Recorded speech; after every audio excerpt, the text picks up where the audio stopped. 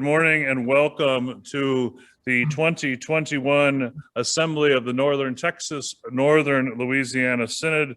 It is good to be together again online as we were last fall. We've learned some things from that experience. We've improved some technology. We are grateful to have Jonathan Zeidelman from formerly Simple Man Productions with us, who is helping us upgrade our technology a little bit. Jason O'Neill, our communications lead at the Synod office, is helping us as well today so that you can see us and we can see you to use the technology of Zoom. What that does mean is we're going to take our time. We're going to get everybody logged in. We're not going to vote on anything for a while so that we can have time to get a credentials report together. That it is good to be with you. A note, if you would like to be recognized, if there is a time at which I as chair acknowledge that there could be speaking from the floor, if you want to be recognized, you will use the raise your hand function, which is in the reactions button. It's easiest if you're on a computer or a tablet. If you're on your phone, it's a little more complicated, but by now, all of us should be pretty good at Zoom, I would think. At least we think we are. But it's good to be here with you. So if you could, can we just practice that once? If you are able, if you could practice raising your hand, that would be helpful. Look at that. Good morning, Patty Langsdale. Good morning, Angela Alarcon. Good morning, Kristen Lorenzen. These are the names that are popping up on my screen right now. It's good to see you all. Bruce Fisher, Synod Council, good to see you. All right, now the trick is you got to lower your hand. Can we lower our hands now? So then you go back in and you lower your hand. It takes a minute. The reason we want to practice this and be good at it is we're going to need to do it for our opening of adoption of the rules and the agenda and for the adoption of the minutes from 2020. So if you could now lower your hand. Lyndon S., if you could lower your hand. This is so much fun that I can actually see some of you all at the top of my screen here. So you go back to that reactions and you click off your hand. You click your hand again. Yeah, you click your hand again. You don't click a second hand. I see someone here that clicked the waving hand. There's the raise hand and then there's the waving hand. This is why we went to seminary, right, Secretary? Our Secretary, Kelsey Fitting-Schneider, is here with us, and we're going to get going on our order for opening of the assembly in just a moment. All your resources, all of the things that you're going to need are in our website, ntnl.org. Search Assembly Reference Materials 2021. You'll find it. Arlen, you're going to have to go back in and lower your hand. If you raise it, we can't turn it off. So you're going to have to go in and lower it yourself. So if you see your hand up and that's what we want to do. Okay. All right. Well, like I said, we're going to learn. We're going to do this work. It's great to see so many of you here online to participate, to be able to see your faces and to be able to be together in our time. I'm going to invite now Reverend Kelsey Fitting-Schneider, who is the Synod Secretary, to come forward as she will assist me with the order for the opening of an assembly.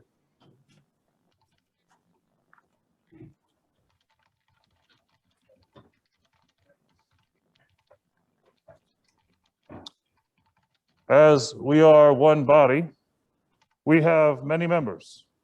So we who are many are one body in Christ. Where two or three are gathered in my name, says the Lord, I am there among them.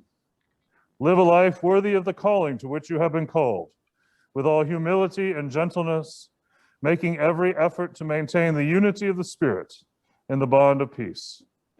Let us pursue what makes for justice and peace and for mutual upbuilding. And the Lord be with you. And also with you. Let us pray. O God, on this day, you open the hearts of your faithful people by sending into us your Holy Spirit. Direct us by the light of that Spirit, that we may have a right judgment in all things and rejoice at all times in your peace. Through Jesus Christ, your Son, our Lord, who lives and reigns with you and the Holy Spirit, one God, now and forever. Amen. Amen. I declare this assembly open, in session, in the name of the Father, and of the Son, and of the Holy Spirit, and the church says, Amen.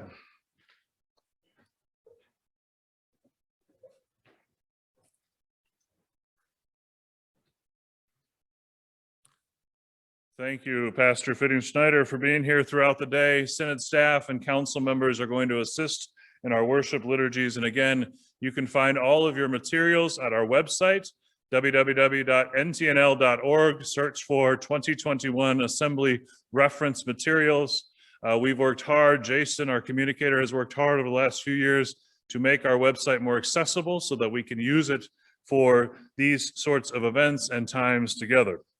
The first two things we need to do first is we need to introduce our parliamentarian who is joining us online, Mr. Sean Lynch. Jason, has Sean been able to log in? I believe he has. Yes. Would you like to? So Jason, you can talk at me, right? I can, and I can recognize Sean. I just have to find him. 1 second. Sean, if you have logged in, if you would please raise your hand, that might help us. Hi, I'm here. Hey, there he is. All right. Sisters and brothers in Christ, welcome to Sean Lynch, our parliamentarian. Sean is a member of Trinity Lutheran in Fort Worth and is an attorney in Fort Worth and has agreed to be our online parliamentarian for this day. And Sean, thank you so much for your service to your home congregation and also to us today. We are grateful.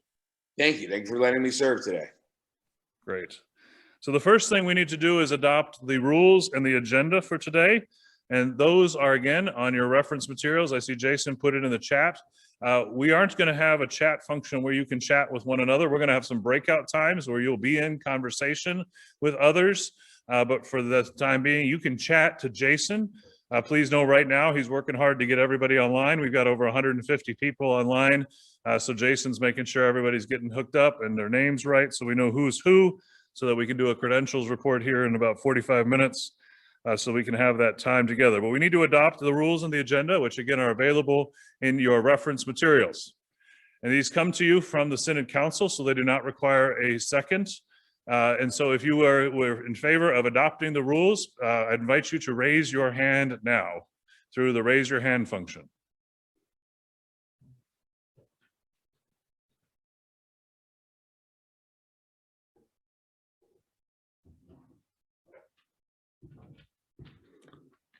All right, thank you very much. The rules are adopted in the agenda. I invite you to lower your hand now.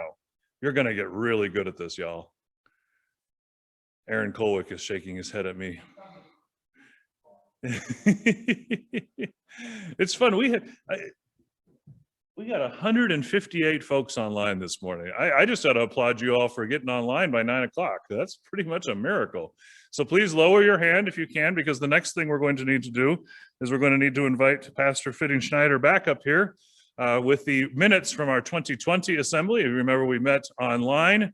So please lower your hand if you would. You go back to that reaction bar and you hit the button again, and it should lower your hand.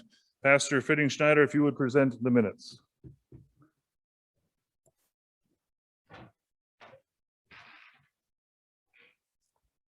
Bishop, I present to you the minutes from the 2020 assembly. Thank you very much. If you are accepting the minutes, please raise your hand now from our 2020 assembly. They're available in your reference materials. All right, thank you, Pastor.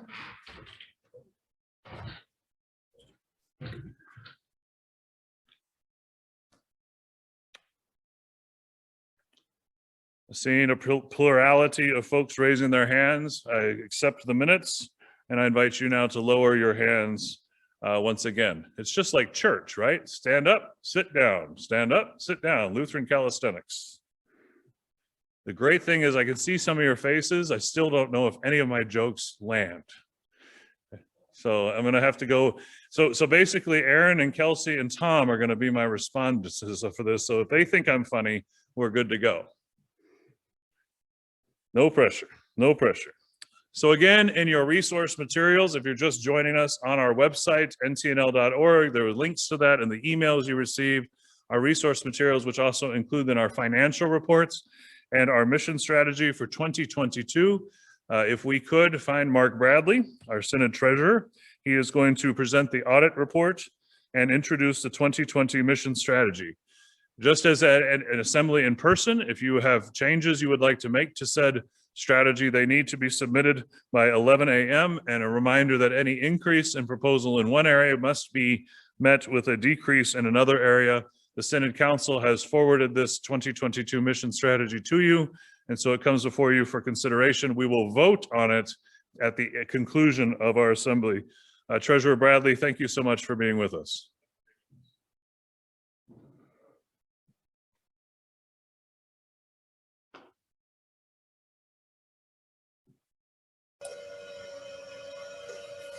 Can everyone hear me? Jason. Okay, Jason, you have the PowerPoint, please. I'm gratified to be here, and I'm pleased that we're doing as well as we are through a pandemic. And I'll have a presentation here in a moment. What I'd like to start with is in the resource materials available to you online is the 2019 audit.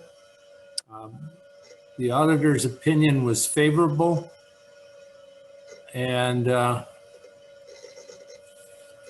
2020 audit, we have the auditors coming to work with us in May of this year, and it'll be reviewed with the Synod Council in September, and then presented to the Assembly next year. And that's the schedule we're on. As far as the reference materials, there's a treasurer's report, there's the 2020 financials, and there's the 2022 mission strategy, which is on the screen at the moment. That's what we are asking you to vote on this afternoon, starting in the business session at 2:35. In 2020, congregational support was 986,000, and thank you for that.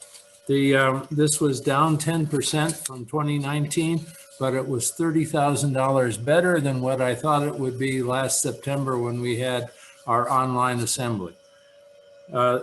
We were able to secure a payroll protection plan loan of $64,495, and this was crucial for us this last summer, getting through from a cash position. We'll talk more about it when we look at the 2021 plan.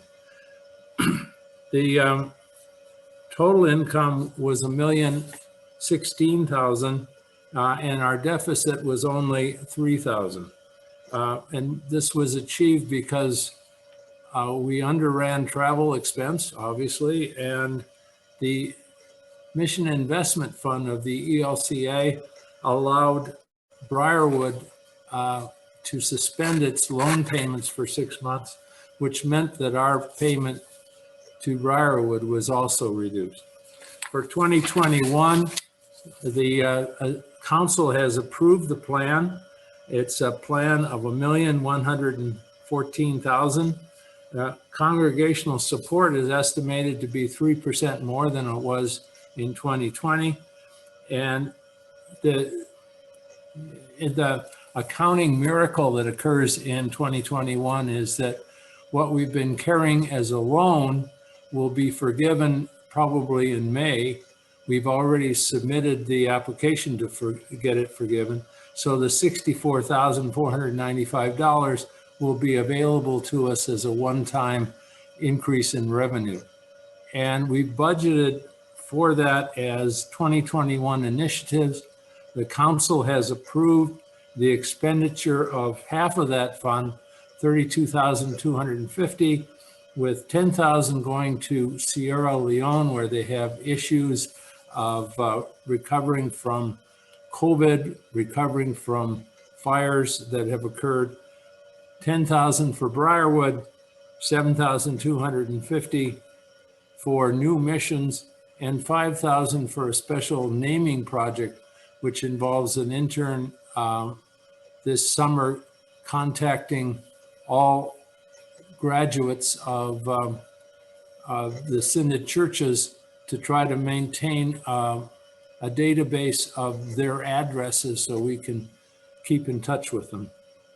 Salaries were flat from 2020. Benefits increased about 3%. We've increased travel by about 10,000, and we've kept the ELCA support at 48%. Now, the 2022 mission strategy, which again is on your screen, and it's the shaded portion. Congregational support is increased by roughly 3% or 30,000. There is no payroll protection forgiveness amount, so that's down by that amount of 64,495. Salary is up 3%, benefits up 5%, and other expenses are up about $2,100, and we will continue supporting the ELCA at 48%. Now, I put together a nice graph, which you can't see, and we'll skip over it since it had problems anyway. And I'll conclude by reminding you that if you want to make an amendment to the 2022 budget, you need to submit that by 11 o'clock today to the secretary, and you need to account for keeping the budget basically the same total, so that if you want something increased, something else has to be decreased. And that's my report. Thank you, Mark. We appreciate that. Friends, you have, I hope you appreciate the gift that Mark Bradley is to us as Synod, as he has been treasurer for the last 7 years. And I'm so very, very grateful for his service and his clarity of thought and his guidance and wisdom and calm. And that is a gift to have in a treasurer. Next year in 2022, we will be electing a new Synod treasurer. He has indicated that 2 terms is enough. And so we will be looking for nominations next year for a new Synod treasurer. It is an important role in the life of our church together. But now we're going to move to something we didn't do in the fall, is that we are going to open the floor if there are floor nominations for the for the ballots that we are going to be voting on here in in about 45 minutes once we get our credentials report. A reminder, those are again available for you in our Synod reference materials. It's linked in the chat. The ballots that we're going to be voting on are for 2 Synod council positions, a lay female from the Dallas Metro North Conference, a rostered male from the Metroplex West Conference, and then we have 6 spots for the 2022 ELCA Churchwide Assembly, which will be held in Columbus, Ohio. We have nominations for all of those positions, but I open the floor now. If there are nominations for those positions, I'd remind you that if you haven't spoken to a person about that, or if you don't know if they're available to join us for that experience, that please don't nominate them. They will need to fill out a vitae form in the next 45 minutes or so that they can be there. But if you would like to nominate someone for one of those positions, you can raise your hand in the comments.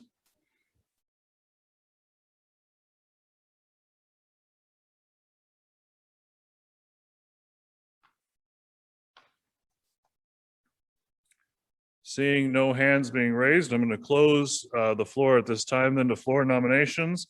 But it is wonderful that we have the ability to do that technology. Jonathan Liss is a candidate for ordination in the ELCA. I just want to introduce him to you briefly here, and then he's going to come back with the credentials report at 10:05, and we'll do the first ballot. Jonathan is a student at Wartburg Theological Seminary. He works at Shepherd of Life in Arlington, and he is serving as our credentials and elections chair in this more interactive assembly. Jonathan, thank you for being with us. We are grateful that we have multiple sponsors for this assembly.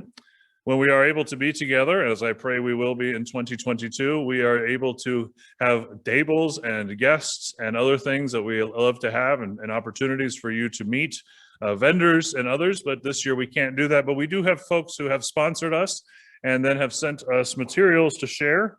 And so we're going to at this time move to the sponsor highlight 1, sponsor highlight for Cotton Patch Designs.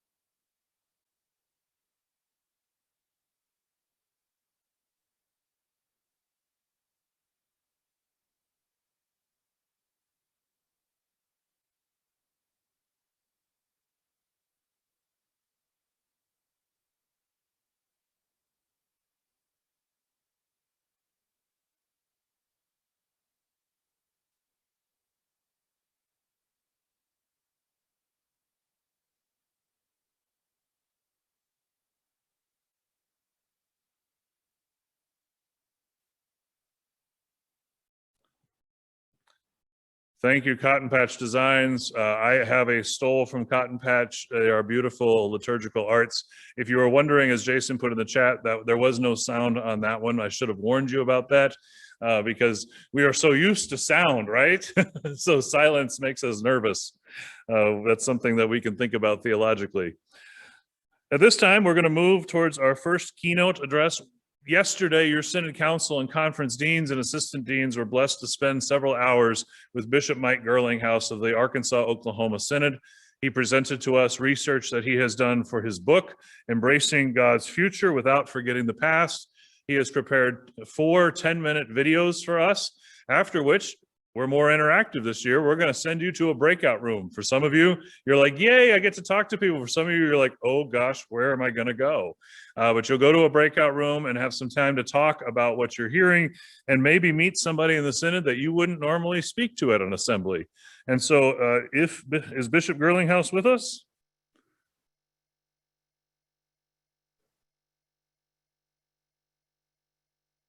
There he is. Bishop Mike Gerlinghouse, welcome. Thank you for being our presenter for this assembly. It is great to have this opportunity to be with you. I had a great time with the council and the deans yesterday, and hope that you'll find something meaningful to take with you back to your congregations. I'm not real fond of listening to myself on video, so I'm probably going to back out, but it's good to be with you and hope you find it meaningful. You're in my prayers. We have our assembly next week, so I'm kind of taking notes to see how Bishop Eric does it. So I'm taking, I don't know, is this a selfie? If I'm taking a photo of myself, taking a photo of us together, I don't know what that is, but I'm sure Baudrillard would have something to say about that. I'm sure. But hey, Mike, it's such a blessing. Good to be with you. Thanks. Hey, Have a good thank great, you. And as great I said, Mike has pre-prepared these videos for us. They're about 10 minutes in duration. I encourage you to engage them, and then we will be breaking out for some conversation, and then we'll come back for the report of the bishop. And oh wait, I skipped something, didn't I? Hey, all right. The guys are waving at me. We have more interactive fun for you. You didn't know this was going to happen. We have prizes. And so we're going to do 2 drawings right now for 2 prizes. I don't actually know what we're drawing for, but your name, by virtue of being online here, has been put into a virtual hat. And let's do those drawings.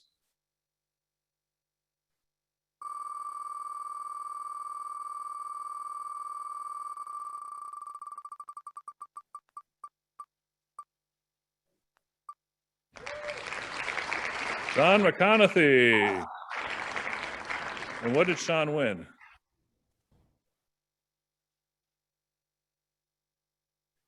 Oh, wonderful. Sean is a candidate for ministry in NCNL. He is currently serving at Trinity in Lockney, Texas. He has been raised up by Trinity in Fort Worth. He's a graduate of TLU. I don't know, is Sean on with us right now? But he will be receiving one of our 50th anniversary Celebrating Women in Ministry stoles that our 50-40-10 team put together. All right, let's do one more.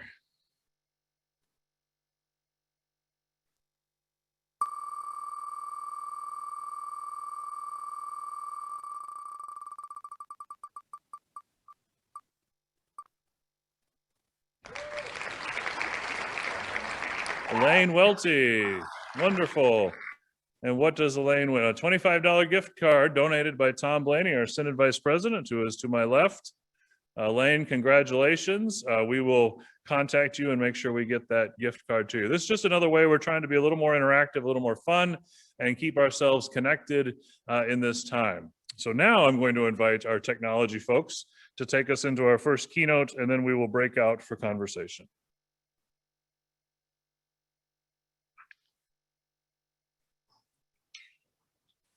Good morning. I want to start by thanking Bishop Gronberg for inviting me to spend this time with you today as you gather for your assembly. Talk to you a little bit about grief and loss in congregational systems and about the work that I've done around that. I want to start by saying a little bit about myself and a little bit about why I wrote this book, Embracing God's Future Without Forgetting the Past. Before I became bishop, I was a campus pastor for almost 20 years. In about 15 of that, I was also adjunct faculty at 2 universities, the University of South Dakota and then at University of Oklahoma. And while I was teaching, I focused on teaching courses in death and dying, grief and loss. And so when I come to these subjects and talk about these things, I don't come as a grief therapist or a grief counselor, but I come at this, first of all, as a grief educator, and have taught lots of students over the years about grief and about loss, about death and dying. But primarily, I come at these subjects as a pastor, and have walked with, as a pastor, providing pastoral care to grieving people over my whole ministry. I wrote this book after I started noticing that the congregation I was working with as I was beginning my ministry as a bishop were doing things and saying things and acting in ways that reminded me an awful lot about some of the people that I walk with during their grief, people who were particularly stuck in their grief, who just couldn't continue to work on their grief processes. And so I started to do some investigating, some reading, some reflecting, some actually working with congregations, and discovered that our congregations, because of the decline they've experienced, because of the loss they've experienced, were in fact grieving, and often we're very much stuck in that grief. And so I started to ask myself, how can we help congregations who are dealing with all kinds of different losses move through their grief and on into some new future? And that's where this book came from. So during our 4 sessions today, I'm going to spend just a little time introducing you to some of the ideas that emerged from my work, my research, the conversations, and from the congregations that have taught me to get you starting to think about perhaps the grief that's happening in your own congregations. My basic premise is this: loss always results in grief. Whether it's a small loss, like the loss of a wallet, although I suppose if you have a lot of money in it, it wouldn't be a small loss, or a huge loss, a significant loss, like the death of someone we love. Loss always results in grief. Whether it's a small loss or a large loss, there's always some grief there. And change always results in loss. And our congregations, certainly during the last year or so, because of the pandemic, have experienced all kinds of change. We've had to let go of all sorts of different things. And so there's grief in that.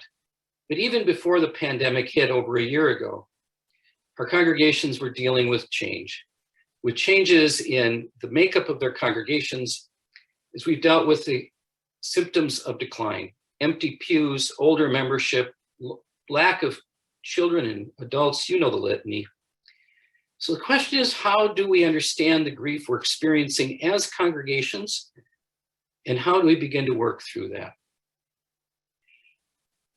David Rosen, in his study, American Congregations 2015, Thriving and Surviving, looked at the whole question of change and loss and how that was impacting congregations.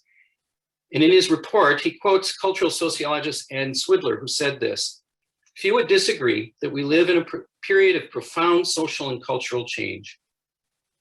He says cultural sociologist Ann Swidler refers to such times as unsettled. I think we know what that means. By this, she means that traditional ways of doing things typically no longer work, and new strategies for action must be developed without any assurance that they will work. He wrote that in 2015, or she said that in 2015. And certainly the last year has been a year of being unsettled, of trying all sorts of new things without having any idea if they will work. And all of that change has generated and cultivated loss and grief among us. So I want to introduce you during this session to some new ways of thinking about grief and loss. Well, actually, they're not really new. Reality is these ideas have been around probably for 20 years or more. But I think for a lot of us, the last thing we kind of learned about grief was the work of Elizabeth Kubler-Ross. Her work is very much in the center of the public's understanding of what grief and loss is all about. But the reality is that Kubler-Ross, as important as her work was done in the 1960s. Her book on death and dying came out in 1968. And a lot of work has been done on grief and how grief works in our lives since then. She was a pioneer in the field. She identified 5 very significant and fairly common experiences people have when they're grieving. But we no longer really talk about stages. To talk about grief in terms of Elizabeth Kubler-Ross's work from 1968 is kind of like talking about technology in the church from the perspective of the touch-tone phone, which was invented just about the same time. And so I want to introduce you to some of the things that we've learned since Kubler-Ross did her work. And one of those things is that grief, now we understand, is focused on tasks, not stages. And I'll say a bit more about that in just a second. The other thing that we've learned is that the purpose of grief is not to sever emotional bonds. Freud said that back in the early 20th century. The idea was to sever our emotional bonds, to set those relationships aside so we could move on. Instead, what we understand now is the purpose of grief and the grief process is to redefine our relationship with the deceased, with whatever we have lost, with the past as congregations. It's not to forget the past. It's not to forget that which we've lost. It's not to forget our loved ones, as if we ever could.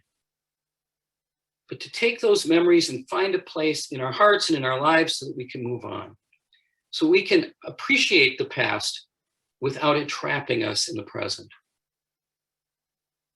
Grief, we have discovered, is not like this. It's not a straight arrow. It's not like you do this, and then you do this, and you do this, and you do this, and then it's all done. Anybody who grieves or who has grieved knows that that is not the case. That's not how it works. Grief is actually more like this. It's 2 steps forward, 1 step back. It's good days and bad days. It's feeling like you're making progress and feeling like you're right back at the beginning. It twists and it turns, and it's chaotic, not linear. I like to follow a task-based model that was developed by psychologist William Worden. He's updated it several times, but the most recent edition is from 2009, so that in fact is still fairly dated. But I find this task-based model of grief very helpful. There are other task-based models, very good ones, some of them much more complicated than Worden's. But I like Worden's model because it's easy to grasp, particularly for somebody who's deep in their grief.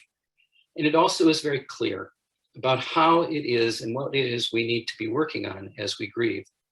I'm going to give you a quick overview, and then in the rest of the sessions with you today, I'm going to look at each of these tasks in turn. Now, I list the tasks linearly, but they don't really happen that way. They're listed in a way that the ones that we experience first, most often, are listed first, but the reality is that they can come back again and again in the process of grief. And so the first task is simply accepting the reality of the loss. An example of how these tasks work is an experience I had after my father died. My father has been gone over 25 years, and it was about 10 years after he died that I was in a shopping mall in Sioux City, Iowa at Christmas time. The mall was crowded, no social distancing or mask wearing, packed with people doing their Christmas shopping. And my father was a man who was 6 feet tall, had beautiful white hair. I'm 5'5", so my dad was tall compared to me. Anyway, so I'm walking through the mall, and all of a sudden up in front of me, I see a tall man with beautiful white hair. And I thought to myself in that moment, what's my dad doing in the mall? And I actually took 2 steps towards this man, and I had to do task 1 all over again. I had to remind myself, my dad's been gone for 10 years. That is not my father. He's gone. And I had a little moment of having to revisit this, needing to accept the reality that my father was no longer with me. That's the way these tasks work. Second task is processing the pain of the grief, working through not only the emotional pain, but a lot of the other kinds of pain and sorrow that we experience when we're grieving. The third task is adapting to the world without the deceased, adapting to the changed world in which we find ourselves after a loss. And I think a lot of congregations are trying to figure out how to adapt, even in the midst of their grief and sorrow. This last year has been a year full of adaptation and adjusting, and we need to talk about that a little later in the day. And finally, task 4 is finding an enduring connection with the deceased, not severing bonds, but finding an enduring connection with the deceased in the midst of embarking on a new life. It's finding a new place in our hearts and in our lives for that which we've lost, so that in fact we may step into the future that God is preparing for us. In the next session, we'll get started taking a look at these tasks. Again, it's great to be with you on this day.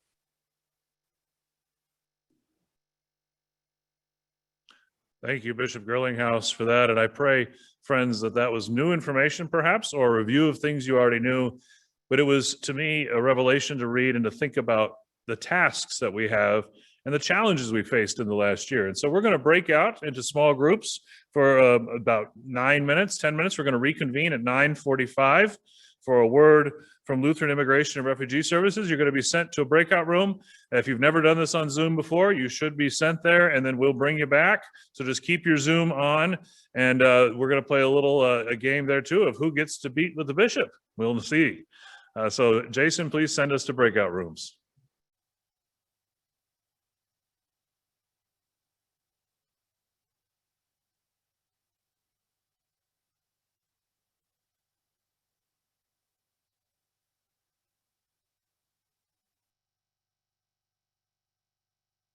All right, so we're bringing folks back from breakout conversations. As we were having conversation, I had a nice conversation with, for briefly, with the Reverend Leslie Dunlop out at Grace and Atwell, recently retired Reverend Leslie Dunlop, Reverend John Bell up in Denton. That was great. I was reminded by our folks that at the beginning, I didn't properly introduce myself. That's a little bit of an embarrassing thing. You shouldn't assume, right? Who is that guy and who's talking at us? So my name is Eric Gromberg, and I serve in the office of Bishop of the Northern Texas, Northern Louisiana Synod. I was elected to serve in this office in 2016 at our assembly, and I'm grateful for the opportunity to do this. It has been an eventful 5 years, and we continue to learn just as we're learning how to do these things. And I hope that you met some interesting people and had some good conversation. And we'll give you some questions as well to talk about next time too, to start the conversation off. I assume you are all people who like to talk a little bit. I know church folk like to chat, so it's a good thing. Now we're going to move to a Lutheran and Immigration Refugee Services greeting and video. LIRS is a wonderful part of our mission and our work as church, and so I invite you to tune in to this welcome video.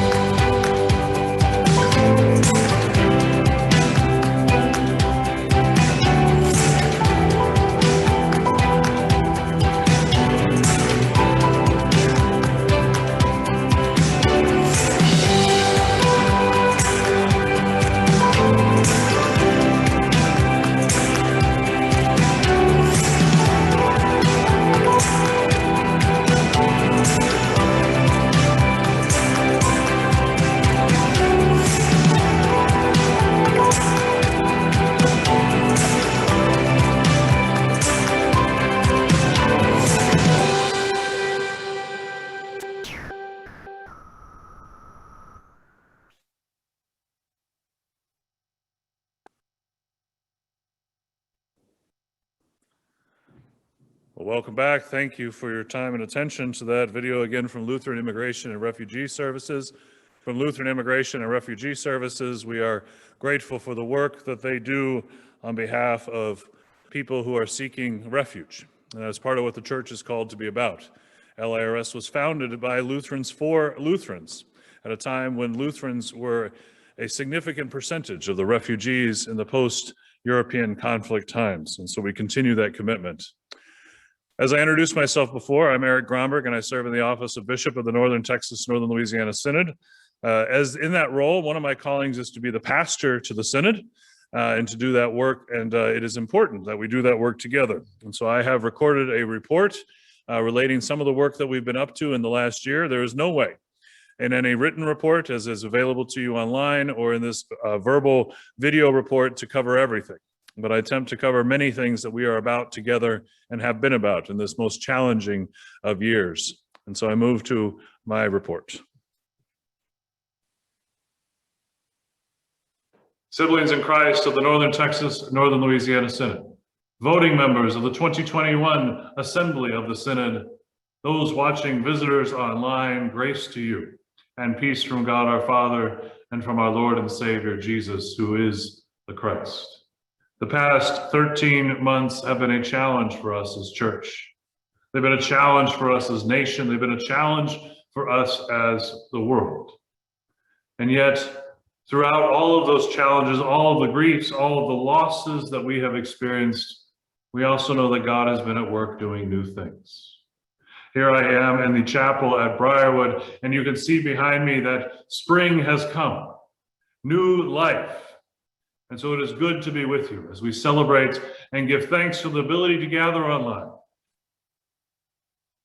Entrusted means that we are entrusted to care for one another, to connect and to resource. In 2020, that take on new things.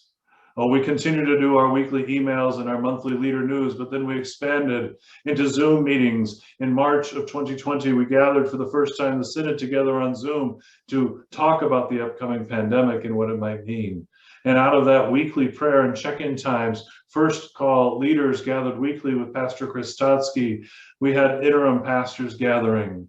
Briarwood moved online for summer programming and for our fall convocation and for the Tri-Theos Synodical event, which gathered over 130 leaders across Texas. We found new ways to connect, as did you. Conference deans connected with one another and built community online, just as you have done in your congregations through Bible studies and worship. In particular, our Heart of Texas conference took this as an opportunity to grow. And though they've been meeting weekly throughout the pandemic, online, building and connecting with one another. And I was intrigued by that every week they've been gathering together. So I asked Dean Heath Abel if I could join them, and I asked them why they made that commitment. And to a person, again and again, it was, we need to be connected. Entrusted means we are good stewards of that which God has provided. Stewards of word and sacrament, God's mysteries that we share with the world in mission. Stewards of our communities and our people that we develop as leaders, as we have seen. And we are also stewards of the financial and tangible real estate resources that God has given us to steward. In 2020, you all as NTNL responded.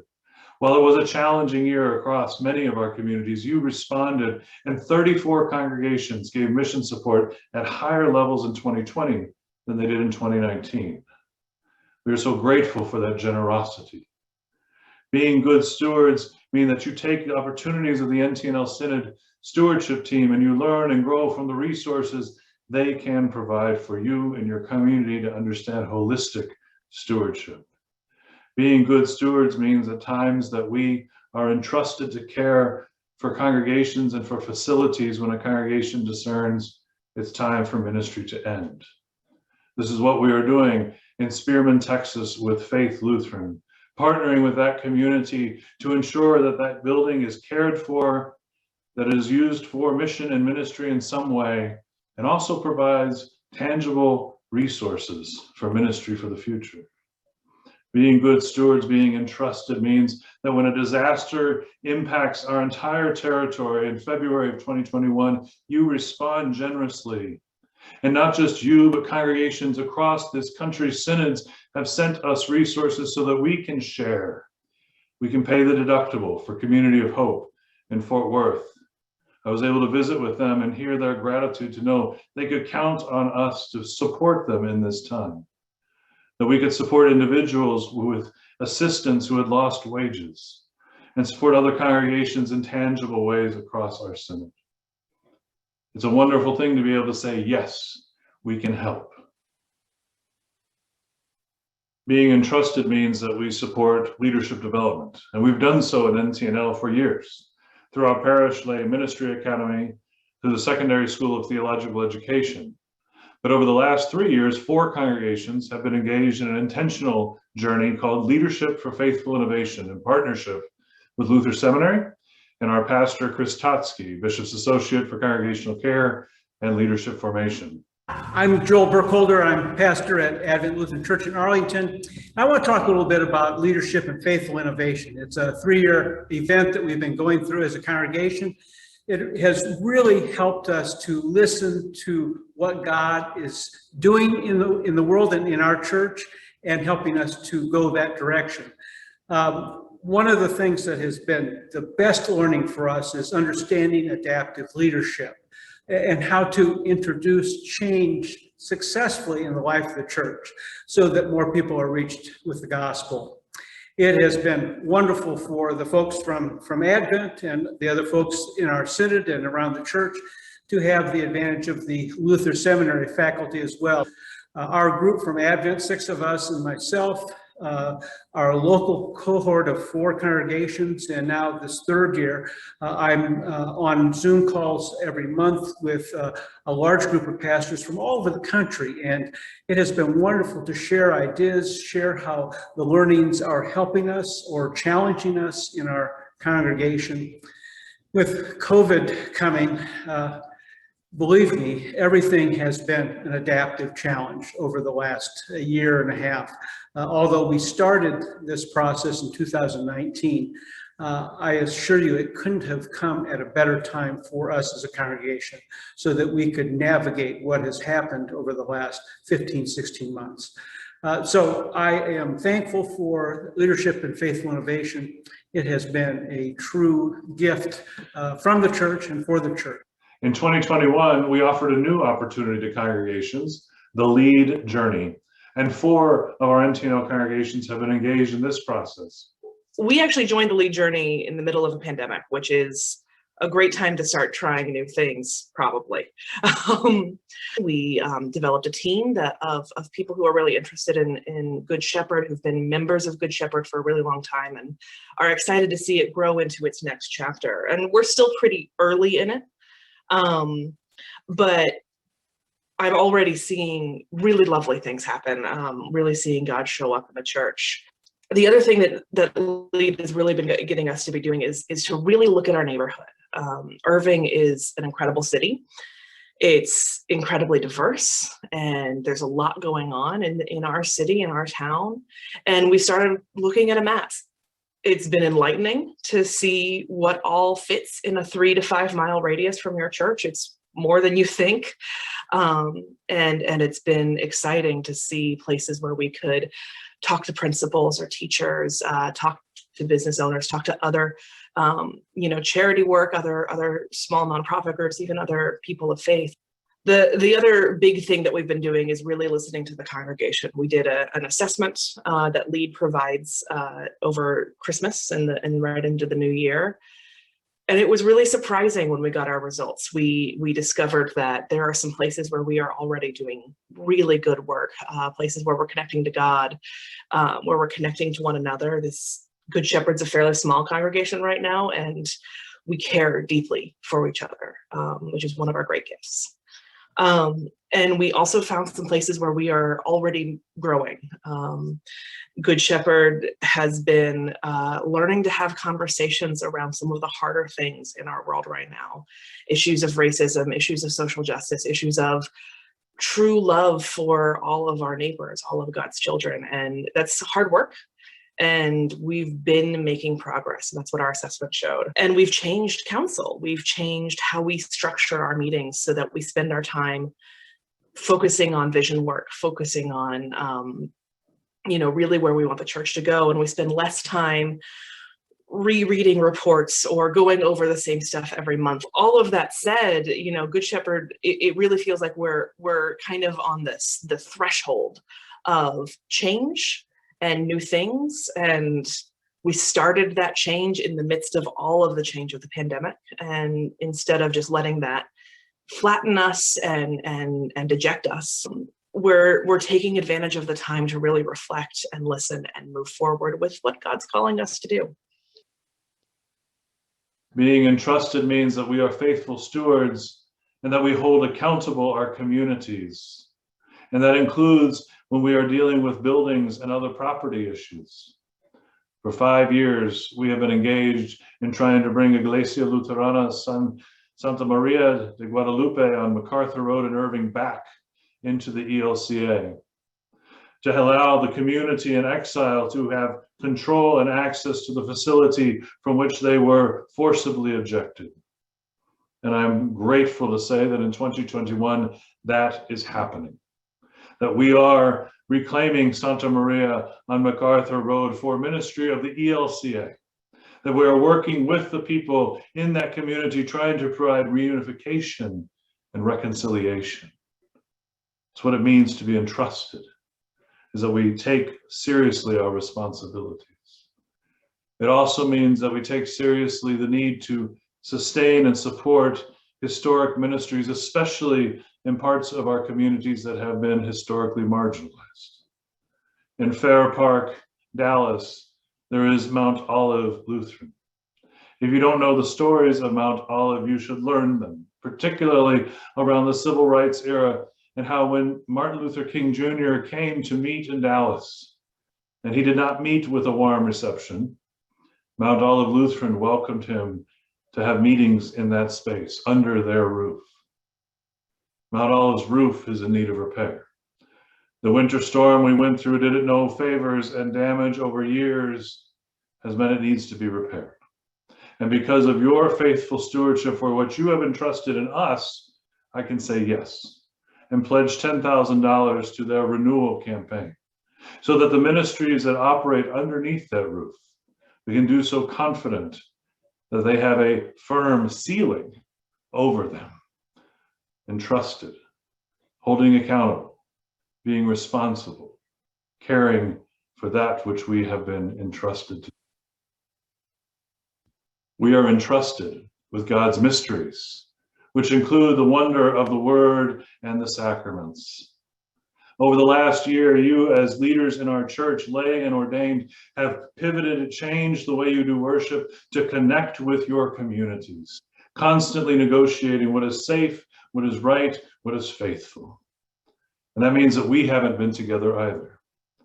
In 2020, we had hoped to be at Paul Quinn College in South Dallas for our assembly. And I am so looking forward to and can announce that in 2022, we will be at Paul Quinn College, April 29th and 30th of 2022, gathering for worship, for time together in assembly. And Bishop Vashti Murphy McKenzie of the 10th District AME, which is the district we reside in, and also of which Paul Quinn is a college, will be there to preach for us as we get together again to worship. But friends, if we wait till April 2022, it'll have been 3 years since we as Synod gathered together for worship. And for me, that seems too long. And so on September 11th, Saturday, September 11th of this year, 2021, I invite you to come to Briarwood for a worship service, for a time of renewal and revival, for fun and games, to be on the Briarwood campus, to enjoy all it has to offer, to be together and to celebrate worship together, to take time to grieve our losses, remembering that will be the 20th anniversary of September 11th, 2001. Our preacher will be the Reverend Chaplain Christopher Otten, ELC Director of Chaplaincies. So put it on your calendar, Saturday, September 11th, 2021. Entrusted to be together, we will gather once again. I'm always inspired when I see all of the ways that our church has been responding. It is inspiring to me to see how pastors and lay leaders have stepped up in the time of COVID-19, a time of uncertainty and challenge. Friends, we have been entrusted with a great deal. We are gifted with the gospel message of salvation through Jesus Christ that invites us into service of our neighbor. We have been entrusted with the care of the people in our communities, but not just those who are members of our churches, but those who are in our wider communities who God has placed in our midst. We are entrusted to serve those in our communities who are at risk, who are vulnerable, who are in need. And you have done that throughout this past year, and I know that you will continue to do that. Thanks be to God for you. Thanks be to God for the ministry that we are called to share. And may God continue to bless you, strengthen you, and keep you in 2021. Amen. Well, thank you for your attention to this report, and I invite you to read my written report that is available for you on our website in the Assembly reference materials. As I say, there is no possible way to outline all the things happening in our synod within a reasonable time frame. And of course, new things are coming up on a regular basis. I did, as pastor to the synod, want to update you on our sister, Pastor Doris Harris. Pastor Harris was supposed to have been one of the chairs for our assembly in 2020 at Paul Quinn College, serving St. John in South Dallas and Oak Cliff. Pastor Doris suffered a stroke last year and has been in rehab since then. I have not been able to visit her except for to wave through the window, but last week I was able to visit her in person, to be with her in her room. I can say that she is well cared for, and I was grateful to be with her, to have conversation with her, to bring her your greetings and your love and prayers, and also to be with her for a time of prayer. So please continue to pray for Doris, for her son Desmond, who is caring for his mom, and for all those who keep Doris in prayer. As I noted in my report, in 2020, we will have an assembly on April 29th and 30th at Paul Quinn College in Dallas. That assembly will include a bishop election. And in conversations with multiple individuals, I have been asked what my discernment is in this time, and that it would be helpful if I would be transparent with the synod in my discernment. And I agree with that assessment. And at this time, I intend to stand for a second term in 2022. There is work that we have been doing that I believe I'm called to continue to do along with you in this leadership role. But we do have to have an election. And so to facilitate that, in accordance with our Constitution, an election committee will be established 6 months ahead of the assembly that is independent of my office. And additionally, our church-wide representative to our 2022 assembly will preside over that election process to ensure that all is done in good and right order. It's an honor and a privilege to serve as your bishop, to serve in this role for the past 5 years. I am grateful to you all for the trust you place in me. Thank you for that. And now, if we are able, we are going to turn to credentials and to an election. Are we able to do so, Jonathan?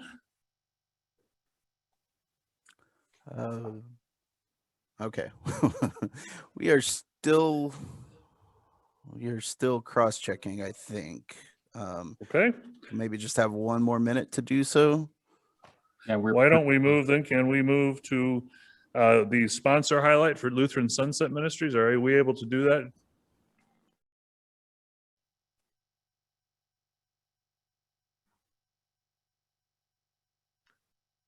The process of credentialing online is significantly more challenging than when we are in person and you all check in individually. Okay, we're going to show the video from Lutheran Sunset Ministries, our partners in Bosque County.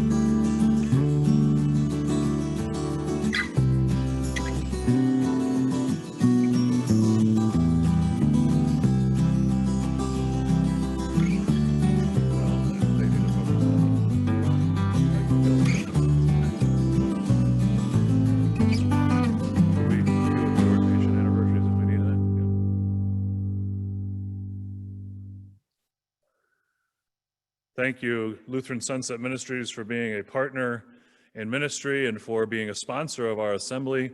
The CEO of Lutheran Sunset Ministries, Rodney Reuter, and I have been in contact throughout the last year. The efforts that his staff and he have made, along with Chaplain Dave Anfinson, to keep the residents safe in the time of COVID-19, to provide ways for them to have socialization, they are astounding to see. And I am so very grateful that we have that partnership with Lutheran Sunset Ministries in Clifton, Texas. Are we able to move to a credentials report, or do we need to? Yes, we can do that, Bishop. Great. Thank you, Jonathan and Jason. Jonathan, if you would give us our credentials report.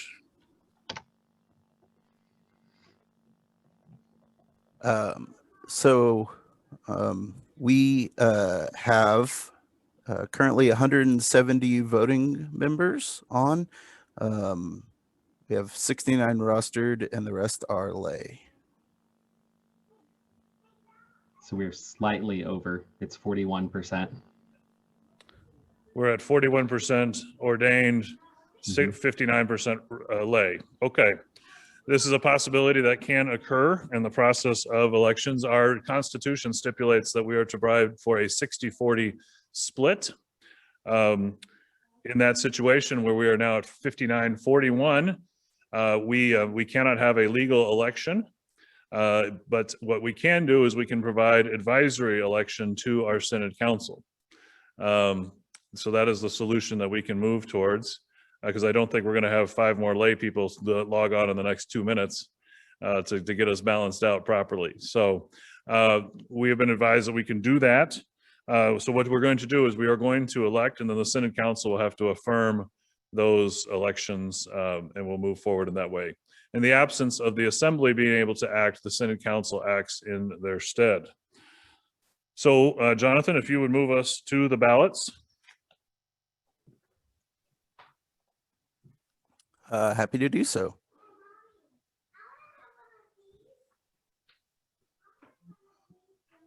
Let me make sure I can pull up the ballot. That would be an important thing to have. The ballots that we are looking at are for Synod Council positions. Ballot A is for the Dallas Area Metro North Conference, lay female, Kristen Lorenzen. Ballot B, Metroplex West Conference, rostered male, which is Willard McKeever.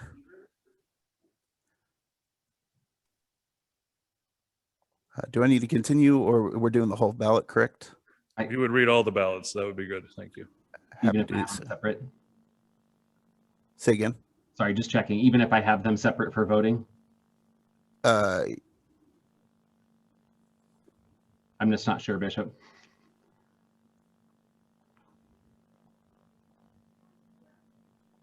Are we able to read do you have those ballots in front of you, Jonathan? Yes, okay. Please Ballot continue. C for members to the Churchwide Voting Assembly, lay female under 35, Alma Cruz Medayan. Ballot D, lay female lay male, under 35, Jeremy Wallace. Ballot E, lay female over 35, Madge Elaine Welty. Ballot F, lay male over 35, Sean Lynch and Luis Reyes. Ballot G, rostered female, Kelsey Fitting Snyder, Linda Anderson Little, and Leslie Radius. Ballot H, rostered male, Austin Nickel, Russell Vardell, Benjamin Duholm. All right, thank you, Jonathan. He has read for you the ballots that we are going to be considering. The bios, the vitaes for all of those individuals are located in your assembly reports. A reminder, ballots C through H are for churchwide assembly voting members in 2022. So we will proceed with the balloting. We will be voting by poll, by our Zoom poll, and so that will pop up in front of you. If you are on currently and are not if you are not a voting member of the assembly, Please don't vote if you're a guest who is going to be presenting. We keep it on your honor that you are not voting, and we will count to make sure. So Jason, if you would bring up the first ballot. And this is for the position of Synod Council, Dallas Metro North Conference. Please vote now.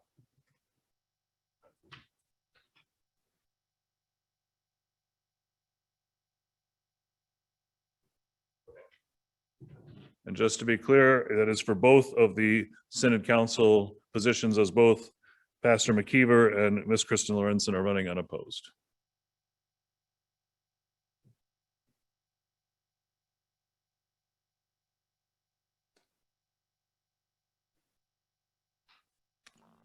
All Friendly right. reminder, since this is our first official poll, if you Hopefully don't. everyone has had a chance to vote. Jason, can we see those results? Yes. Thank you very much. They are affirmed. Let's move to the second ballot.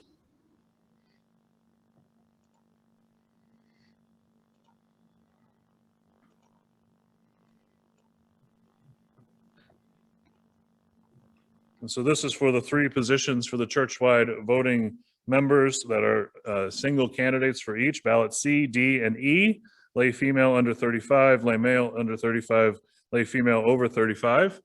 If you affirm these candidates, please vote yes now, no, or abstain. Please vote now.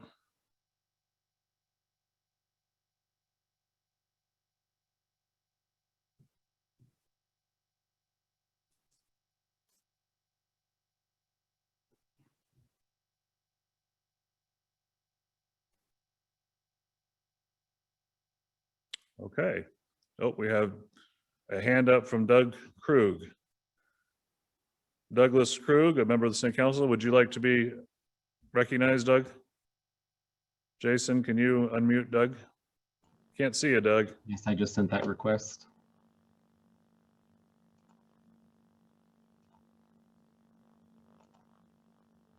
Douglas Krug, are you there? Or did you hit your hand in mistake, maybe when you were voting?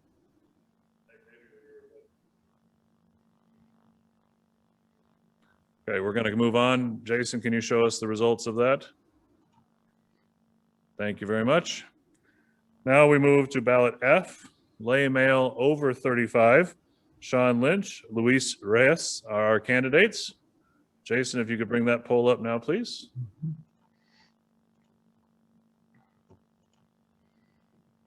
Please vote for Sean or for Luis.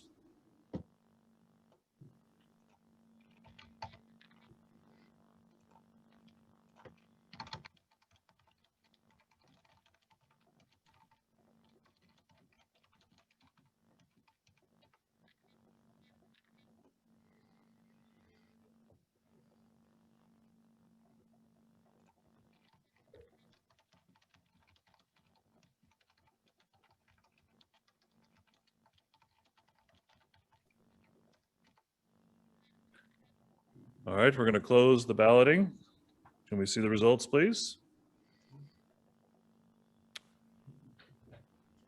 Look at my smaller screen.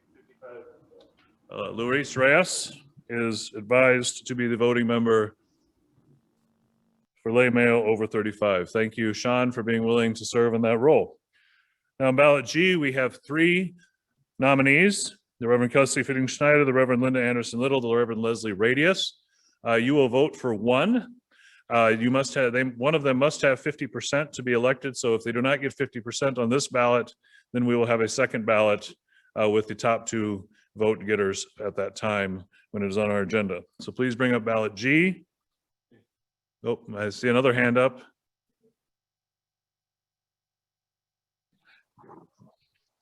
Hello, I'm just wondering, I can't find how to abstain from some of these votes. The third option with you cannot abstain from voting for Luis or Sean. You have to make a choice. The other option is you just don't vote. But you were allowed to abstain from the ballots that were for folks running unopposed. Oh, well, okay. Sorry to have bothered you. Thank you. No, thank you. This is this is what we're trying to have this be a deliberative assembly and be interactive. Thank you for asking the question. we're all learning, friends, and I appreciate your grace with us as we do this. We're trying to figure out how to make this work so that we can do the work of the church, and I am grateful to you for that. So if we could bring up ballot G now, please. We'll have 3 choices. Please vote for 1.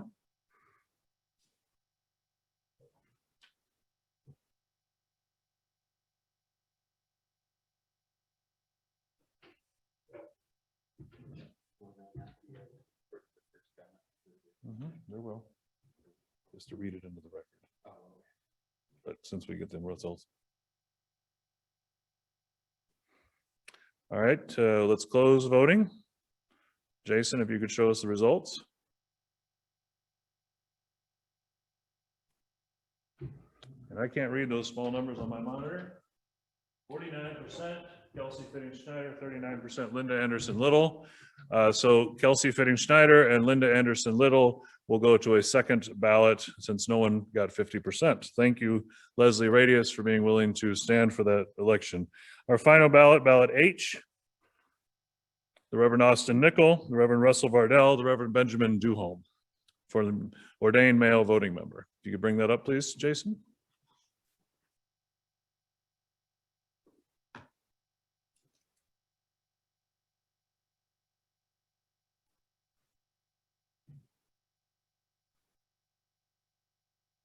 Please vote for 1.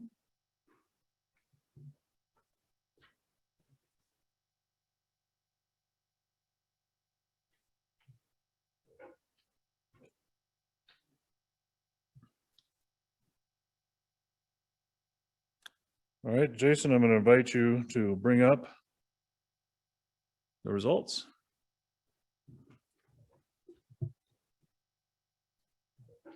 The Reverend Austin Nickel received 41%. The Reverend Russell Vardell received 40%. So they will be elected. They will have a second ballot since no one achieved 50%. Reverend Benjamin Duholm from Christ in Dallas, thank you for your willingness to stand for a voting member. We are now going to move towards a recognition of ordination anniversaries and congregational anniversaries. We are grateful for those who serve our church.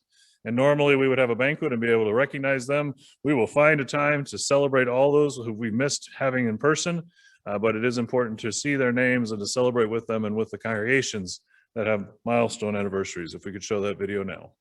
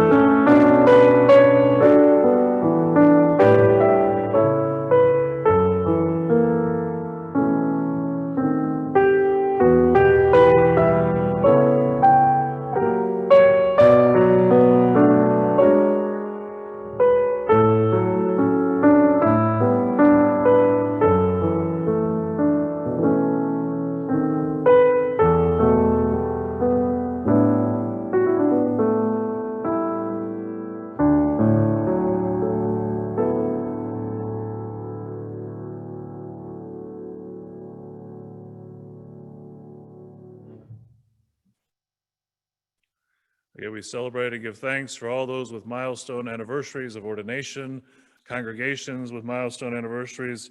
I look forward this fall to being with St. Paul and Crawford as they celebrate their 100th anniversary. What a joy that will be to be with them. Now we're going to have another drawing. So we're going to draw 2 more. We have 2 more items and bring up the wheel of fortune, as it were.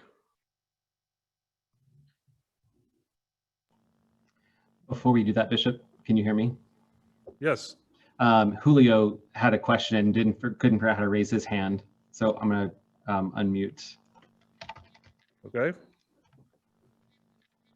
There you go, Julio, excuse me. You should be able to unmute now. Julio, please introduce yourself. Julio Cruz, our Redeemer. Lutheran Church in Grand Prairie, Texas. I didn't have a question about the process, just making sure that I know how to ask a question if I need to. Okay, my apologies. We'll go to the prize wheel. All right.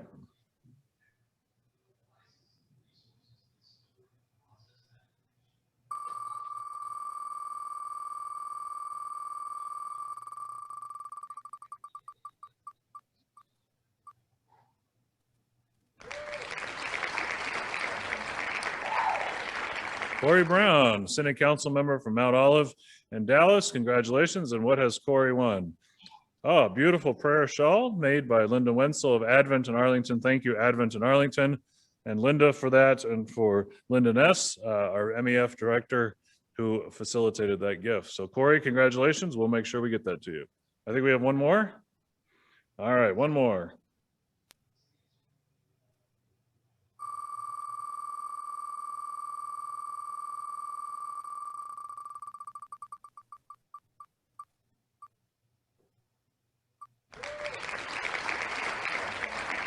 Ernie Hinojosa, Pastor Ernie Hinojosa of Rejoice in Capel.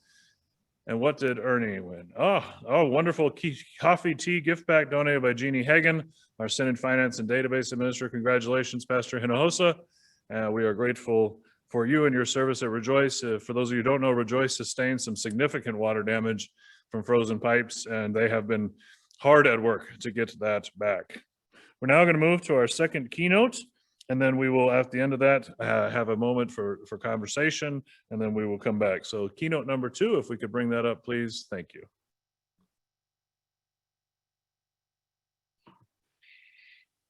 Welcome back. During this session, we're going to be talking about what it looks like to face our grief. We're going to be talking about the first 2 tasks of grieving: accepting the reality of the loss and experiencing and working through the pain of our losses as we think about them, whether they're individual losses or community losses in the life of our churches. I think these 2 tasks are really important for us because in our mainstream American culture, we are often understood to be a death-denying, if not a death-defying culture. We have very few grief rituals left anymore. We tend to want to push grief away, not face death, not work through it. In fact, oftentimes people are expected to be back up to speed and living a normal life within a week or less after the death of a loved one. I think the same thing is true in our congregations. So often we tell congregations to just get over the past, get over the things that we miss, that we yearn for, and just get on with the future. But until we work through the grief, we are unable to get our head even around the future that lies there, that God is preparing for us. So we want to take a look at these 2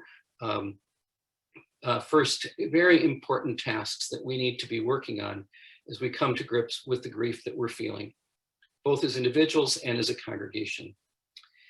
We're not going to go into a lot of depth here. We went into more depth with this yesterday with the council and with your deans, and some of them you can ask them what they might have learned, or you can just read more about these things in the book if you want.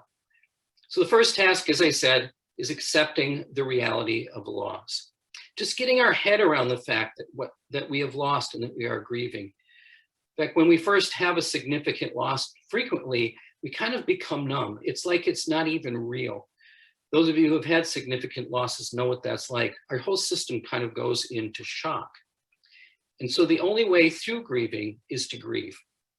We need to confront our loss. At some point, we have to get our head around the fact that what was is no longer, whether that's a relationship or whether that's a church that was thriving and packed that we remember from 10 years ago or 20 years ago or 40 years ago. We need to admit to ourselves that it's gone. But not that it's just gone, but that it really hurts that it's gone, that we really miss those days, that there are things there that we valued and were important to us, and that we're very sad. And to be able to name those things. The only way through grief is to grieve. Too often we try to avoid grief in all sorts of ways, but end around in grief is impossible. If we do that, it's going to come out in ways that are usually not healthy or constructive. And so we need to normalize grief. We need to be able to say to one another, grieving is okay. It is okay that you feel bad about the fact that the church is not what it used to be, that you feel really bad about the fact that we haven't been able to worship in person for the last year, that we feel bad about the fact that we haven't had the opportunity to meet with one another in fellowship. To name that and claim it, and then work through it. We need to normalize our grief. And the way that we do that, the way that we express our grief is best processed through narrative, by telling the story. People who have lost a significant loved one often get asked, so what happened? And they will rehearse it again and again and again. And I always know that people are kind of moving forward in their grief when they say, if I have to tell this story one more time, I just am going to scream. Because early on, telling the story feels good. I mean, maybe not good, but it feels meaningful. But in time, as you get your head around it, telling that story becomes less significant, although sometimes it needs to be told. As we think about the past, particularly our past as congregations, one of two things can happen. We can either yearn for that past, which tends to trap us in the past, yearn to bring those days back in the same way that early after a significant loss, we yearn to have our loved one back. Yearning is a normal grief response, but when we're still yearning months or even years after a loss, if we're still yearning for something years after the congregation's life has changed, we can get stuck in that yearning. So I want to talk a little bit about the difference between yearning, which can be problematic, and nostalgia, which actually is not, can in fact be helpful. I want to make a distinction between those two kinds of remembering. So yearning is a common grief response that is characterized by a desire to reclaim or recreate the remembered past that can trap us in the past if it's not resolved. Like I say, yearning is a normal grief response, particularly early after a loss. But if we continue to yearn, it can in fact trap us, lock us in, so we can't step into the new future, so we can't move forward with our grief process. Nostalgia, on the other hand, is a common human coping mechanism that draws strength from the memories of the past and helps us to adapt to the present and give us hope for the future. It used to be thought that nostalgia and being nostalgia was actually an illness, but it's not. We see nostalgia in children as young as 5 and across cultural barriers. We have seen people nostalgic in Asia and Africa and Europe and here in North America. It is a common human coping mechanism. And it allows us to draw strength from the past, to say, you know, if I did it that way once, I can do it again. If I cope with that in the past, I can cope with it again. There's a lot more that can be said about nostalgia and how it works, but we can draw strength from our past without getting trapped in it. The second task is processing the pain of the grief, working through the pain. We have to acknowledge that grieving takes time.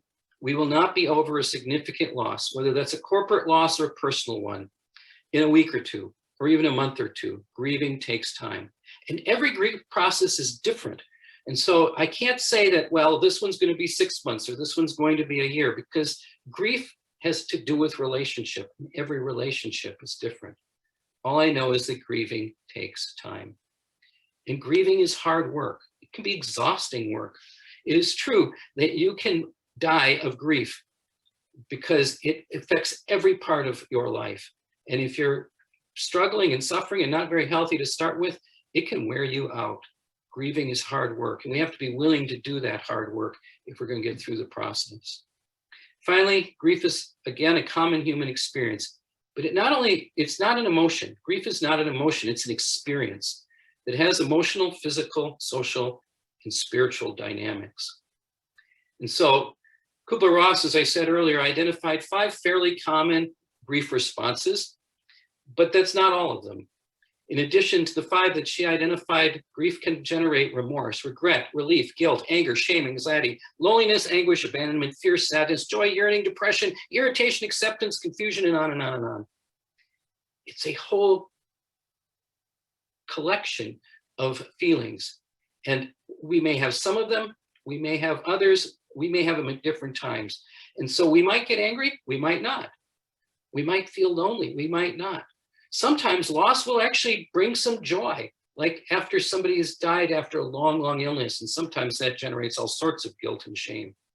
We may rejoice that some of the things in the church have changed when others are deeply sorrowful of that, and that makes it very difficult to work through. There is just a whole range of feelings associated, and we need to be able to name them. We need to be able to name them if we're going to work through them. Grief can also be a physical response. You might know what it feels like to walk by empty classrooms, Sunday school classrooms that haven't had a class in them for years, and you can just feel just this sorrow. I mean, physically feel the sorrow. As you look around you and think about people who used to be with you in worship, who aren't there anymore, it can give you a gnawing feeling in your stomach. Grief can be very physical, and that's part of what makes it so wearing. Grief has a social impact, social withdrawal, isolation, conflict, unrealistic expectations of others, inability to focus on tasks, overfunctioning, and changes in roles and relationships that we have to work through. And I have seen all of those, everything on that list at play in congregations that aren't dealing with their grief, who aren't willing to confront the fact that the church is not what it used to be. Name that, work through it. People withdraw, they disappear because they don't want to deal with it. Conflicts emerge. Some people want to return to a past while other people want to move forward. As roles and relationships change, people struggle. People who've done the same thing for years and years don't know how to let go because that would create more grief. Others mourn and impact relationships that we have. And finally, there is a spiritual impact to grief, a very real spiritual impact. On one hand, grief can lead to a loss of meaning. A lot of churches say, you know, we used to be a lot bigger, but now we're so small. What does that mean? I mean, how can we live with that? It could cause a search for new meaning. It could cause us to question our spiritual beliefs. Where is God in all this? How could God let this happen? And I can tell you, God is plenty big enough to handle our anger and our doubt. There can be a spiritual impact of our grief. In the next session, we're going to stop for a minute and begin to talk a little bit about how do we begin to adapt? How do we begin to adapt? How do we begin to make the changes that we need to change as we work through our grief? And we'll look at task number 3. See you a little later. Thank you, Bishop Gerlinghouse, again for your remarks and your thoughts. I'm grateful to them. So in the break, we realized that there was an error in the credential report. We went back through it, and we will be getting a proper credentials report here after the breakout rooms. As you go into the breakout rooms, I heard a lot of conversation about tasks and what does it mean to have a task to do. And as Lutherans, we don't really like tasks, like we are free. But I think it'd be interesting for you to talk about how you process things in your congregation. How do you process what is real today? We heard from Reverend Joel Burkholder, and we heard from Reverend Catherine Saunders Allen about how they've been helped to process through a program. So as you go into your breakout room, and we're going to set these, Jason, can we set these for 8 minutes? We're going to have an 8-minute breakout room, and then we're going to come back and we'll have a proper credentials report. And what we'll have to do is reballot again. So I apologize for those who were voted on earlier. This happens in assemblies, and I appreciate your grace and helping us make this right. Let's go to breakout rooms.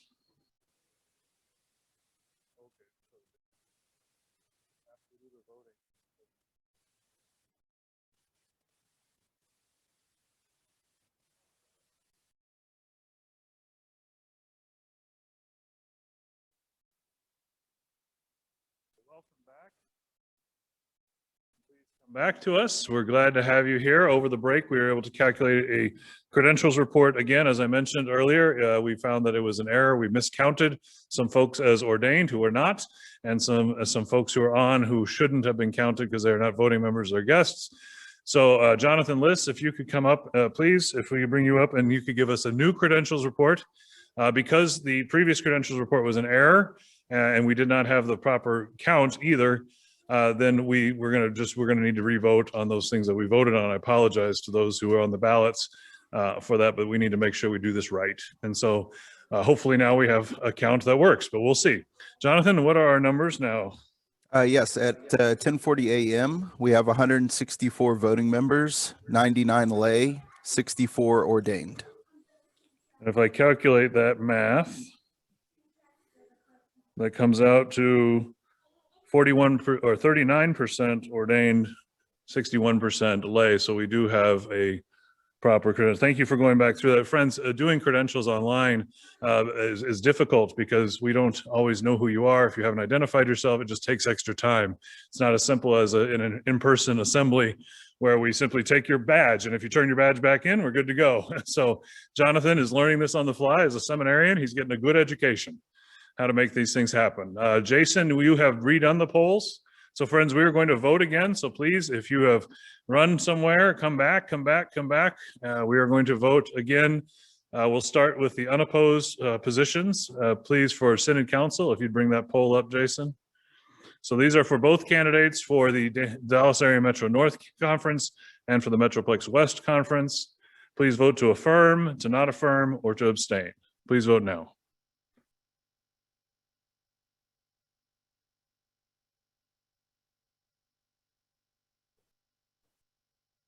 All right, let's close that. And what are the results? Thank you all. So now we will move to the poll for the unopposed positions for churchwide assembly. That's for the lay female under 35, the lay male under 35, lay female over 35. Please vote to affirm, to not affirm, or to abstain.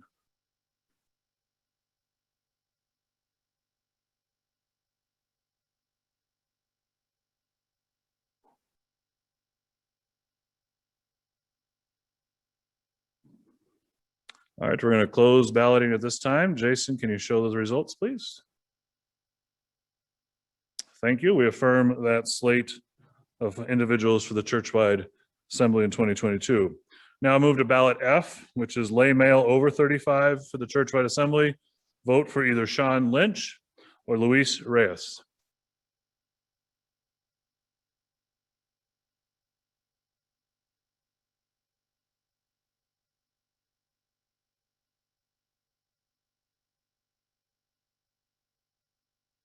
All right.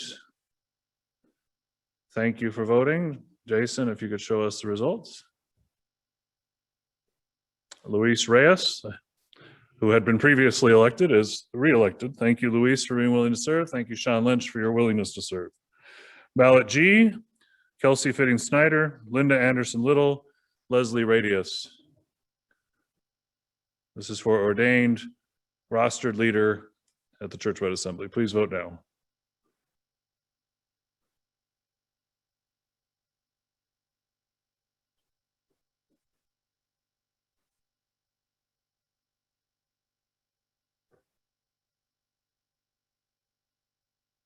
Okay, Jason, if you would close that ballot. Show us the results. This is where I'm going to have to look on a smaller screen. The Reverend Kelsey Fitting Schneider receives 50% of the vote, and therefore she is elected to serve as the 2022 Churchwide Assembly delegate, voting member. Thank you to Linda Anderson Little and Leslie Radius for standing. I apologize to both of you that we had to vote twice. That is our error, and we apologize for that. Congratulations, Reverend Kelsey Fitting Schneider. Ballot H, Austin Nickel, Russell Vardell, Benjamin Duholm for rostered male, voting member at Churchwide Assembly. Please vote now.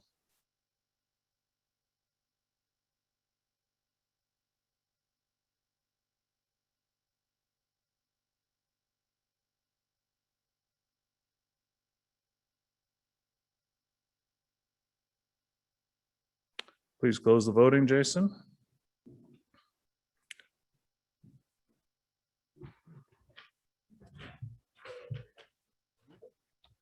The Reverend Austin Nickel received 51% of the vote and therefore is elected. Again, to Reverend Russell Vardell and Benjamin Duholm, thank you for standing.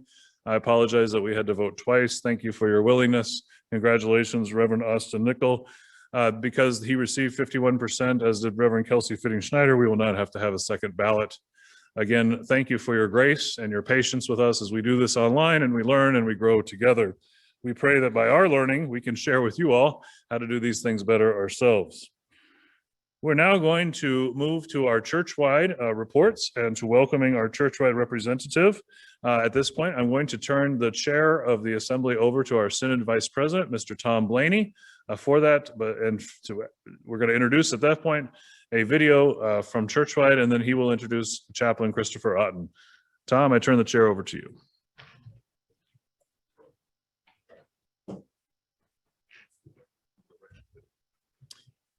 Thank you, Bishop. Guys, we're ready to go to the churchwide video? Okay, go ahead and roll that, please.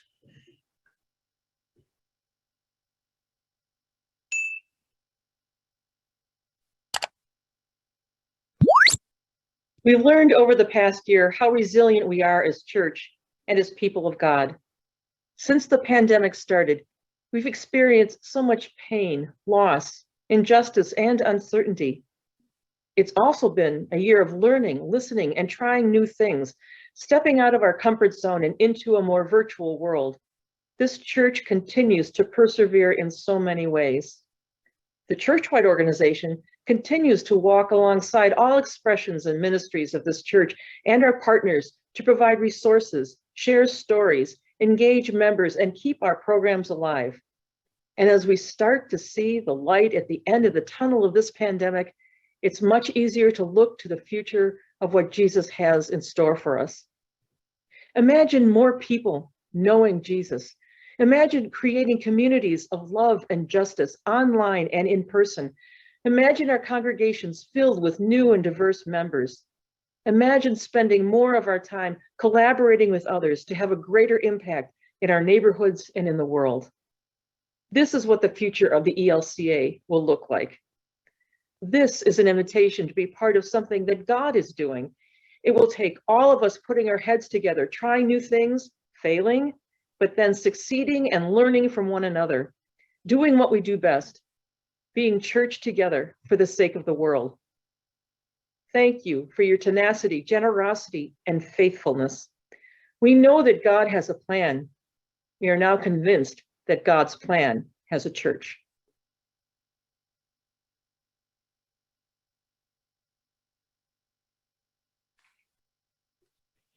At this time, it's my privilege to introduce our ELCA churchwide representative, Pastor Christopher Otten.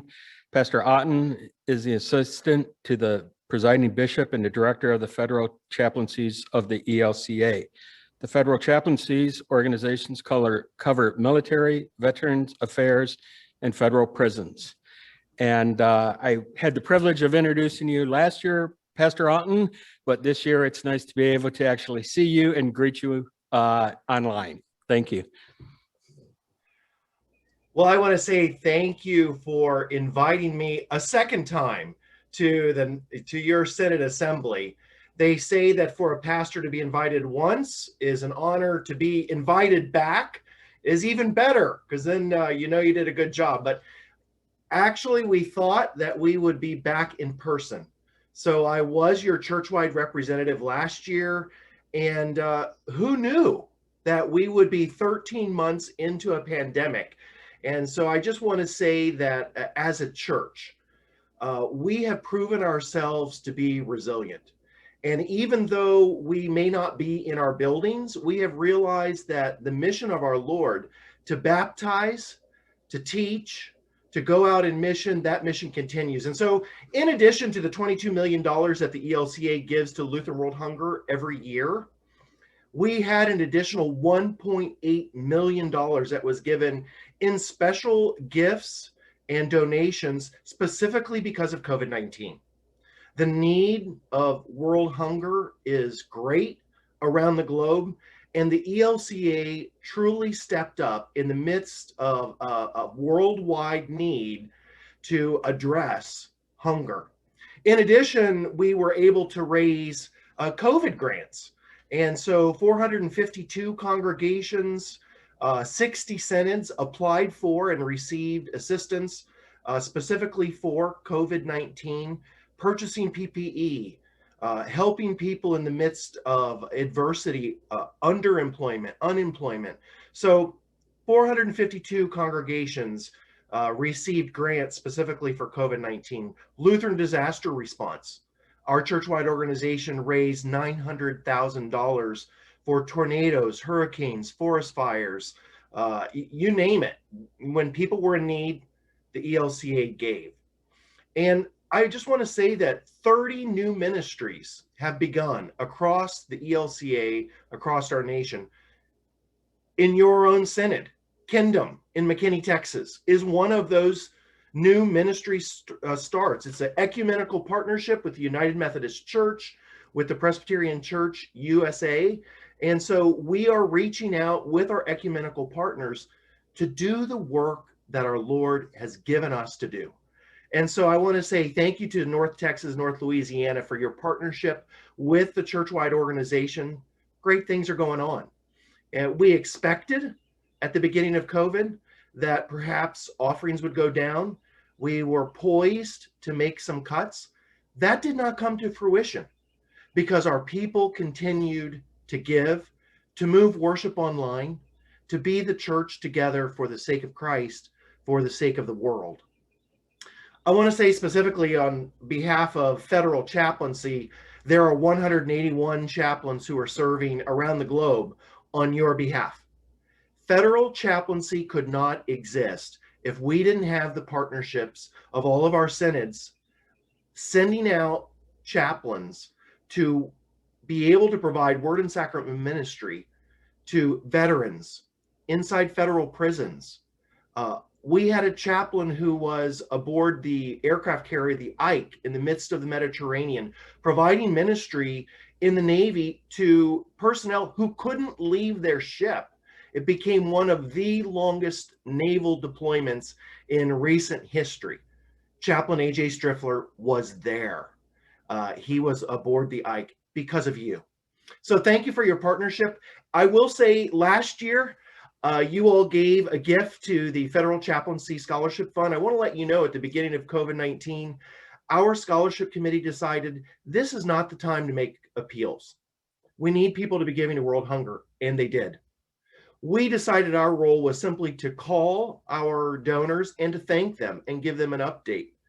And as a result of generous people, and I truly believe it flows out of gratitude, our federal scholarship doubled during COVID-19 from assets of about $270,000 to now well up to $650,000.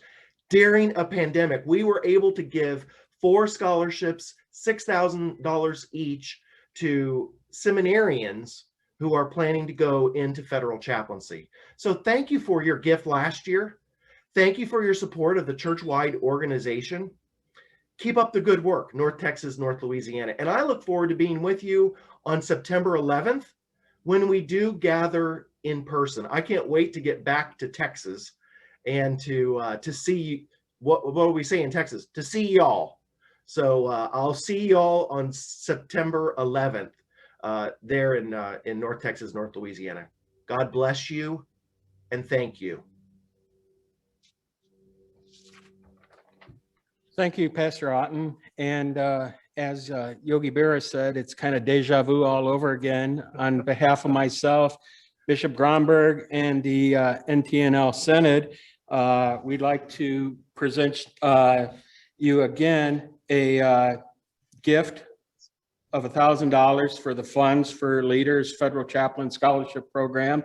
Again, appreciate all you do and all the good work that the chaplains across the country and across the world do on behalf of the ELCA and for our veterans, our military, and those in the federal prison institutions.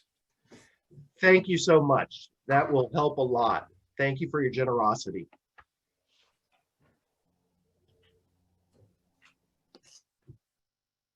Okay, at this time, we now have another sponsor highlight presentation from the Mission Investment Fund.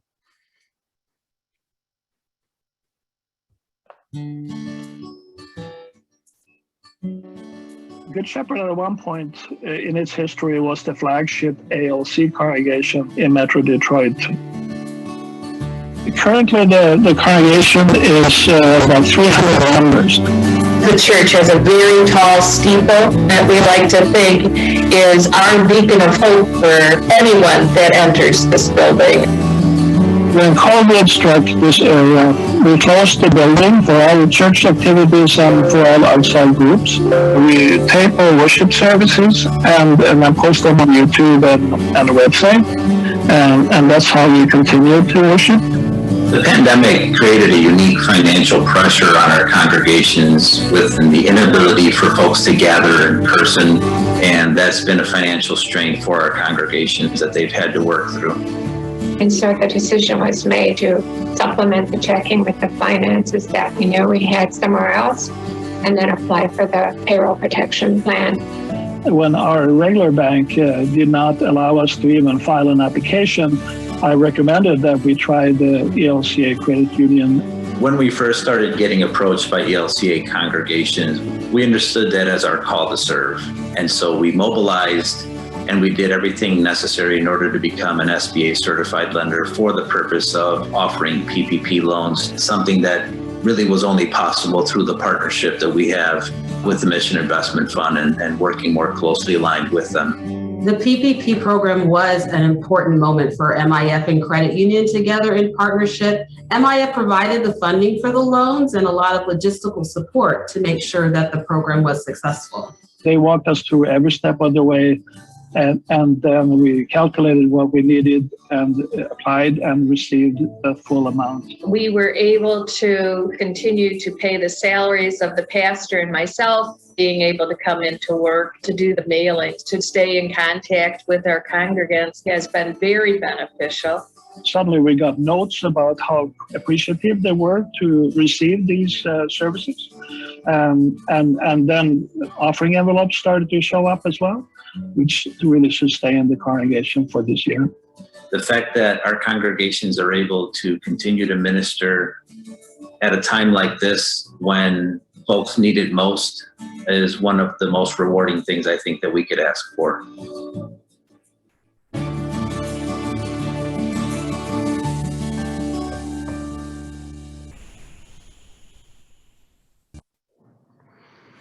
Okay, thank you.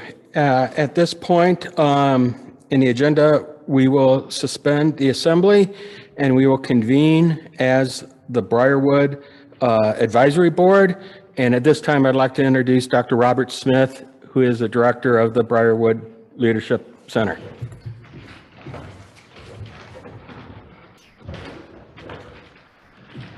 Thank you so much, Tom. Can we roll that beautiful Briarwood footage?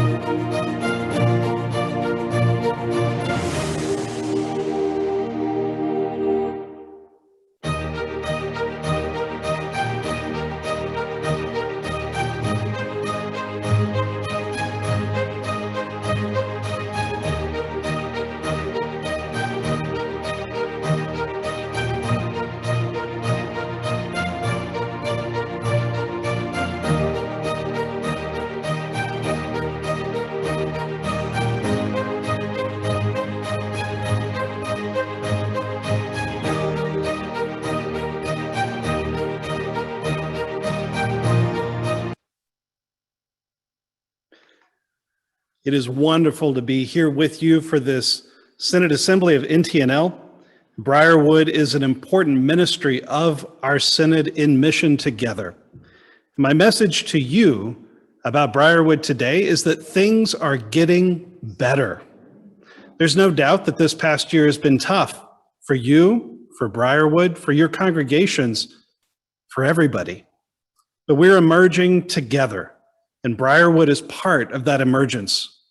More groups, as you've just seen in this video, are returning to Briarwood for on-site activities. You saw Girl Scouts and their gathering in those images. And today, if you were here with us on-site at Briarwood, you would see dozens of Girl Scouts out in the pavilion doing an outdoor, socially distanced, wonderful event on this amazing Saturday. We've got large groups coming for big multi-day events later in May, and then steady reservations are resuming later in the summer. At the same time, we're negotiating new opportunities for cooperation with the town of Copper Canyon. In this space, here in the Strang Brosty Center, we are going to be hosting jury trials for the town of Copper Canyon. So it's wonderful for Briarwood to be a good civic citizen. And with people on site, Briarwood is beginning to feel a lot like Briarwood again. The fact, though, is that Briarwood was never closed throughout this entire last year. Staff have been hard at work maintaining our buildings and grounds. Online programming continued, and staff have found innovative new ways to provide resources and to connect with youth and young adults throughout our Synod. And Briarwood's cooperated closely with NTNL colleagues to host major events, including the Fall Leadership Convocation and the Tri-Theo Conference that focused on the thought of Dietrich Bonhoeffer, shockingly relevant for our times. Now, you've probably heard that we've faced a lot of challenges here at Briarwood as a result of the winter storms. Many of you and your congregations know that as well. But we've overcome those challenges and are moving forward. Even though the damage was strong at our Quail Run rooms, for instance, we have a mitigation team on site. We're working with construction managers to repair the damage, and our insurance company is standing up, doing what needs to be done. So Briarwood is moving forward, and together we're navigating that situation well. We're thankful to our many, many donors and more formal grants and forgivable loans that have allowed Briarwood to remain steady in a good financial position throughout this crisis. And because of you, the NTNL Synod and especially the NTNL Mission Endowment Fund, we're in a good position. We made some strategic decisions to reduce our costs, including limiting our equipment, supplies, and staffing. But through these donations, through this support, we're able to begin that process of making strategic investments. And we invite you to visit our website, bwtx.org, to see how you can participate in the future. And as more groups are confirming their reservations, we're opening the pool, we're opening our climbing wall and zip line. As you've seen, we've already reopened our archery center.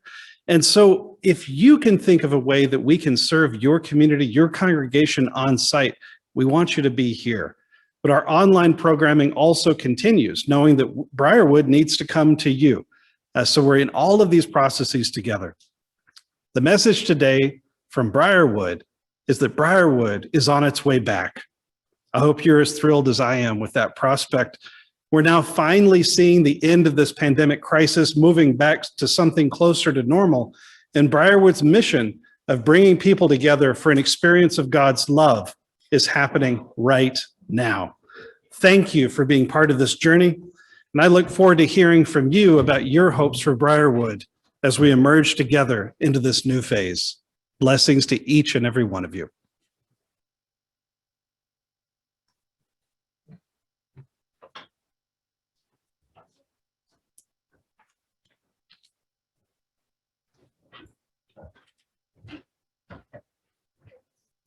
Thank you, Robert.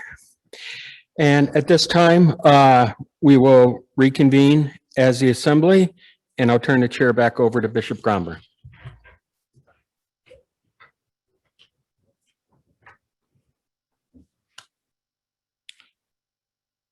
Thank you, Tom, for handling those important parts of our business together. Our relationship with the church-wide expression is important, and we are grateful for that relationship. As you know from looking at our mission budget, 48% of what we receive as undesignated mission support goes to our church-wide expression to support things like federal chaplaincy and encouraging those ministries. And we are grateful to be able for a second year to give a gift to the Fund for Leaders Scholarship for chaplains. That comes out of our Synod Assembly budget. And I think it is a great tradition that we've started in this pandemic time to make that gift when chaplains have proven to be so vital and important. And we ourselves in NTNL have multiple chaplains or those who have served as chaplains on our roster. And we are grateful for that. Also, thank you, Dr. Robert Smith, Director of Briarwood Leadership Center, for your report, for the good things happening. Yes, indeed. When I pulled up this morning, I saw a car come up with some Girl Scouts, very excited to spend the day outside safely, doing things with COVID protocols properly for the day and to have fun here. And it's nice to see that life on this campus. Thank you for all who've supported Briarwood, who've utilized the online programming, who have come to the events. One thing you also should know is that during the COVID time, when everyone was making sacrifices and needing to find ways to produce revenue and to create opportunity, Pastor Smith took on 2 interim calls. He served as the interim at Lord of Life and Glen Heights, and then most recently as transition pastor for 4 months at Emmanuel in Dallas, both assisting those congregations in their time of transition, but also taking a burden off of Briarwood, even while he was still doing the work at Briarwood. And so we are grateful, Pastor Smith, Dr. Smith, for that work that you do. We were supposed to have another credentials report, to which you say, oh, please no, and another ballot, but because we did that balloting, we do not have a second ballot. Again, I apologize for that mistake, and for those whose names are on those ballots. I know what it is to have your name on a ballot, and so thank you for your grace in that. As a result, we are ahead of schedule, and so I am going to invite us to take another stretch break. Let's take 5 minutes, stretch our legs. I didn't tell the guys in the back this, so they're looking at me funny, but they can handle it. Let's take 5 minutes, stand up, stretch, get some blood flowing, and then we're going to come back and hear from our stewardship team, our public witness team, to talk about the very important issues of race and racism and how we address those as a church, and then to have our time of devotion and remembrances, and then we'll have a lunch break. So let's take 5 minutes, stretch, get some coffee. Thanks for being with us.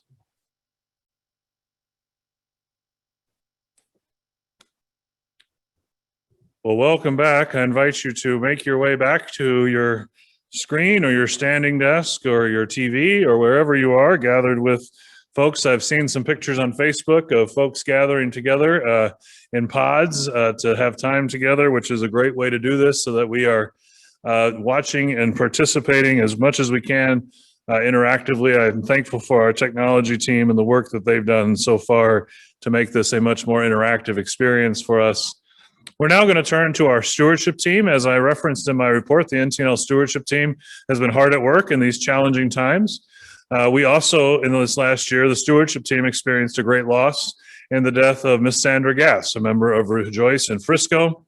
Sandra was a great part of our life together as church, as our life together as NTNL. We miss her deeply. We give thanks for the promises of resurrection that she has claimed. But the stewardship team has been continuing their work throughout the year. And Reverend Irma Benalis, our DEM, Director for Evangelical Mission, is in her office, and she's going to zoom in to talk to us. And there's a video as well that she is going to present to us. So Irma, welcome, and thank you for the work the stewardship team is doing.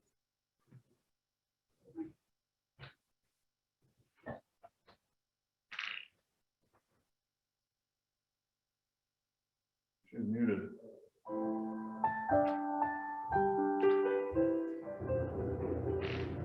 I feel generosity from my family. Oh, there she goes. Okay, good. I was trying to unmute myself, but I couldn't. Thank you. No. Yeah.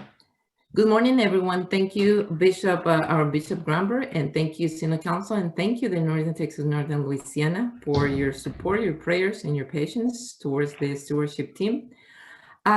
Yes, and we continue grieving. Thank you, Bishop, for giving us the permission to continue grieving and missing our sister and faithful steward, Sandra Guess. But also, God is great, and He sent us a new chairperson, Pastor Tom Schwallert, serving as a Gloria Day in Garland, but also serving as our new chairperson. And I'm sure he's around, and I introduced Tom so he can introduce the rest of our team and our video. Thank you. Jason, can you let Tom?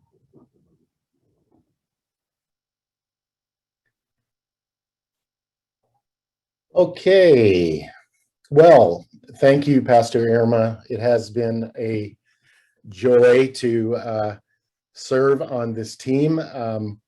I got into this, well, last year sometime, I guess.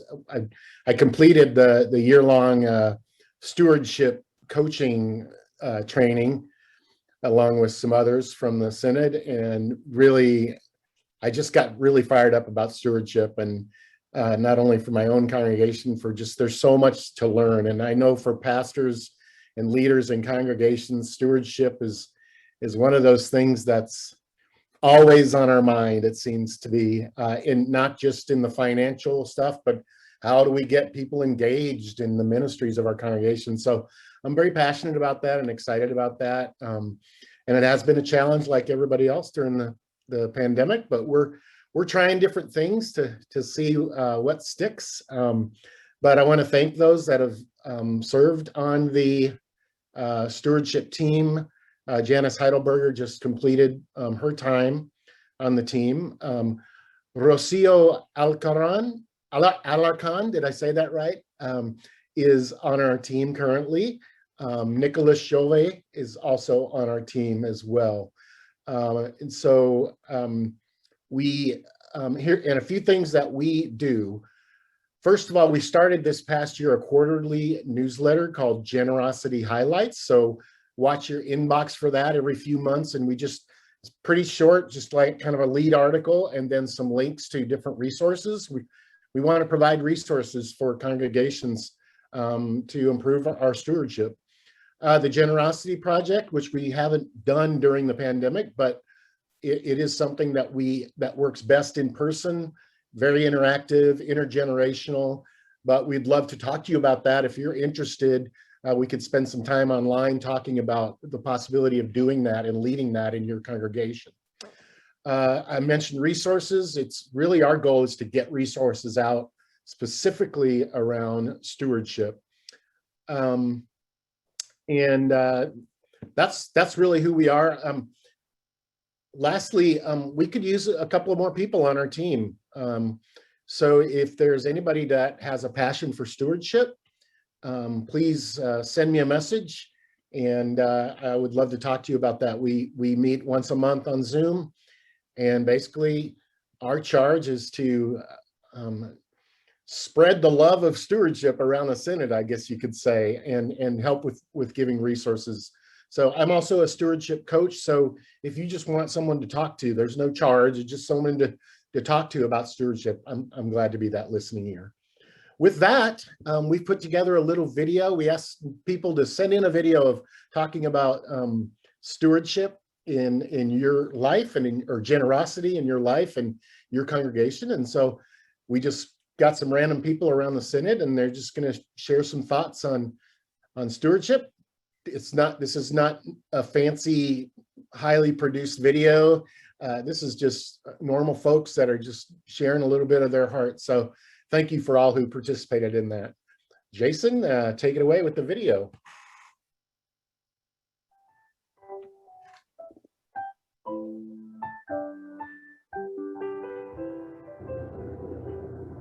I feel generosity from my family and from my church. Last year, when I lost my son from the COVID-19, and the church, my pastor is a very generous person with the congregation, and he talked with us when we need him.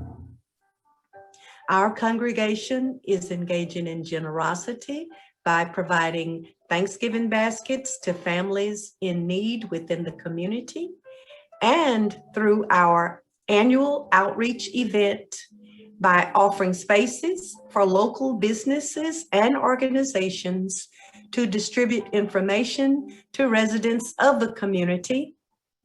And we also serve a free meal to all who come out to that event each year. Thank you. Generosity to me means helping people in need when they need it, of course, and just showing God's love to others. I have experienced this during the pandemic through the support of my friends, family, getting through the pandemic together, and then spreading God's love to other families in need. And that affected me in a positive way, knowing that we can all make it through the pandemic together through God's love and generosity. Generosity to me is giving from the heart and helping someone even when you don't need to. I've experienced generosity this past year from my parents, who take care of me, and my siblings and friends by making me laugh on bad days and their overall kindness. My church engages in generosity by offering transportation to church to those who have none, and reaching out with support to those in need. Thank you for being generous and listening to my message. Generosity comes in many forms. In this year of the COVID pandemic, I want to talk about pandemic-related generosity. First, each of us who has tried to avoid spreading the virus has been generous to others. Second, the entire medical community has been generous in giving their time and talent to care for others. Third, the scientific community has been generous in giving their time and talent to develop treatments and vaccines to combat the virus. Fourth, the business community has been generous to commit their resources to produce the vaccines. And fifth, the public has been generous in volunteering at vaccine clinics to help create efficient processes. Let's all be as generous as we can.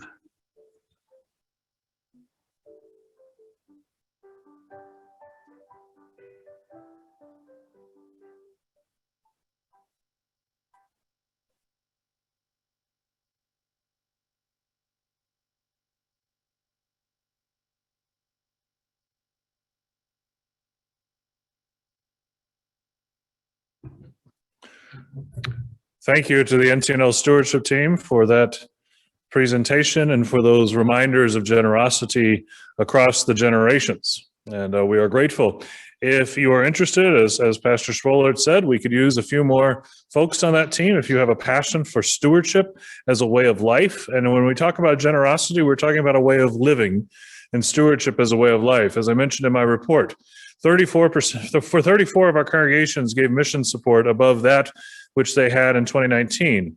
That's great. And we are so excited, and we're learning from those congregations what it is they are doing and how they're engaging. But generosity, being a steward, is about also doing all these other things that we are entrusted to do. That's our theme for this assembly, to be entrusted. And to being a good steward is to be a trustworthy steward of that which God has entrusted to us, and the stewardship team can help you do that. One of the last events that occurred here at Briarwood last March was a Via de Cristo weekend. For many, Via de Cristo has been a very special and important part of their life together in a way that's deep in their faith. And so we are grateful to Lutheran Via de Cristo for being a sponsor for us at this time, and we're going to get a highlight from them. So please roll the Via de Cristo highlight. So the question is, why is Via de Cristo important to you? The answer is Via de Cristo is one of the major stepping stones of my life in moving from being a nurse to a pastor. I went to Via de Cristo in the mid-90s, number 38, I think it was. And I met some wonderful people there, and I've been meeting wonderful people ever since through Via de Cristo.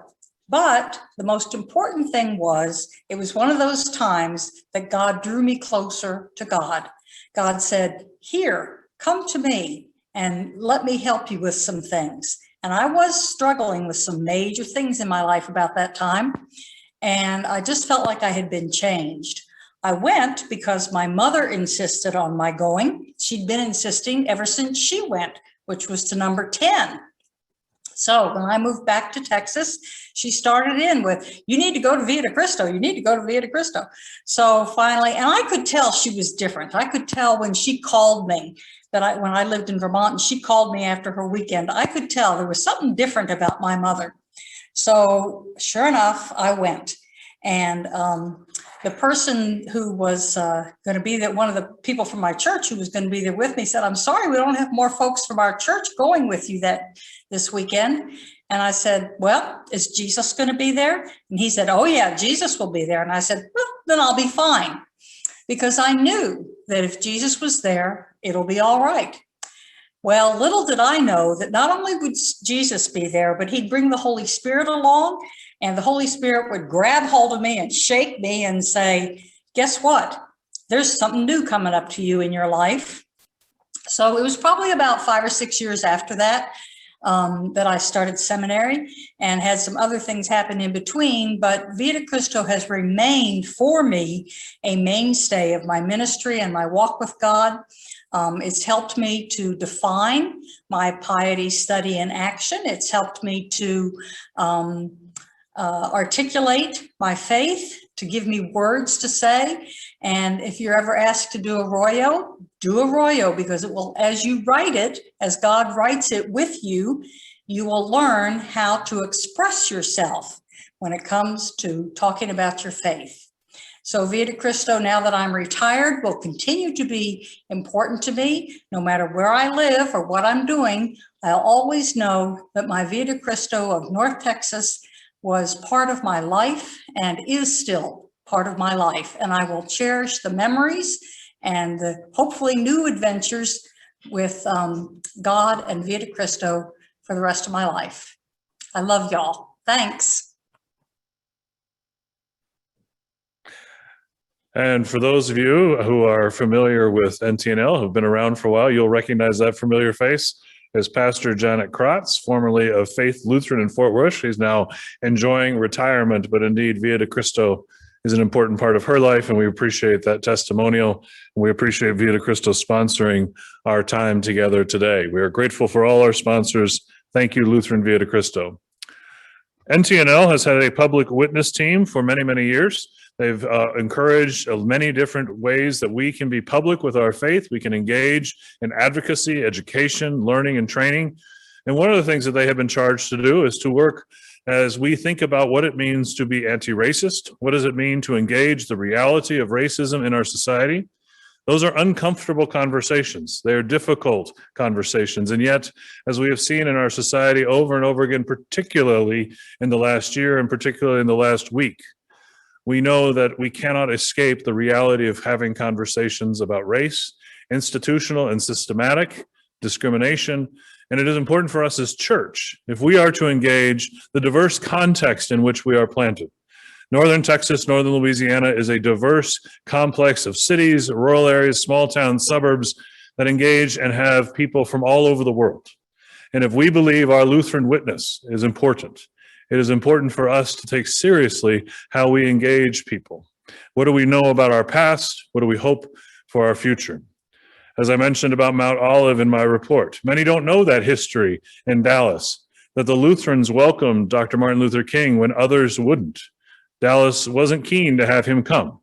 And yet our first bishop, Mark Herbner, as pastor at Mount Olive, said, yes, you can come here and meet, and took a stand, took a risk. Having these conversations, learning is challenging and risky, but our public witness team will help us with that. And they have a video, and then Dr. Robert Smith from Briarwood is going to talk to us about an opportunity for education that Briarwood and the Public Witness team are partnering in. If you show the video, please.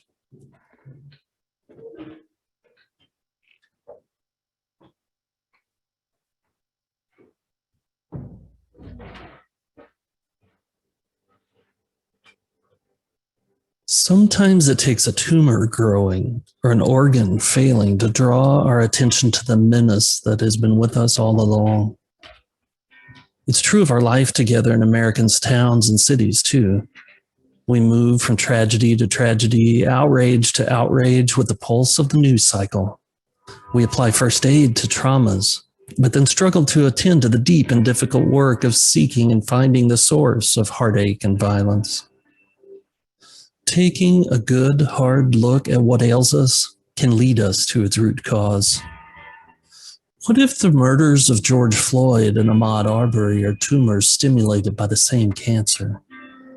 What if the killings of Breonna Taylor and Tatiana Jefferson are the deadly fruit from the same poisoned root? What if the disparities in health outcomes for people of color point not just to common results, but also to common causes? What if, beneath all the varied manifestations of suffering, pain, trauma, and death, lies a common cause? One that many of us are almost completely blind to. As part of our public witness for peace and justice, the Anti-Racism Task Force invites you to explore these questions with us. We'll read, research, discuss, and process our scripture, history, theology, and practice. We will be doing the deep and difficult work of looking at how the cancer of white supremacy has metastasized across time, damaging the church and distorting our witness to God's all-embracing love. Even more importantly, we'll work to discern the church's responsibility to confess the sin of white supremacy, to lament the harm it has caused, and to repent of it. Maybe in this way we can contribute to actively dismantling the systems and structures that perpetuate white supremacy in ourselves, our communities, and our society. Jesus said, "The Spirit of the Lord is upon me because he has anointed me to bring good news to the poor. He has sent me to proclaim release to the captives and recovery of sight to the blind, to let the oppressed go free, to proclaim the year of the Lord's favor." As we hear Jesus call to his first disciples, we hear him calling us, as he said, "As the Father has sent me, so I send you." Let us join together under the Spirit's anointing to proclaim that the good news of the gospel means that captives are released, sick are healed, oppressed are freed, indebted are forgiven. Even we who are captive to, sick with, oppressed under, and even indebted to white supremacy. My story is to the Christians who know God and know that there's racism that occurs on a daily basis in every facet of our lives. If you are a Christian, you can see that people of color are not treated equally, fairly, or as deserving of every right which you feel you have as a child of God. In Matthew chapter 22, verses 37 through 39, Jesus said, "The first and greatest commandment is love the Lord your God with all your heart, all your soul, and all your mind. The second commandment, which is equally as important, is love your neighbor as yourself." A Christian will hear and obey. A non-Christian will struggle to hear and obey. This is my story. I have come to believe that if you are a Christian, you really should look at yourself and say, okay, am I living the life that I should be living? Am I doing the things that I should be doing? When I look at a person, do I see their skin color? I see their heart. And I think that all of us need to sit back and take a look and say, okay, if we're going to be Christians, then we need to love everyone. What am I asking today? I'm asking that we as Lutherans let the world know that we do not condone such racist activities that are taking place in our country today.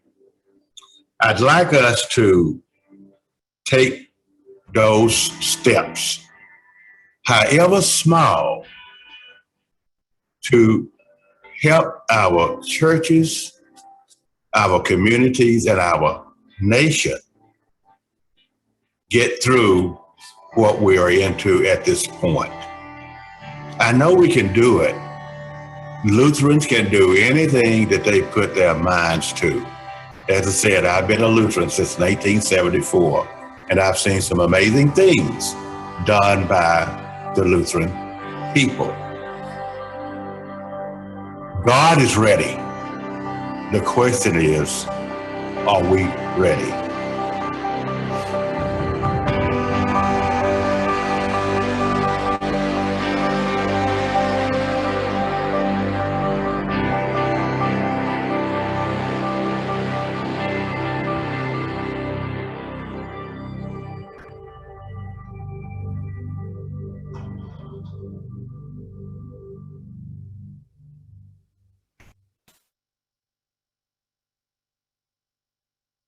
Today, I am pleased to announce a new joint venture by the public witness team of the NTNL Synod and Briarwood Leadership Center. White supremacy and racism, facing reality, taking responsibility. This initiative is a study group intended to address particular American forms of racism that shape our life together in society and within our ELCA congregations. White supremacy distorts our proclamation of the gospel and limits the possibilities of our evangelism. Lay and rostered congregational leaders throughout this synod interested in facing these realities are invited to join this study group, co-organized again by Briarwood Leadership Center and the public witness team of the NTNL Synod. With an eye toward taking meaningful action, we will work through some of the most incisive analytical studies of racism available today. We'll focus on structural realities rather than individual attitudes or personal experience. Equipped by this intensive study, the group will decide then what actions they will take in their own congregations and which actions will be recommended to the NTNL Synod as a whole. The group is led by me, Robert Smith, Director of Briarwood Leadership Center, alongside Emma Rogers, a member of St. John Lutheran in Dallas. Emma was a longtime bookshop owner in Dallas and is an important community activist in that context. Together, we have shaped a tremendous list of reading resources that, again, we will work through together as a group so we can determine, once that analysis is complete, how we will act. We'll be meeting by Zoom so that we can get the broadest possible geographic reach, and the readings will be provided for free in electronic formats with encouragement toward accessing additional resources. We'll be meeting on Tuesdays from 7 to 8:30 p.m. The hope is that when we start, and this is beginning on May 11, a registration link will be sent out soon by social media in Briarwood, social media through NTNL Synod, and through NTNL communications channels. The registration link is live now. You can sign up for one session or sign up for all the sessions. We'd love to have you committed to this intensive study so that we can move forward in mission together. Thank you.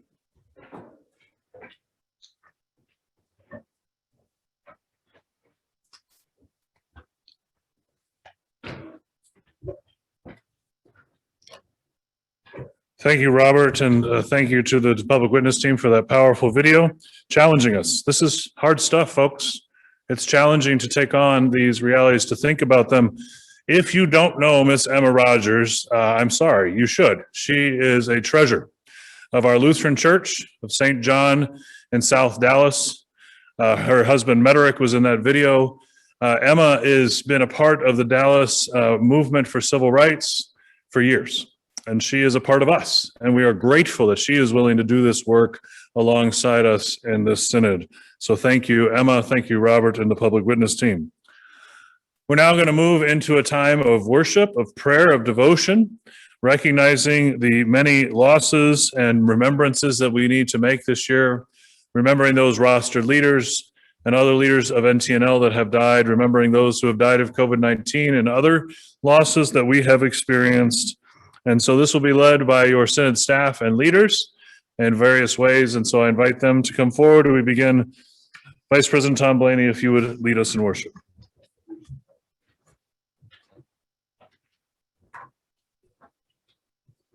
Thank you, Bishop. In the name of the Father, and the Son, and the Holy Spirit. Amen. Let us pray for public servants, the government, and those who protect us, that they may be upheld and strengthened in every good deed. Let us pray to the Lord. Lord, have mercy. For those who work to bring peace, justice, healing, and protection in this and every place, let us pray to the Lord. Lord, have mercy.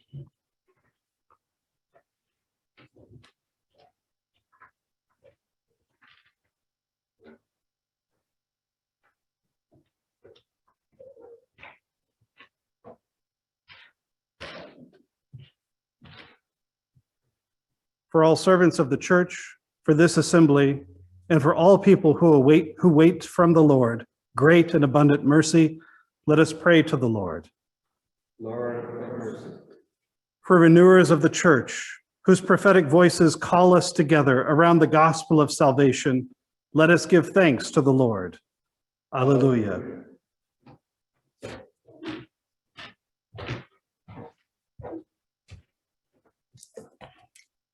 Let us pray.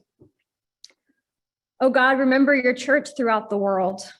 Make all its members grow in love for you and for one another. As you have received our sisters and brothers who have gone to their rest in the hope of the resurrection to eternal life, bring us at last with them into the light of your presence, that in union with all your saints, we may give you glory forever, through your Son, Jesus Christ, our Lord. Amen.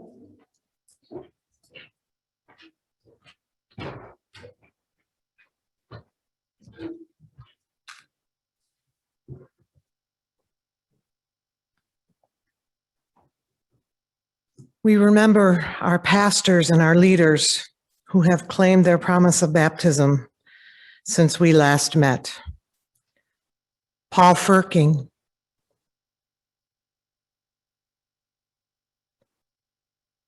Terry Gurman,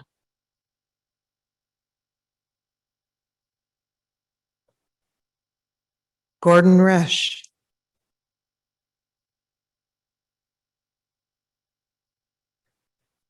H. Arvid Thorson,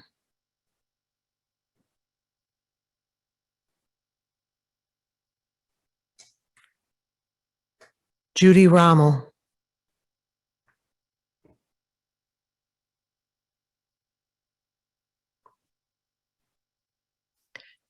Sandra Gass,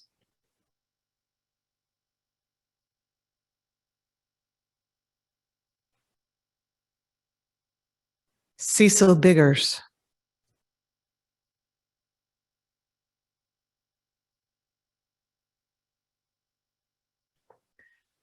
Don Kingman,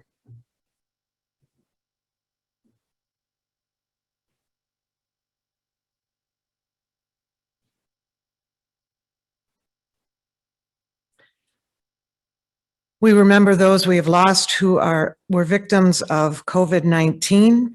You are invited to remember them in your community and to remember those who have died in this pandemic, either aloud or in your heart.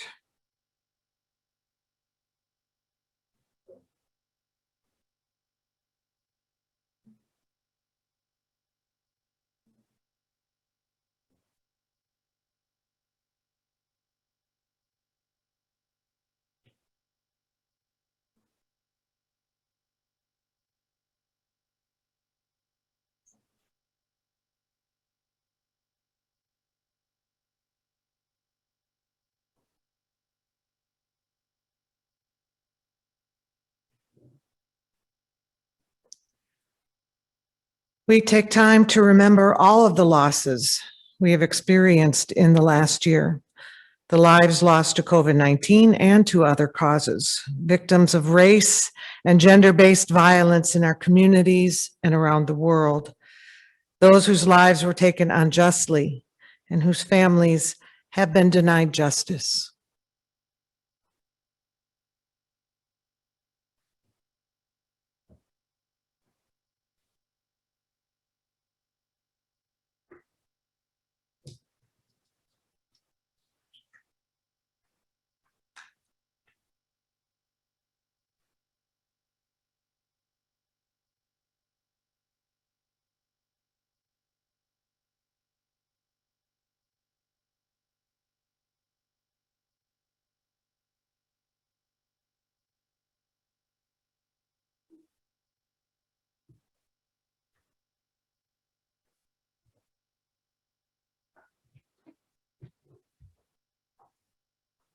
A reading from the book of Hebrews, 12th chapter. Por tanto, también nosotros que estamos rodeados de la multitud tan grande de testigos, despojémonos del lastre que nos estorba, en especial del pecado que nos asedia, y corramos con perseverancia la carrera que tenemos por delante. Fijemos la mirada en Jesús, el iniciador y perfeccionador de nuestra fe, quien por el gozo que le esperaba soportó la cruz, menospreciada la vergüenza que ella significaba, y ahora está sentado a la derecha del trono de Dios. Palabra de Dios.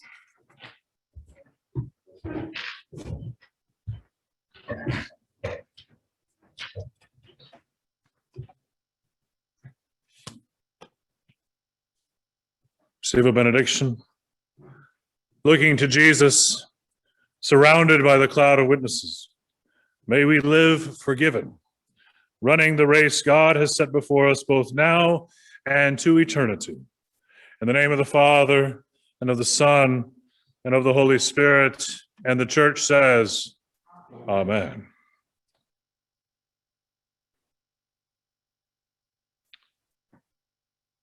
Thank you, staff, for that and for that time to remember so many near and dear to our hearts that we have lost in this time. We are just a couple minutes ahead of lunch. Myrna Biggers, are you available? Can we highlight her? I told her that if we had a chance, I would highlight her to talk about the food pantry in Spearman. You heard about Faith Lutheran in Spearman in my report. Myrna's beloved Cecil served as a synodically authorized worship leader for years, faithfully to that community in Spearman. We lost Cecil, but we have continued the ministry, and that food pantry, Myrna, continues to go, yes? Yes, it does. And I thank you, Bishop, for giving me a few minutes. I thought many of you at the assembly might have heard him at past times talking about the food bank as he would grab the lapels of his jacket and pace back and forth as if addressing a jury. The food bank in Spearman he was the PR man, but he happened to have a building available when it was needed in Spearman, and his paralegal has great organizational abilities, and she is still keeping things going, ordering food and that sort of thing. when Cecil died, we were both, the paralegal and I were both asked, well, what's going to happen to the food bank? And we had to explain it wasn't Cecil's food bank. It was the Ministerial Alliance of Spearmen that really had the control over that. And I was so thankful that I could gift the building to the Ministerial Alliance for the purpose of continuing the food bank. And it is alive and well in Spearman, in Hansford County, and it served 63 families in April. Thank you. Thank you, Myrna. For those of you who are not in the know, Spearman is in the far north of the Texas Panhandle. It is close to Oslo Lutheran and Groover. It actually was a start from Oslo Lutheran, and that food pantry is a vital part of keeping food insecurity from becoming a more significant problem in that community. Myrna, thank you so much. We remember Cecil with great joy, and we give thanks for your help and assistance. As I mentioned, we shepherd that property for mission and mission vision for the future. Friends, if that didn't get you hungry, it's lunchtime, and we are going to take a 30-minute break for lunch. We will reconvene promptly at 12:45. You are going to want to be back. We're going to have a drawing again for 2 more prizes. Again, thank you for your patience, and thank you for being here. To have over 160, 170 people online for 3 hours in the morning and the afternoon is a lot. But we are doing the work of the church, and we need to do this together. And I hope that you appreciate that you are part of a church that values us doing this work together. So thanks be to God. Be on your way. Enjoy your lunch, but be back 12:45. And if you're on Zoom, don't leave the meeting. Stay in the meeting. Just please don't go away. Just stay in the meeting so that we don't have to try to figure out re-entering all of you. My tech team was giving me a horrified look right now. Don't do that. So please stay online. You can just mute yourself, turn your video off. Jason's smiling, so I think I'm okay. Stay on the Zoom, and we'll be back at 12:45. Enjoy your lunch.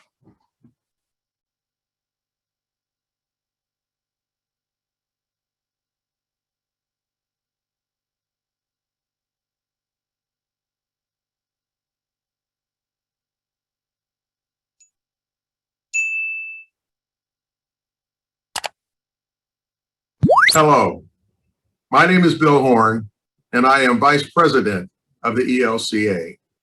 And I'm also the City Manager for the City of Clearwater, Florida.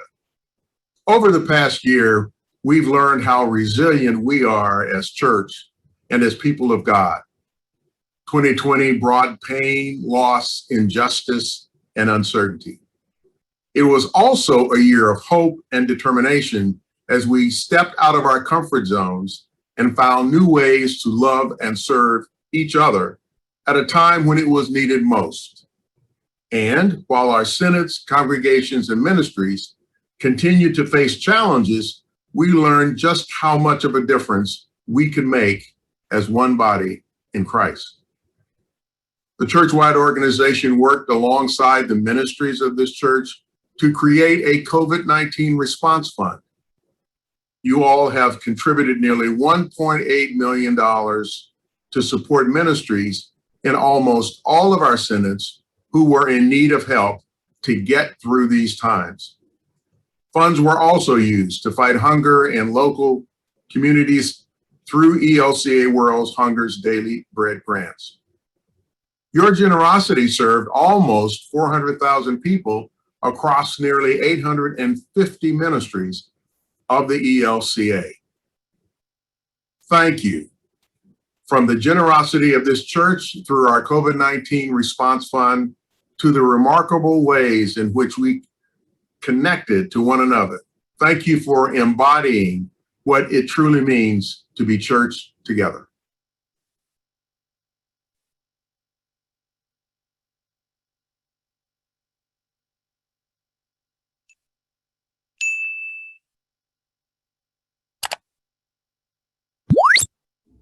Hi, I'm Caleb Sutherland, and I'm the director of the International Leaders Program.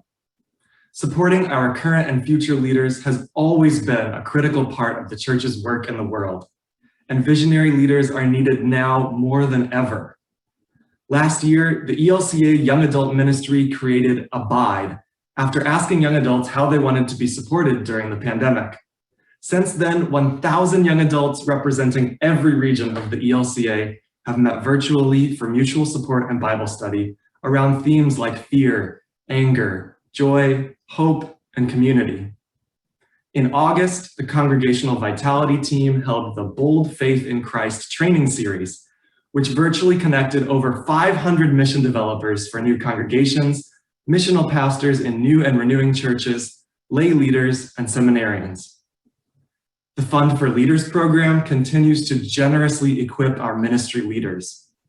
For the 2021 academic year, Fund for Leaders is supporting a total of 297 candidates for ministry at our ELCA seminaries, with just over $2.8 million in scholarship support. 16% of the incoming class are people of color and/or people whose first language is one other than English. Our shared commitment to leadership extends across the globe as well through the work of the International Leaders Program. We partner with Global Companions to educate and train leaders for church and society, folks who are leading in critical areas like theology, community development, education, social work, health, and gender justice. Together, we are equipping leaders for the sake of a more peaceful, connected, and just world. On behalf of all of these transformative leaders of today and tomorrow, thank you for your bold partnership.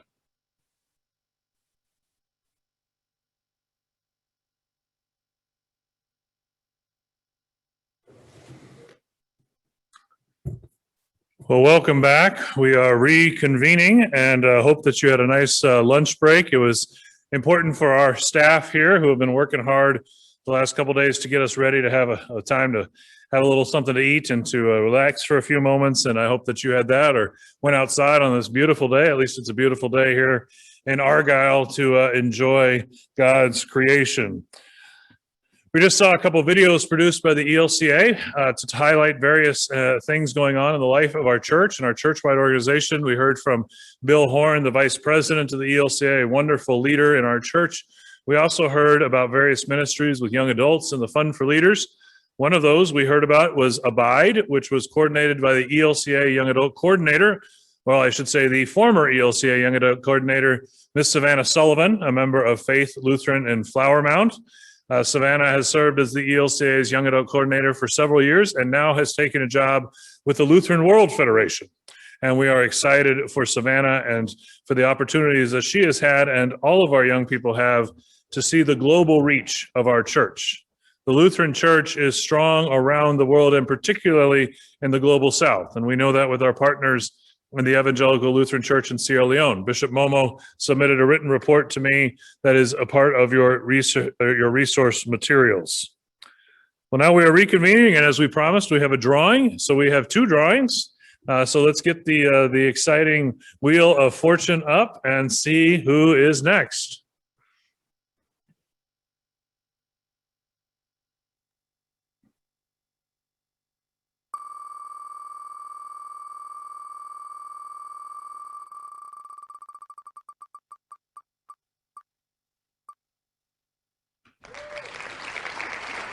Pastor Julio Cruz Natal from Our Redeemer in Grand Prairie. Pastor Julio, you get a stole as well, celebrating women in ministry. Those stoles, friends, if you don't know, have been a hot item. They have sold across our church. Folks have called in wanting to order them. Thank you, Pastor Linda Anderson Little and the 50-40-10 team for your coordinating that. Julio, we will get that to you. All right, we got one more. Getting us warmed up for a good afternoon. What do we got? Who's up?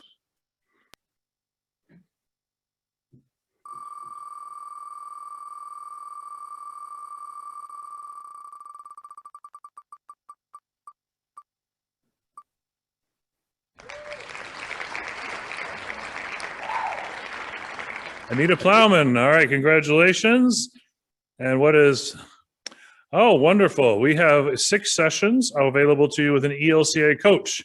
This is available from a grant that we received from the Mission Endowment Fund of NTNL to try to spread coaching ministry further into our church. We'll be in touch with you about that and explain to you that possibility. Maybe something you want to gift to a leader in your life or do for yourself. Thank you, Jason O'Neill, for all the work you do with ELCA coaching. As I mentioned, that grant is from the Mission Endowment Fund. Oh, one quick thing before we get moving. It was noticed that when DEM Irma Benales was reading the Spanish text of Hebrews, that the closed captioning did not quite figure out that it is Spanish. Zoom's technology is better than it was last fall. It ain't that good, y'all. It is what it is. Okay. So we'll let the Zoom folks know that they need to pick up that, but we're grateful for the closed captioning as another way of communicating and making sure that the message is getting across. Also, when you do church words with any closed captioning software, it can be a little bit of fun to watch what comes up when you say ecclesial or other fun synodical terms. Well, now I'm going to invite Ms. Linda Ness, the director of our Mission Endowment Fund, to come forward and talk a little bit about what they've been up to in the past year and show a video.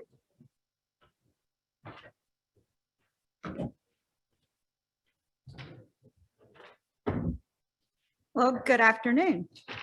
I thank you for the opportunity to give a little bit more exposure to the Mission Endowment Fund. We do have a video that we're going to show you, but the report that I've submitted has all of the statistics in it.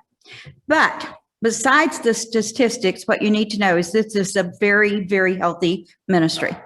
And we are extremely appreciative of the participation that we have within this ministry, which includes, of course, our very generous donors.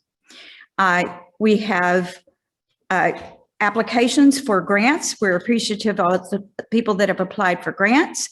I have a hardworking board, and I'm appreciative of the staff for the support that we are getting there. So we have an initiative this year that we are focusing on.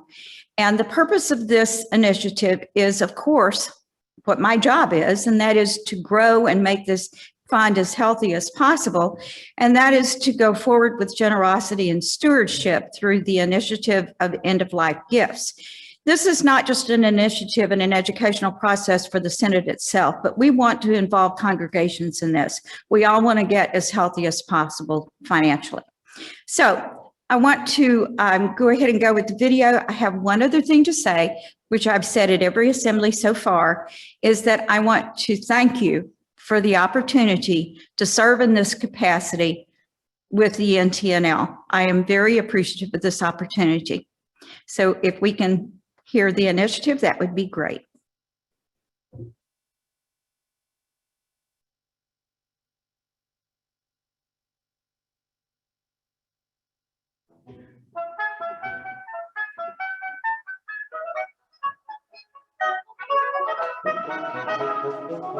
Thank you to the Northern Texas, Northern Louisiana Synod, its congregations, the staff, the pastors, and the members of the congregation, and also to the hardworking Mission Endowment Fund Board for your generosity this past year. Without your support, we are not able to carry forth with our grant giving ministry. And despite the restrictions this year, financially, it has been a good year. The Seeds That Change annual fundraiser exceeded its unprecedented goal of $50,000. And that was with 29 congregations participating in the worship service. The MEF also received an endowment gift of $110,000 from Ascension Lutheran Church in Garland because of its closing. The investment is now over $1.7 million. The MEF mission is to support congregations and organizations with needed funds for their projects and ministries. Grants given in the last 2 years, plus the COVID-19 relief funds dispersed, total an amazing $197,000, supporting ministries which serve our communities and change lives.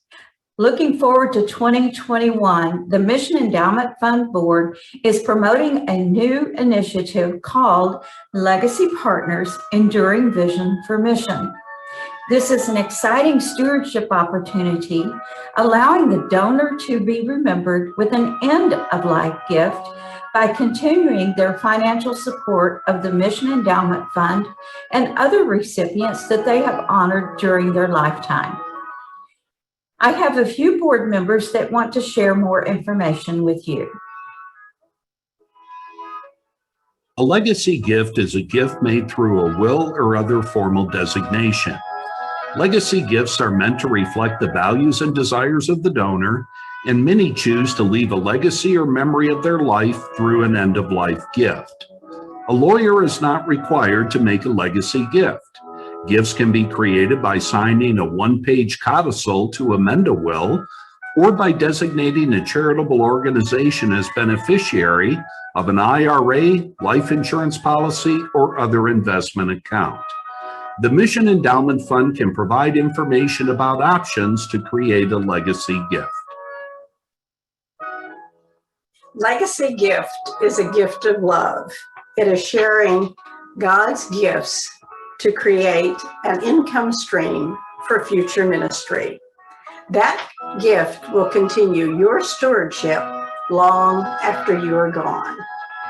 You will find joy and satisfaction in knowing that your gift will guarantee the gospel and ministry forever. Just remember that your gift will be a blessing to future generations. Consider giving a legacy gift today. Up until 2 years ago, I didn't know that the Mission Endowment Fund existed. I have seen the power that it puts behind the evangelism of the Lutheran Church in our synod. On the death of my mother, I received a sum of money. I am currently donating a portion of this to the Mission Endowment Fund and to my home church. As my mother taught me, no gift is too small. She would be pleased with the use of her legacy. Imagine the joy of giving your legacy gift to the Mission Endowment Fund of this synod, ensuring that the ministries of this synod will continue long after you're gone. And imagine the joy of knowing that the legacy gift that you give will continue the ministries that you've contributed to all of your life, shining the light of Christ for years to come. Legacy gifts are gifts that are entrusted to the work of the mission of the church for the future. And the Mission Endowment Fund is a perfect place for legacy gifts to be given for the life and mission of the church going forward. Not so much to support the mission today, but recognizing there will be a mission in the future. There will be a need for funding for ministries and new things. And so we give thanks for those who will entrust legacy gifts to the Mission Endowment Fund.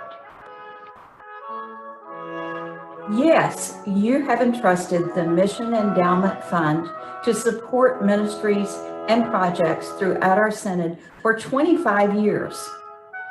A current gift or a legacy gift will ensure that we will continue this ministry for another 25 years or beyond. More information will be coming your way in the next few months about this campaign. For now, I thank you for your trust and I thank you for your time.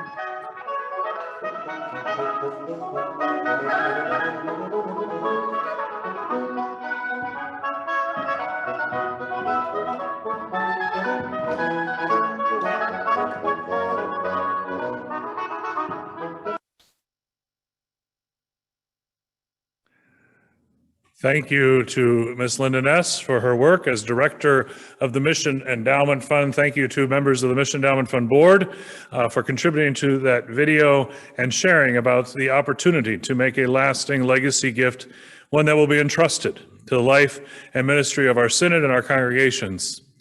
One thing you should know, as Linda mentioned about this past year, when the COVID-19 pandemic hit, there was a lot of concern in our congregations for obvious reasons, the same way there was concern in businesses and homes across our land. And many of our congregations were able to access the payroll protection program, including synod ministries. But not all of our congregations had access to that capital. As we know, particularly congregations in communities of poverty, communities of color struggle to access capital. The Mission Endowment Fund stepped up immediately and said, we will provide loans. We will provide forgivable loans that our congregations can use so that they can continue to pay their leaders and keep ministry moving. And so those loans went out the door. And here's the amazing thing. Some of them have been paid back, not all, but a portion of them have been paid back and others are still being paid back, because the folks who receive those loans know that it is an enduring legacy and an investment that they have been entrusted to. So thank you for that. We appreciate you stepping up in that way. While we do not have a college or university of the church on our territory here in Texas, we do have a Lutheran college. Well, now university. There was a college when my sister went there. But Texas Lutheran University is in Seguin, Texas. And we have a video highlights. President Debbie Cottrell is doing a fine job there of leading that institution through the challenges. And it's hard to believe it was just 2 years ago. It seems like a lot longer that my family and I went over to Tyler, Texas, where in 2019, the TLU Bulldogs softball team won a national championship in Division III in the NCAA. And so we are excited. The Bulldogs softball team is doing well again this year. And we want to hear some highlights from President Cottrell and the TLU community. Hello, I'm Debbie Cottrell. I'm Debbie Cottrell, and I have the honor of serving as the I'm Debbie Cottrell, and I have the honor of serving as the 16th president of Texas Lutheran University. I'm very happy to bring this special message to the Northern Texas, Northern Louisiana Synod Annual Assembly, and I thank you for this opportunity. I've been in my role since July 2019, and even during this unusual time, it has been great to be able to meet so many of you, to work with Bishop Gronberg, and to make it a priority to connect TLU to you and your congregations. A few things I want to be sure to share with you today. First, even during this challenging time, I want you to know that TLU is doing well and looking forward to a bright future ahead. We've made a variety of adjustments during the pandemic to keep our campus safe, healthy, and strong. And now we're turning our attention to preparing for a safe reopening next fall, where we anticipate that about 90% of our classes will be taught face-to-face, our dorms will be full, and our campus activities will return to a much higher level of activity. Next, I want you to be aware that our new strategic plan, which began this year, emphasizes collaborations, including the work we do with churches. We see great opportunities in deepening the faith initiatives on our campus through our campus ministries program, our Center for Servant Leadership, our theology department, and our interfaith programming. And we see great opportunities to collaborate with you in this work. Of course, key in all of this will be the leadership of our new campus pastor, and the search for that pastor has resumed, and we anticipate announcing our new leader later in the spring and having that minister begin this summer. As we look ahead, we are so grateful that we've been able to operate with stability throughout this year, with strong enrollment, successful fundraising efforts, and the prayers and support of so many around Texas and the nation. Thank you for your part in that. I can assure you that throughout this semester and going forward, our focus here at TLU is to serve our students well, to honor our faith and our diversity, and to ensure our longevity. We are dealing with all that is required of us in the immediate sense, but we're also looking forward to our future and to planning for how we can be the strongest university possible, living into our mission and our values that prioritize education, community, and faith. In the days ahead, I hope that we can connect in person. Please know that you are welcome to visit us, and I'll be glad to give you a special greeting when you're on our campus. Connecting with you and furthering our Lutheran identity is a top priority for me. Thank you again for your ongoing support and prayers. Thank you, President Cottrell. It was a joy just a few years ago, again, when we gathered in person to be at her inauguration and to participate in that service. And it's so much fun to see the members of our communities, our congregations who are members of the TLU regents and also members of the corporation board. That is a way that we stay connected. And last January, we had the corporation board meeting and we got to learn a lot about what TLU is up to and to hear about the work that they are about. It is exciting to see. As I mentioned before, we are global as a Lutheran church. And so part of what we do is we work globally in world relief. When disasters, famines, uncertainties, issues arise around the world, Lutheran World Relief is there. And one of the things you should know about Lutheran World Relief is that it has a reputation, a good reputation. and that when the Lutherans show up, they stick around and they stay. And so I like to hear from Lutheran World Relief now. Please run that video.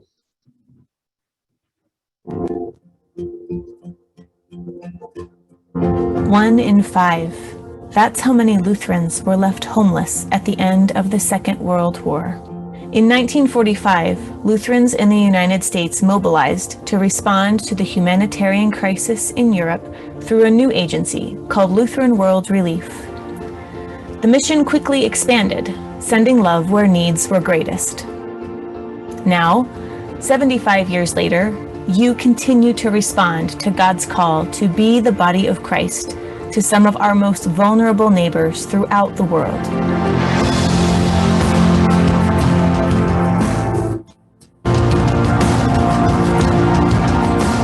Your love is reaching further, bearing more fruit, standing faithfully alongside our neighbors in need, no matter where and no matter how forsaken. You are a light in the darkness for those in need around the world. We give thanks to God for your faithful partnership. Please persist until your love reaches every neighbor.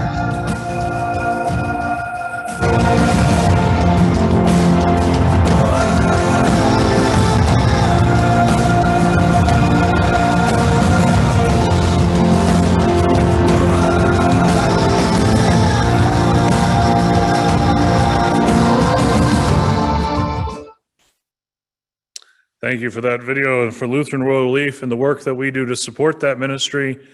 As it began at the beginning, it was founded when 1 in 5 Lutherans were displaced after the wars in Europe. And there was a need for relief, and American Lutherans established a relief organization to serve their siblings in Christ. And now we go far beyond serving fellow Lutherans, we serve the world. And you do that together through Lutheran World Relief. It's a legacy we have been entrusted with, and something which I pray we will continue to value and to grow. We're going to have a sponsor highlight here in just a second, but I want to make a note that we are running well ahead of schedule, which is never a bad thing. Getting done a little early never makes anybody upset, but I want you to be prepared. If you haven't looked at the worship liturgy for the closing of our assembly, we're going to have a time for remembrance of baptism. And so I've invited you, if you'd like to have a bowl of water present with you for a blessing, or a candle, some other centering device for that worshiping time. So you want to be thinking about that as we're moving closer towards that. So let's have our sponsor highlight, the Lutheran Foundation of the Southwest. Thank you for being a sponsor, and we appreciate hearing from you. We tend to focus on, in the church, giving is the offering plate. Sometimes we don't realize the magnitude of opportunities to give in the church. Really what legacy giving is about is recognizing that your giving doesn't stop with the life that you've been given, because we're a resurrection people. And even in death, God finds a way to breathe new life. If we are interested and willing to give of our gifts and our talents while we're here alive, why shouldn't we be thinking about giving a portion of our estate back to the ministry of the congregation and the ministry of the ELCA church after we're no longer here? Once we got out of seminary and we actually had full incomes and a house and all this stuff, we started thinking, okay, we should think about long-term planning. And especially once we had our son, Joel. So our biggest question was, how do we steward the abundance that God has given us?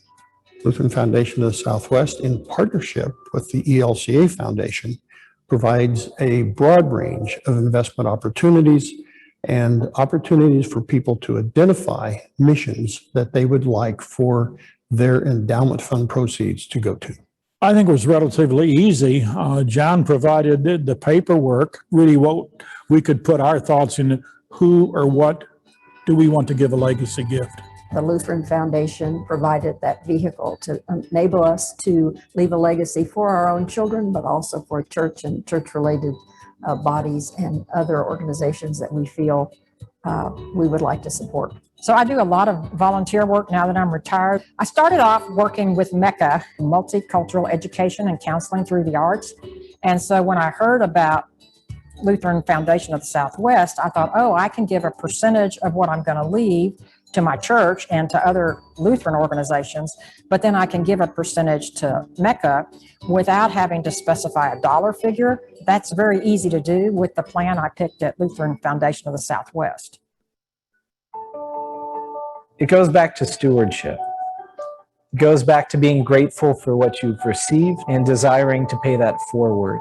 And this is a very simple and tangible process to help do that. For anybody to think about, we're not going to be around forever. Our time, in this earth is limited, but our fingerprints are going to be there. And I think God's fingerprints are all over the place. And so being intentional about where God's fingerprints through you are going to shape this community, that's a spiritual discipline. And I think legacy giving is an avenue that we can tap into.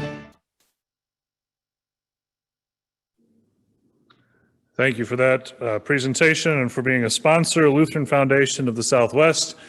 We saw some familiar faces in that video. It's always great to see folks we know, and great to hear that testimony from Amanda and Jeremy Ulrich. Amanda and Jeremy Jeremy now serves at St. John in Bartlett in the Hot Conference, and we're grateful to have the Ulrichs as part of us. We're also grateful to have Miss Morgan Schmidland. Morgan is our Lutheran Foundation of the Southwest gift planner and representative here in the Metroplex and in Northern Texas, Northern Louisiana. As we are able to travel more, she will be available to visit your congregation. Morgan is the spouse of Pastor Nick Schmidland, who was ordained just back in December to serve at Faith and Flower Mound. And so we are grateful to have Morgan and Nick amongst us and to have her available. So please, if you need to contact her, you can find her connection on our website and the affiliated staff. We're now going to move to our third keynote session, hearing again from Bishop Girlinghouse as he continues to expand. One of the things I appreciate about what Bishop Girlinghouse is doing is he begins with talking about grief, about acknowledging that, then begins to move to how do we move through that? How do we move into change and positive ways of being? So thank you for your attention to this. After that, we will come back briefly and then go to breakout rooms to be more interactive with one another. So please pay attention and enjoy this presentation from Mike Girlinghouse.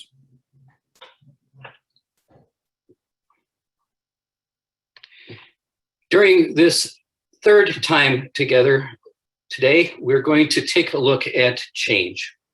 Change is hard. Human beings are not given to change, or at least it wouldn't seem. And yet human beings are some of the most adaptive creatures on the planet. Think about it. Rising up on the steppes of Africa, we have learned how to live in every ecosystem on Earth and in space as well. We are actually highly adaptive creatures. We know how to adjust for changes in our environment. And yet change is still hard. We get used to doing things the way we're used to doing them. And yet when loss comes into our lives, again, whether that's a personal loss or a corporate loss, we have to change. We have no other choice. And to not change is impossible. The loss itself changes us. I remember being in a congregation, we were having an open forum, a town hall meeting, and we were talking about the future of the church and some of the changes that really needed to be made if the church was going to survive. A man stood up in the meeting and said, "I would rather see this church closed than change." Nobody in the room said a thing, so I knew that we were kind of in trouble.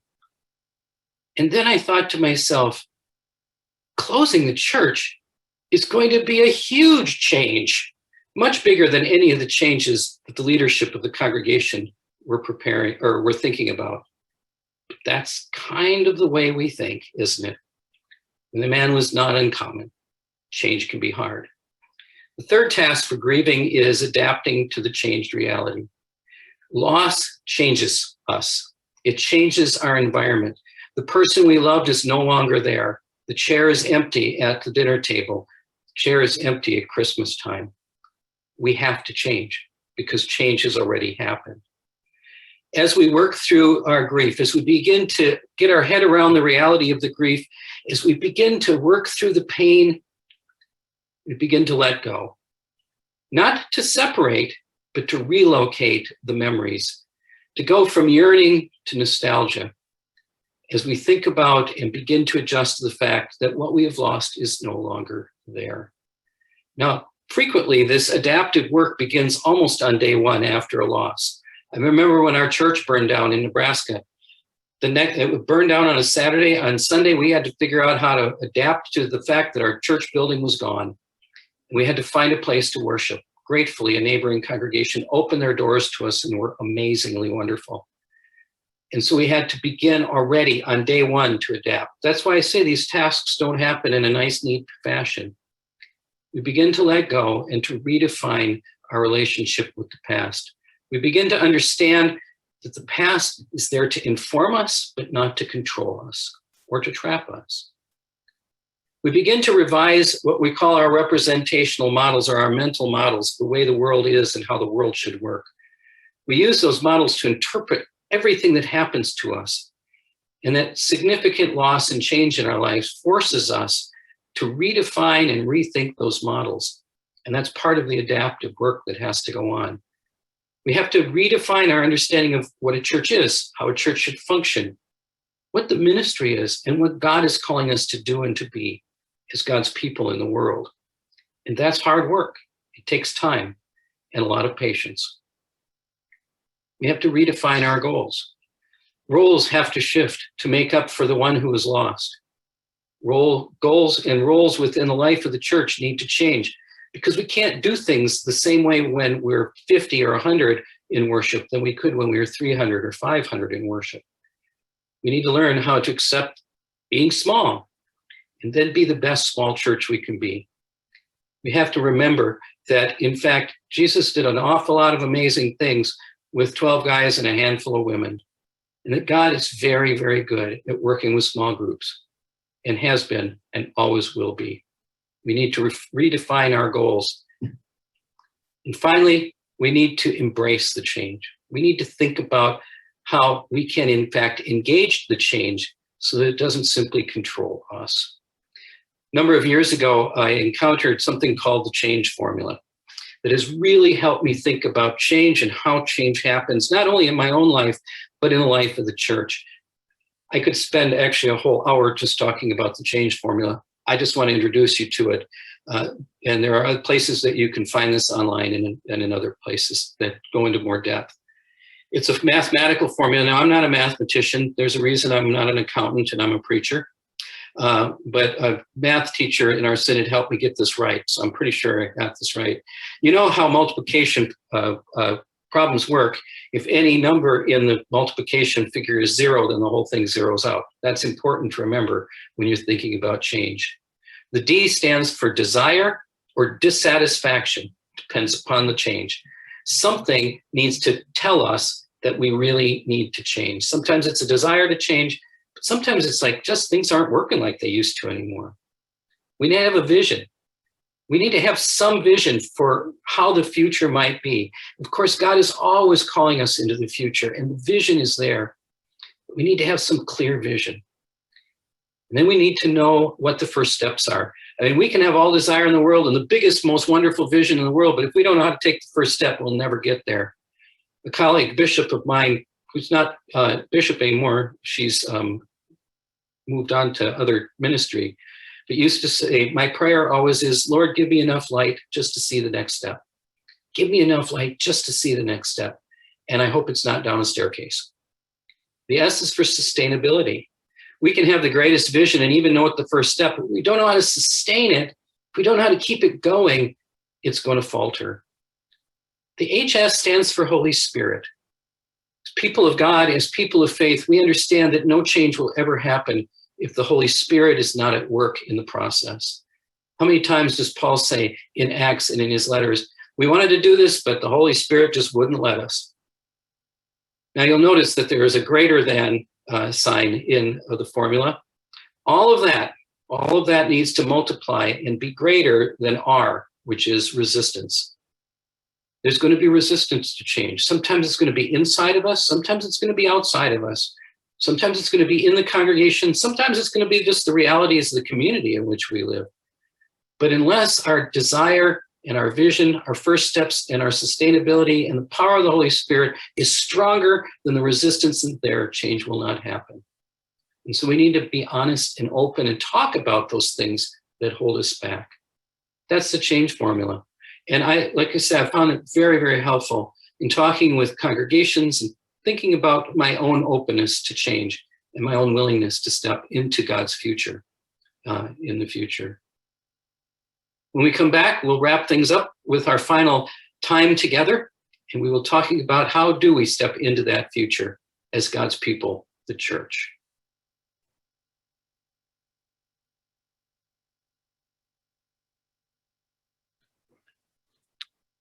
Thank you, Bishop Girlinghouse. As I said, I appreciate how he moves us into thinking about how it is that we are going to change, and also with that positive word of adaptation. Indeed, God's people have adapted. We as Lutherans have adapted over the years, learning how to live and be in different places, learning how to do governance in different ways.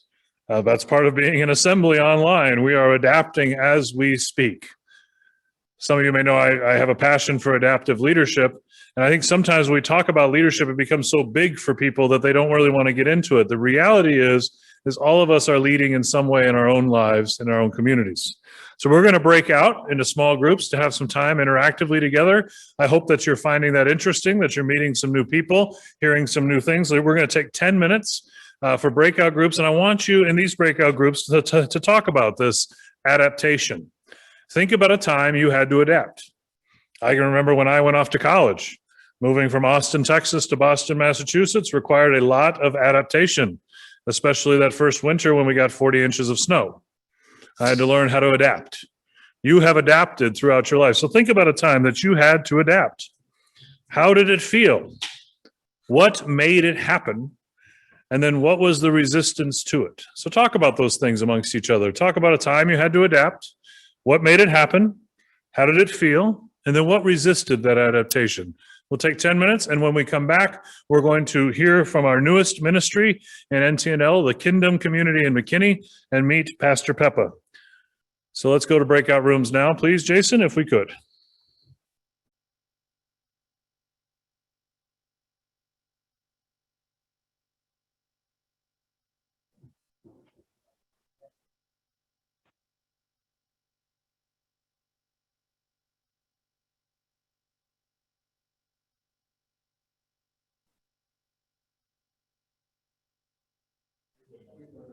If you said it, yeah.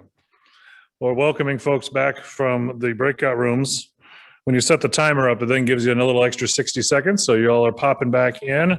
It's always fun to see the participant numbers start to rise, and we're still seeing that happen, so we're going to take our time.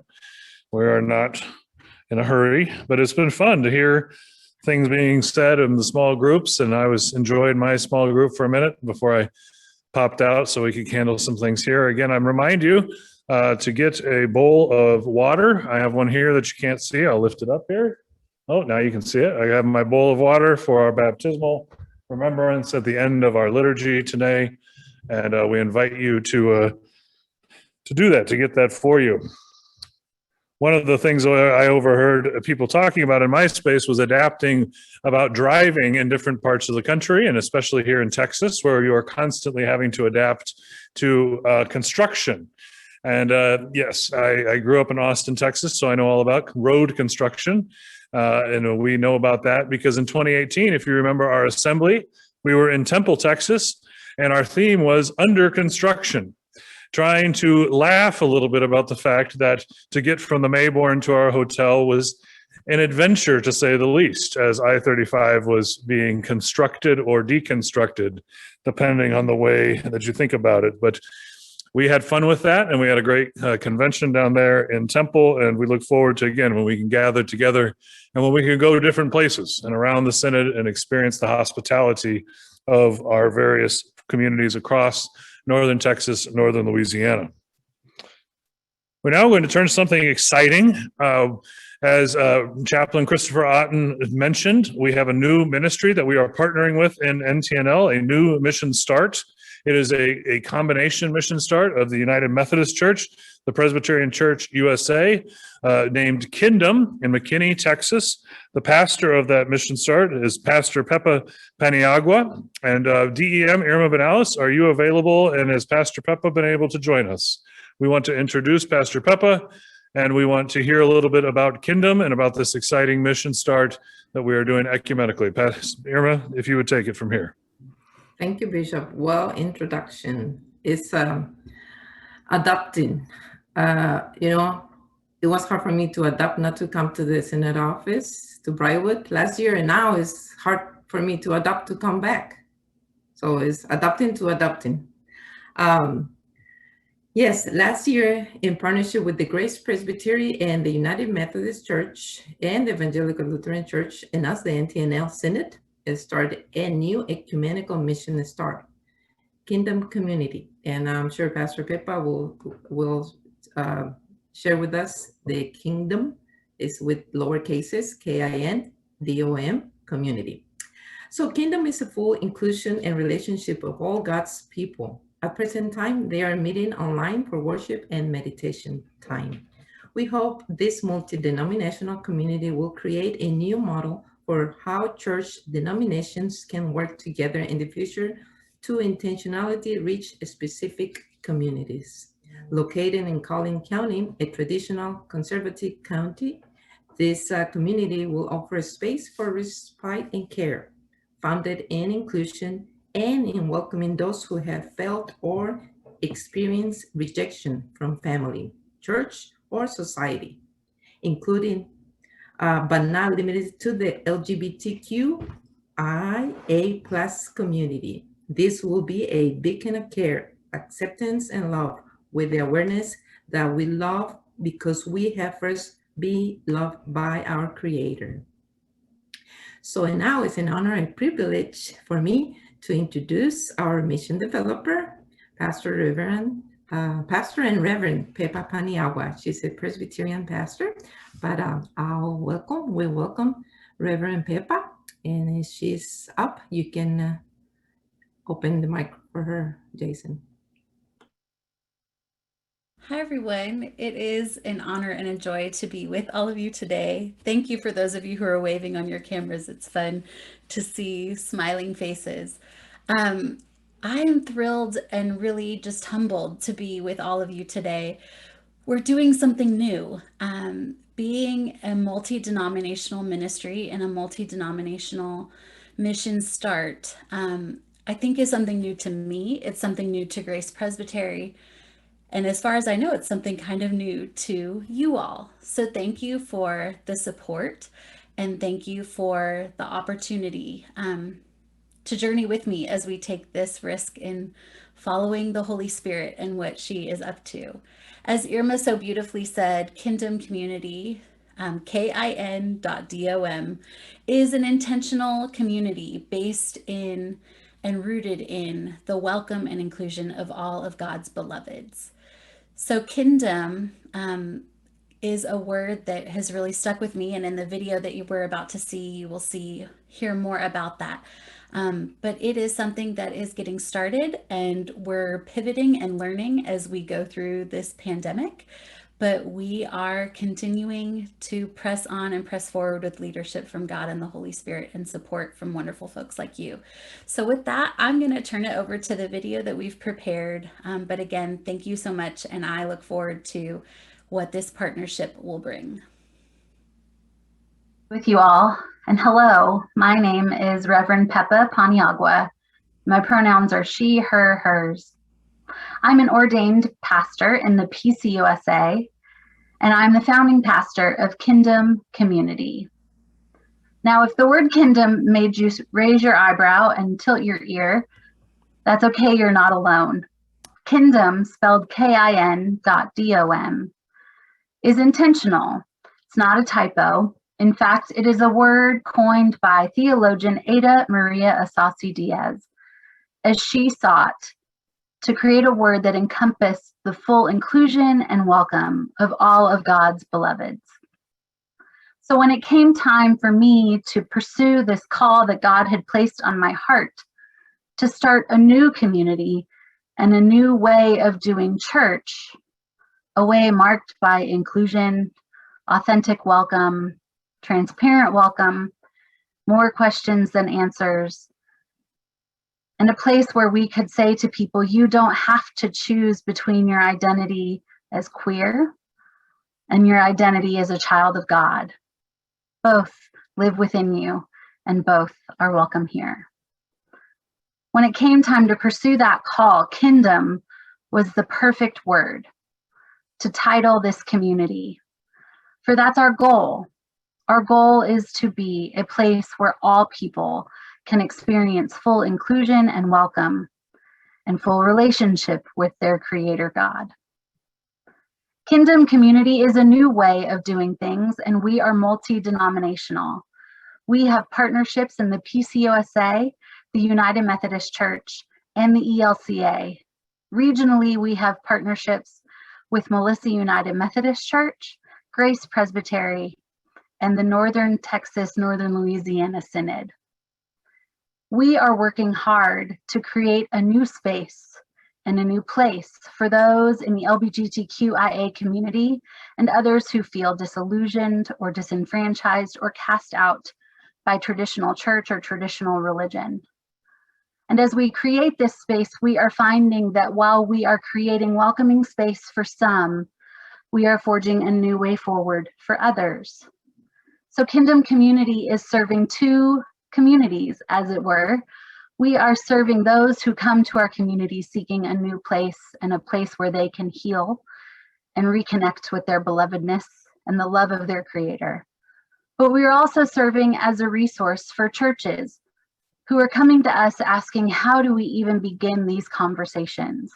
How do we start to talk about the LGBTQIA community or privilege, or how can we be allies to those who need us most?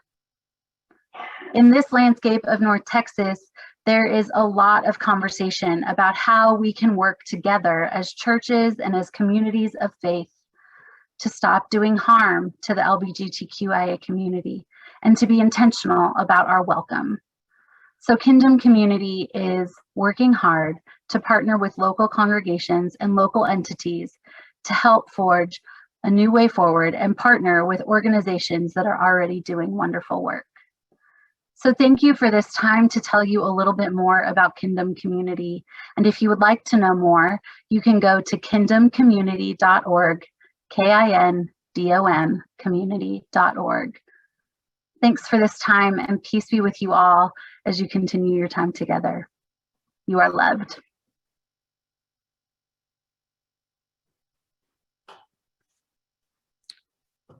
Thank you, Pastor Peppa and DEM Irma Benalis for that and for joining us. It's so good to have had you live with us, Pastor, but also to hear the video that you prepared for us, telling us a little bit more about the Kingdom Community.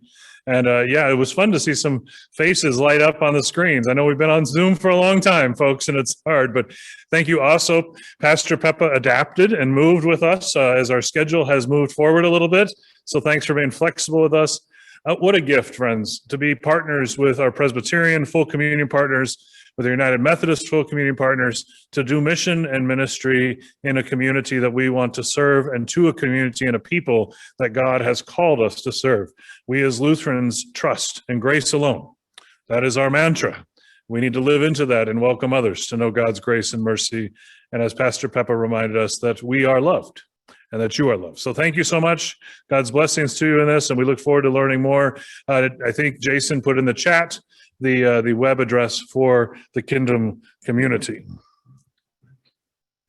We're now going to move towards a video that unfortunately you're going to hear my voice a little bit, but not that much. But we're going to hear about coaching. ELCA coaching is a ministry that we at NTNL have invested heavy in.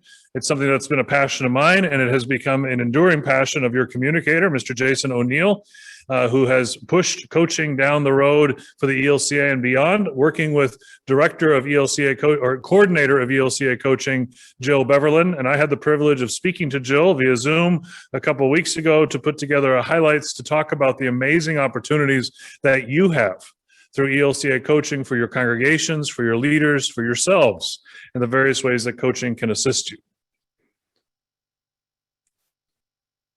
Well, friends, it's great to be with you here on Zoom while we are recording. I am with Jill Beverlin, the coordinator of coaching for the ELCA, and Jill is going to give us a few highlights about the upcoming year and also looking back in 2020 and coaching in the ELCA and beyond. So, Jill, thanks for being with us. And what was 2020 like for coaching? Wow, Eric, what a big question. And thanks for inviting me to share our story today. 2020 started off like the other years that I've served in this role. I was on the road a lot, and quite ironically, the last place that I taught level 1 coaching was the very end of February in Seattle, and was home for just a few days and then learned that Seattle was the hot spot for this new awful virus, COVID, that of course became our pandemic, and everything changed. And while we all were on pause and just waiting to see, my goodness, is it even okay for us to breathe the air outside? My colleague Jason O'Neill and I started talking about how can we leverage the resources of coaching to serve our leaders. And it wasn't long before our inbox started to fill up with panicked requests from pastors. We now can't meet in person, and I don't know how to do worship online. I've never even had to think of this before. And that was the time that Jason and I said, okay, we have this beautiful cache of coaches. Let's put everybody in one room and bring someone into this space who's already doing this and doing it well, and have them present, and then put people in breakout rooms and have them talk about where are we at today with this concept of, for instance, doing worship online, and then have the coaches ask some powerful questions to help them name a game plan to help them get to where they need to be to start operating in this new paradigm that was and remains completely upside down and continually changing. So you moved all your trainings online, and then you also had these gatherings you're talking about that I've met weekly now for over a year. And you've had folks talking about all sorts of things. All sorts of things. And over the last year, we have hosted, I think that today will be our 60th online gathering, if I'm not mistaken. And we have served over 5,200 leaders in that time, in that space. And it's been humbling. In fact, I'm getting a little emotional just thinking about, for a lot of people, that became almost like a weekly support group that they could come to. And one of our mantras, Eric, is that leaders are invited to bring the truth of who they are and how they are doing in this time. And just trusting that Holy Spirit is showing up and that God's going to help us figure out our next most faithful step. And 2021 is bringing us into that. And you've got a lot of things on the docket for 2021, continuing what you've been doing. But talk to me a little bit about what you started and then what's coming in 2021. Yeah, well, you already alluded to the fact that the other paradigm that happened, or the paradigm shift, is that all of our training had to start happening online. And that wasn't always true. All of our level 1 trainings happened face-to-face. And so our professional training partner at that time in 2020 helped us move to all online training. And so we've celebrated 20 years of a partnership with CoachNet, and we're shifting to a new professional training partner in that relationship with Dr. Don Eisenhower and Coaching at End of Life. And he's helping us build our own professional training pathway. And so I'm excited to tell you that in addition to having all of our training happening online, we have 4 specialty curriculums in coach training that have been accredited by the International Coaching Federation, which is known as the gold standard of coaching around the world. And the vision and the dream that we're living into is that we will have a full training pathway where coaches that want to engage in more formal training and receive that professional credential can do so within the ELCA training paradigm. So we're making tremendous strides in that direction through this new partnership and all of the hard work of our support team and coaching leadership team. So in individuals, that's great news for individuals who want to get into coaching. What are some ways that synods and congregations can engage coaching? Yeah, there are a lot of ways that coaching has always been in that space of, okay, we have a change coming. How can coaching help us name what that vision is for this change and what are action steps that we can take to get there?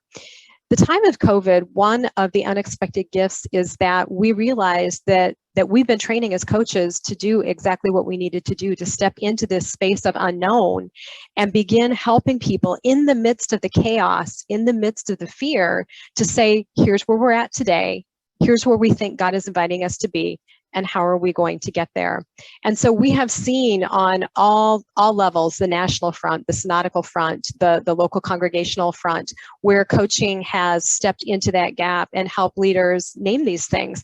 So on the national front, in 2020 and now continuing on in 2021, we've developed a really strong relationship with ELCA World Hunger, for instance, because we recognized, the World Hunger people recognized that food insecurity was going to escalate big time.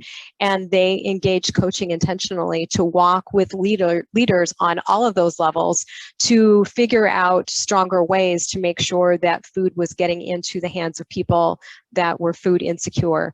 And those relationships are continuing to grow, and coaching is being utilized even more heavily now in 2021.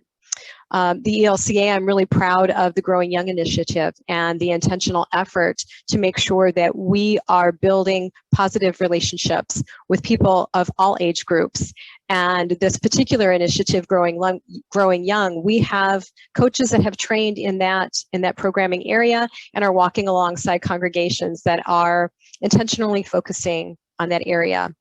Right now, with the trial that's going on and the focus on race relations, it's exciting to say that we have a curriculum that's been developed by leaders in the ELCA that's intentionally using coaching, and how we bring the conversation of race relations into congregations that want to focus on that, so they can partner intentionally in dismantling institutional racism.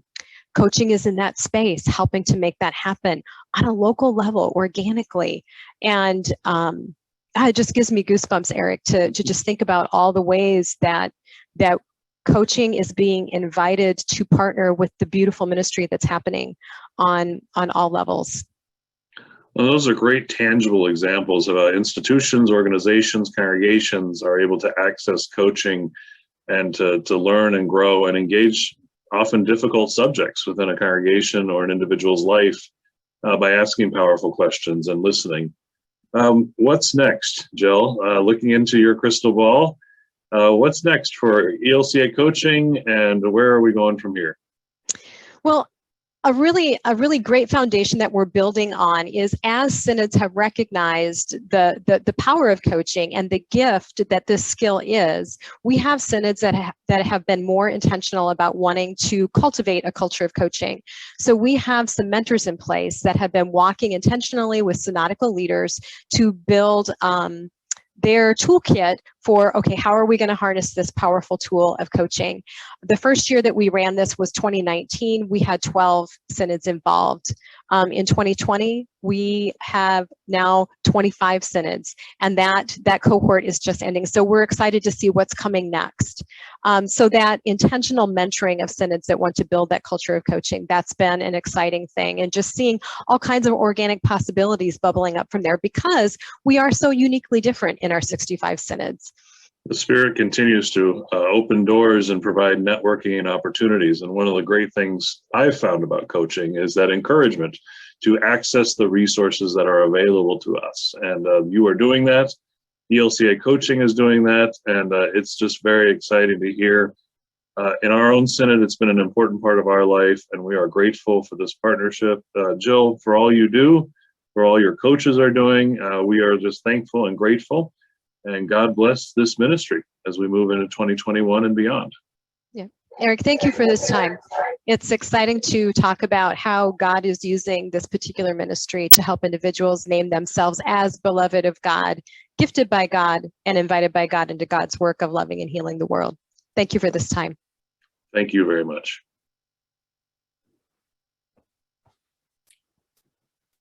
Thank you for your attention to that video and to listening to Jill. And I hope that your exhaustion with hearing my voice didn't keep you from listening to the really important information that Jill Beverland was sharing with you about both coach certification opportunities. If you are a leader in NTNL and want to become certified as a coach, if you want to learn more, if you want to be coached, ntnl.org/coaching. We have coaches in this synod. Our stewardship team presentation, Tom Schroller mentioned he's a stewardship coach. We have folks trained for various different types of coaching, and all that can help you do the work that Bishop Gerlinghouse has been talking about. How do we make change? How do we work through change?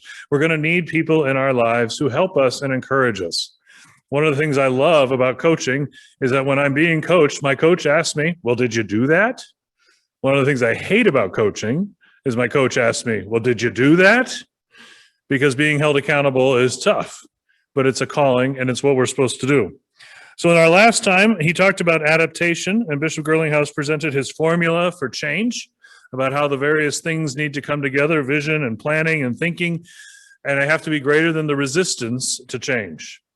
But he also talked about the Holy Spirit's involvement and the need of prayer. And we remember in Acts 16, when Paul wanted to go to Asia, and the Holy Spirit said, no, you're going to Phrygia and Galatia. The Holy Spirit is involved in all of this, and we trust that the Holy Spirit's involved with us. And so we enter into our final keynote session now, and I invite you to pay attention with Bishop Gerlinghouse as he leads us through our final session of education today. Thank you so much.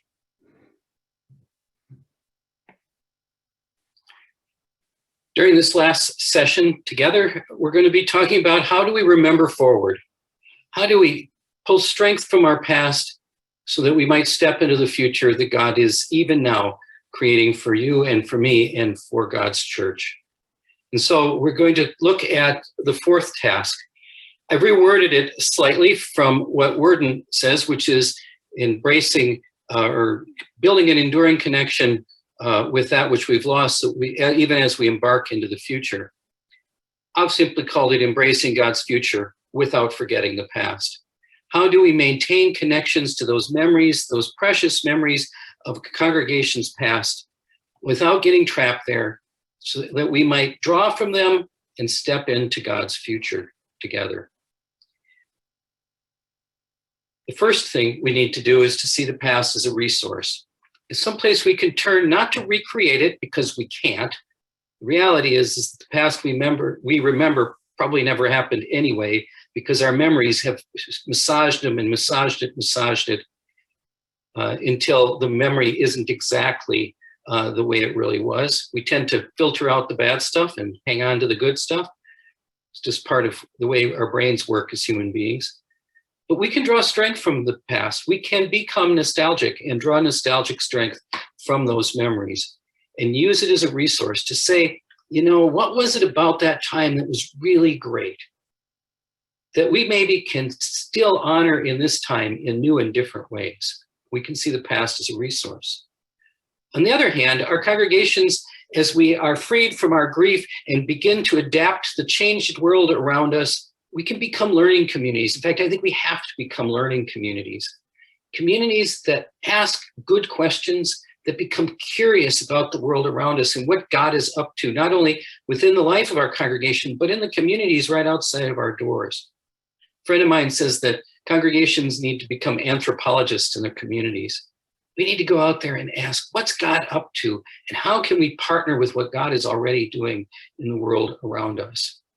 How is it that we can take the best of who we are out into the world and continue to do the good news, or do the gospel work and proclaim the good news in word and deed to the people all around us all the time? We need to become learning communities. I think as we do that, as we begin to redefine the past, to bring it more into that place of blessed memory, as we let go of our yearnings to recreate the past, we begin to discover a renewed energy for ministry. One of my favorite examples of this was a congregation I visited with a number of years ago. And I thought we were going there. It was me and my director of evangelical mission went, and we thought we were going down there to talk to them about closing. Small little congregation in a small community, down to 10 or 15 in worship on Sunday mornings. And I was just kind of working on some of these things. And I went and we were meeting with the council, which was most of the congregation, I think. And I said, so tell me about a time when this congregation was just really at its best. And we talked about that a little bit. And one of the women said, you know, I remember when we were first starting as a congregation. Congregation was not that old, maybe 40 years. I remember when we were first congregation, we were meeting at the library, and we'd get together, a group of us, and we'd set up the chairs and we'd break down the chairs. And there was such energy, and we were working together, and the feeling was so good, and we were growing. And I said, what was so great about that time? what made that such a great time? She said, because we were working together and, we were doing things together and we had a kind of a common purpose. And one of the other women at the table said, yeah, but we were a lot younger then. We were a lot younger then. To which the first woman smiled and said, yeah, I know. Just means we just have to do things slower. That little congregation, since that conversation, has not closed, but they have found renewed energy for ministry. They tap that one memory from the past, and since then, even more. And it's beginning to motivate them to say, hey, we're small, we may still close, but we're going to go out doing God's work in this community. And they have come alive. They've grown a little bit, not by leaps and bounds, but they have grown in faith, love, and devotion for the will of God. And they are out there loving people in Jesus' name in ways that they haven't for a long time. They found renewed energy for ministry. As we tap the past and apply it to the situation in which we are in now, as we learn what God is up to in the community around us, we have to be ready to be surprised by the Spirit. Yes, the Spirit may sometimes close the door and say, no, that's probably not where you should go. But more often than not, the Spirit just opens up to a world of possibility and opportunities. I've often said that when I try to control the Spirit, nothing happens. When I just grab hold of the Spirit's wings and ride, all sorts of amazing things happen. And the Spirit starts to open our hearts and our eyes to see where we truly can live out and share the gospel in the world around us. One of the ways I think we do that is by building on strengths instead of focusing on deficits. I think that when we're trapped in our grief, when we're in the midst of yearning, all we can see is what we don't have. We fail to see the abundance of gifts and strengths that God has in even the smallest congregation, in even the smallest group of people. When we focus on deficits, we're just constantly trying to fill holes. And the holes just refuse to be filled. We're looking for that silver bullet, that one thing that will change everything. If we just get the right band, or if we just get the right family, or if we just do this, or if we just do that, then everything's going to be better and it's all going to go back to the way it used to be. But we know that the used to be can't be. We know that in our hearts. But as we work through our sadness and our sorrow, the pain and the grief of the used to be's, we begin to start to discover what's at the core of who we are and what we're about as God's people, the church, and to build on those strengths and on the assets we have, amazing things can happen in ministry. I know it because I've seen it. A strength-based approach starts by appreciating and valuing the best of what is, not of what was, of what is, to say, who are we now? And unless God has left the building, which I seriously doubt, there is good stuff there that you can build on. You might not be able to do the big, massive programs that you once did, but you can still do ministry. You can bring those loaves and fishes to Christ and he will multiply them. I know he will. And as we begin to appreciate and value the best of what is, we can start to envision what might be. What is God calling us to do and be? What kind of ministry is God calling us to engage in? How might we engage this community with whatever we have in whatever way we can? And then we begin to talk to one another and imagine and dream and dialogue and dream about what should be. How should the world be? How can we begin to work for the vision of the kingdom of God, for the reign of God in our world? What might we be able to do, maybe in just a small way, to demonstrate the love and the grace of God that's at the center of God's kingdom? And finally, we need to experiment. We need to go out there and try stuff.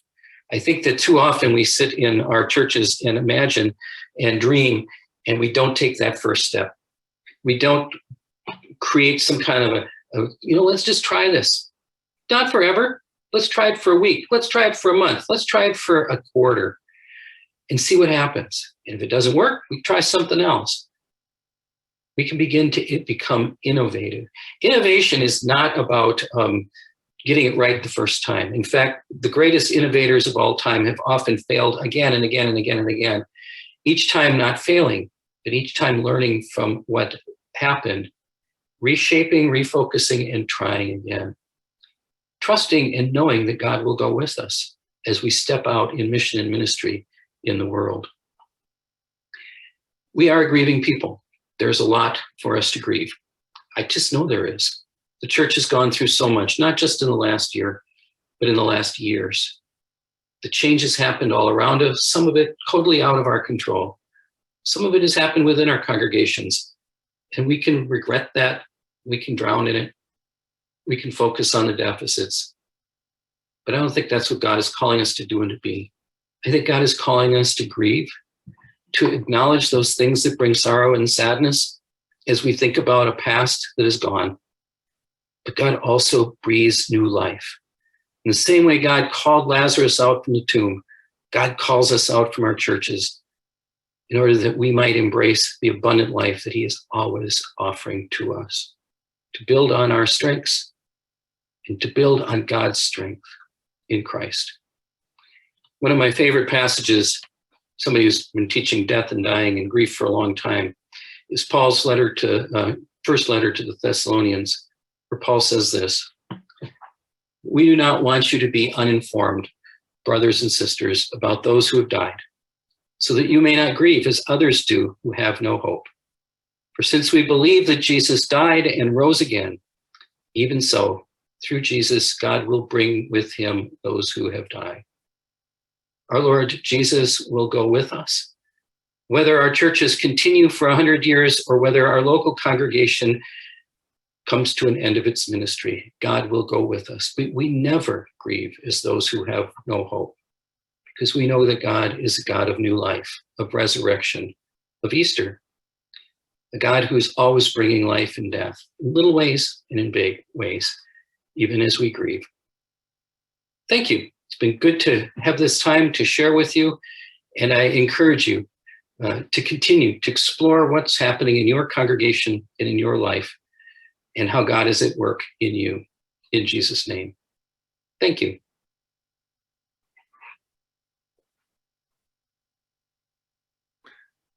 Thank you, Bishop Girlinghouse, for that and for that encouragement.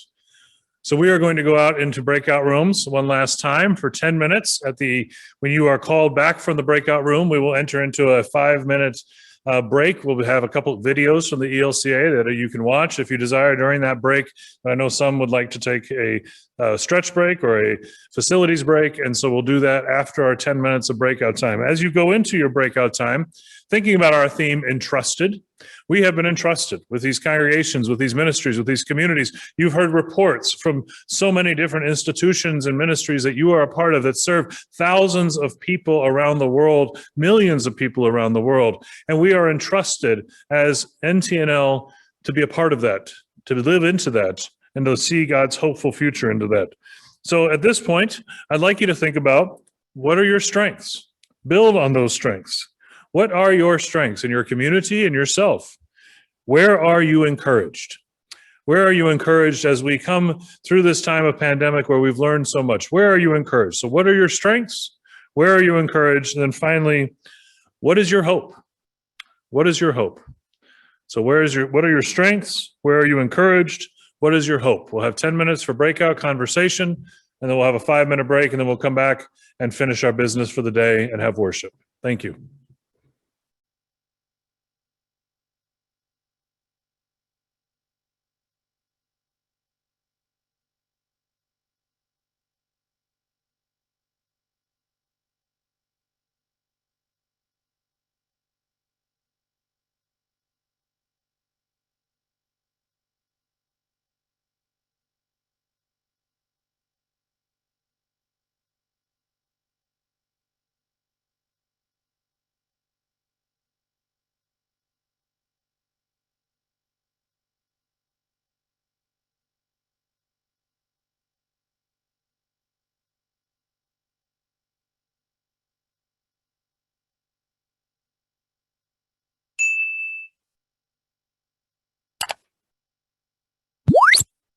Hi, I'm John White, Executive for Worship of the ELCA. At the beginning of the pandemic, we were faced with a challenge.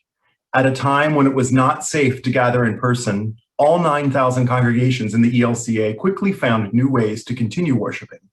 navigating new technology, or adapting technology in new ways. Thank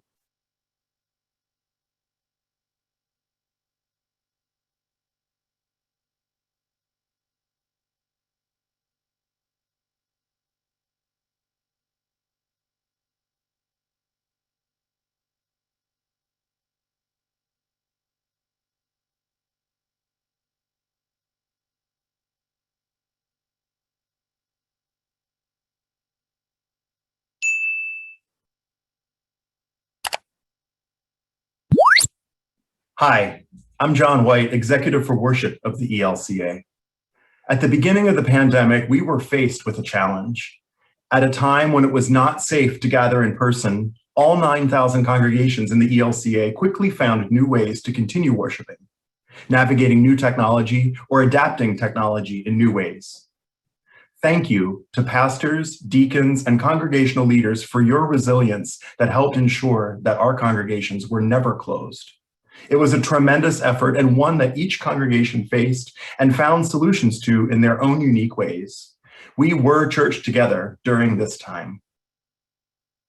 The ELCA joined an ecumenical team to produce guidance on resuming care-filled worship and sacramental life during a pandemic. The pandemic has impacted so much of what we cherish about worshiping together. Thank you to church musicians for keeping the church's song alive in unique ways when we were not able to sing together.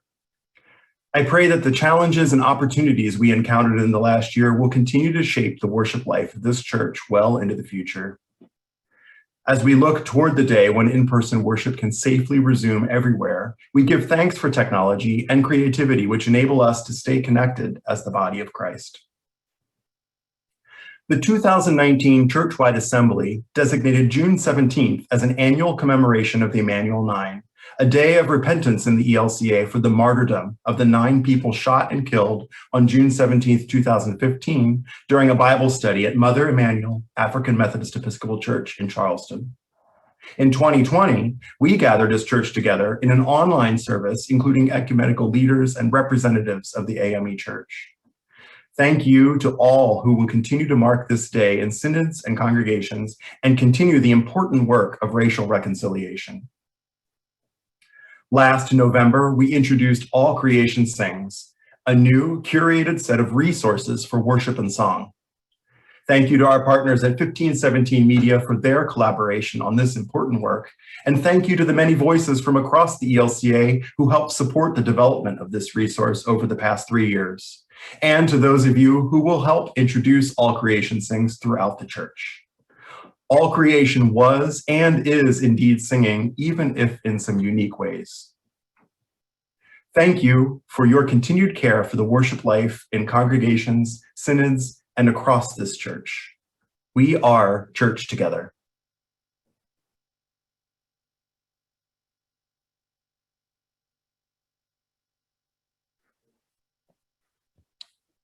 Well, welcome back from your break and from your breakout times. Heard lots of great conversation happening in our space with people around. It is an amazing thing, friends, to think about how we are connected online. We are connected not just across Northern Texas, Northern Louisiana, but also Pastor Eddie Santos is with us. He is a pastor of our synod who's currently in Colombia, and he is online with us as well. And so the ways that we are able to connect across and around the world, it's a gift that we have. We are in the home stretch, friends. We have one more update from our partners at Portico Benefit Services, the benefit service of the ELCA. We have a drawing, a very exciting drawing yet, and then we have some final business items, and then the most important thing, we'll take time to worship, to remember our baptisms, and to give thanks to God for the gift of baptism. And so I'd invite us to move to the Portico update.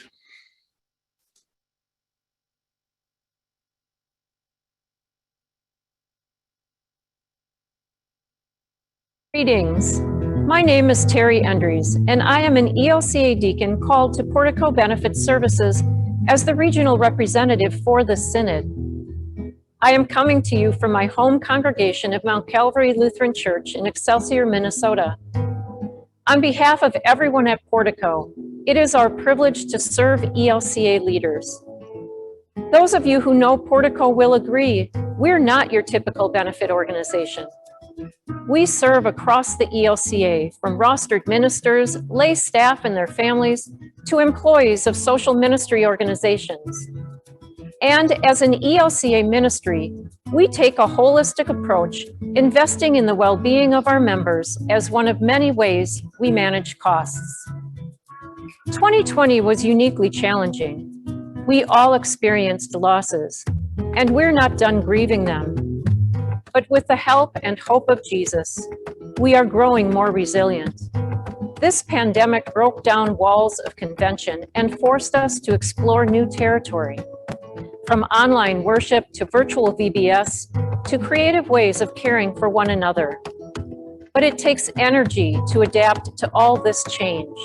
Portico's benefits help our members nurture their resilience to strengthen themselves for this important work. For example, during the pandemic, who hasn't felt anxious about a doctor visit? Using 98.6, our members can safely visit a primary care doctor from their own homes via video and text with a zero copay. For many, debt has become a heavier burden. Through our partnership with LSS Financial Counseling, members can access no-cost credit and other financial counseling. So many are struggling emotionally these days. Learn to Live, our new online mental health program, helps members take a safe, confidential first step, again, with no out-of-pocket cost. Resilience grows one step at a time. In closing, I'd like to share a short video from Portico's president, the Reverend Jeff Tiemann.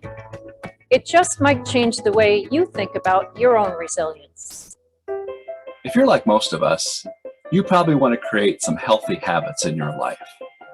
The last year has been challenging, but I have a suggestion. Take one ridiculously small step toward your goal, something you can do in 5 minutes or less. Then keep taking that small step until it becomes a habit.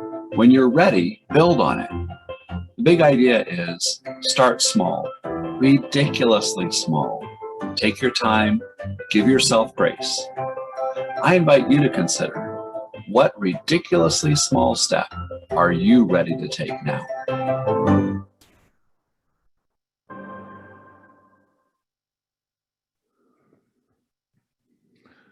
Thank you, Deacon Terry Endres. We appreciate that update. And from Jeff Tiemann, benefits are an important part of our life together. We know there are significant costs for congregations, but they are a way that we provide and we care for our staff and for our rostered leaders. And we are grateful for the hard work Portico puts in to keeping increases in costs as minimal as possible. And so we are grateful for the work that Portico does. Terry Endres was actually a seminary classmate of mine, and so it's fun to have her as our connection and our rep here. Well, now we have a quilt. If you stuck around, we have a quilt to draw for. And so Jason, if we would, bring up the Wheel of Fortune, and let's see who gets that quilt.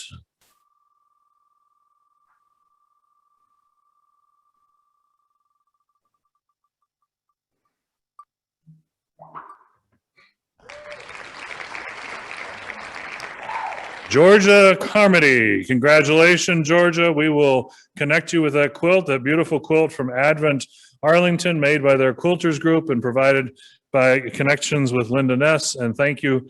Also, remember, Advent is the place where Pastor Joel Burkholder and Pastor Eddie Santos are pastors and leaders, and we are grateful for that part of our community.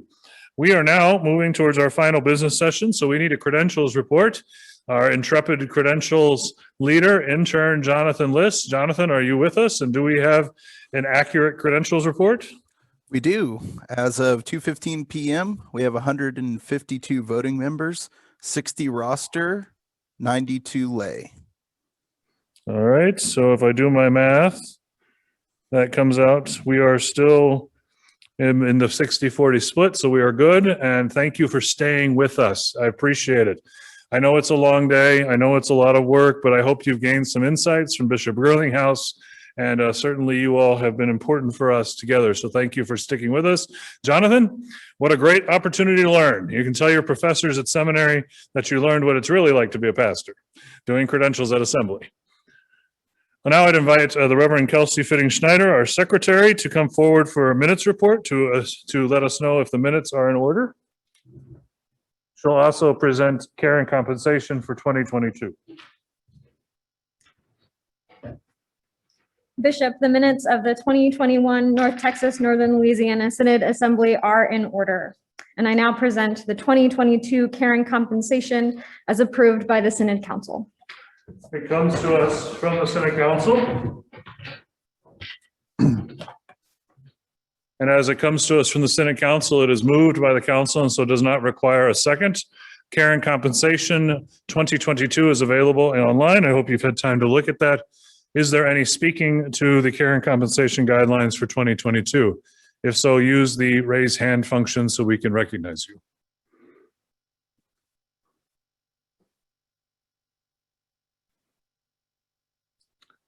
Not seeing any hands shooting up. Oh, I do see one.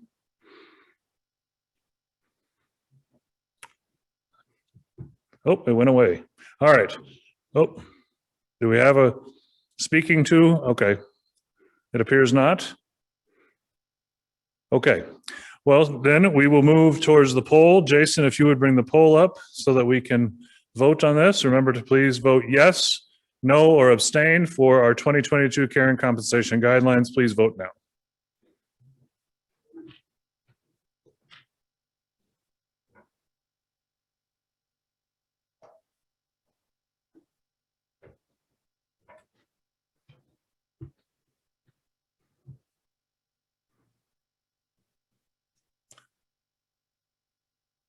All right, give us a couple more seconds. All right, Jason, if we could close the voting and see the results. Care and compensation for 2022 is approved. Thank you.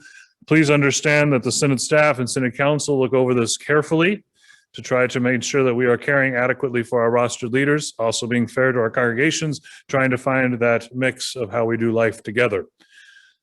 Now, before us is our 2022 mission strategy. Treasurer Mark Bradley, if you are available to come back, please.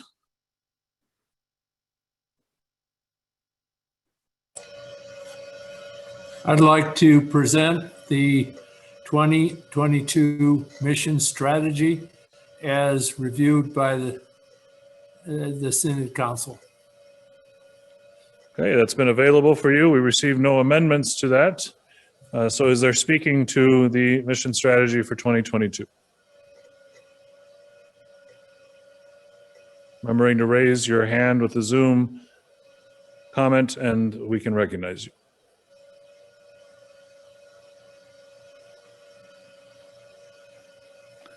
Seeing none, I'm going to move us towards voting. If you would, please, Jason, bring up the poll for approval of the 2022 mission strategy. Please vote yes, no, or abstain to approve the 2022 mission strategy or budget. Please vote now.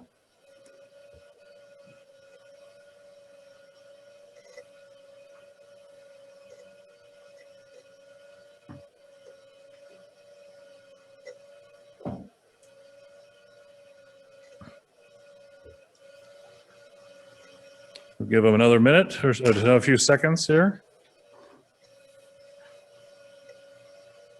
All right, Jason, if you would close the voting and show us the results. The mission strategy is approved. Thank you for your participation and for voting. I do hope you understand what a gift it is to be able to participate in the governance of your church body. That's not the way it is in every congregation or community or faith across the country. And so it is a privilege to take part in this work, and your Synod Council works diligently on your behalf, and I please understand how hard they work to get that done. We are announcing now officially that our 2022 assembly will be held April 29th and 30th. The location will be at Paul Quinn College in Dallas. We will send out more information about that as we get closer to that, but we are excited that we hope, we believe we will be in person together. It has been too long. But I want to also remind you about September 11th, 9/11/21, when we will have the opportunity to come to Briarwood to gather. Your Synod Council will have a meeting that day, and then they will be with us to worship. And it really will be, I pray, a time for us to be church together, to be Synod again, and to have worship. And you'll get more information about that as we move forward. Now, hopefully, you've got a bowl or some other way to have water for our remembrance of baptism. Your Synod staff is going to lead us through this liturgy, and I invite them to come forward and to get into position to help lead us through this time.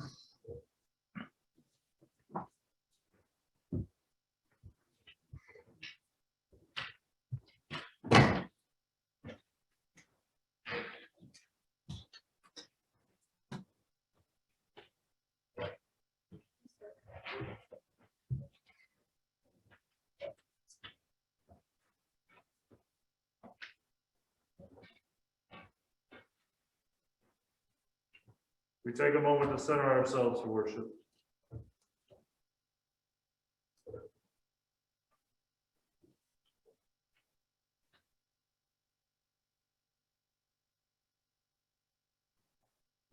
Oh, there it is. All right. The muted mic was a moment to center yourself for worship, which was actually intentional. So now let's take a moment to prepare our hearts and our minds for worship.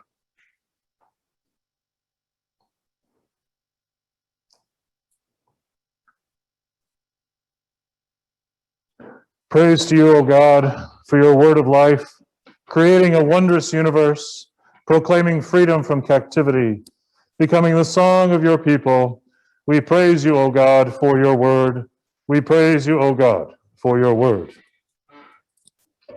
Your word is made flesh among us. With Mary in the garden, you call us by name. With Thomas beholding your wounds, you call us to believe. With sheep of other folds, we are gathered by your voice. Your word names our death and our life, a seed that falls into the earth and dies, rain and snow that come down from heaven to water the earth, a vine in which we abide.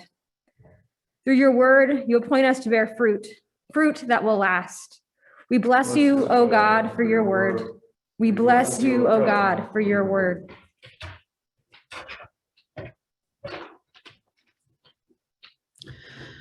By your living word, we are witnesses of these things. Breathe into us your Holy Spirit. Open our minds to understand the scriptures. Give us wisdom to declare what we have heard, what we have seen with our eyes, what we have looked at and touched with our hands concerning the word of life.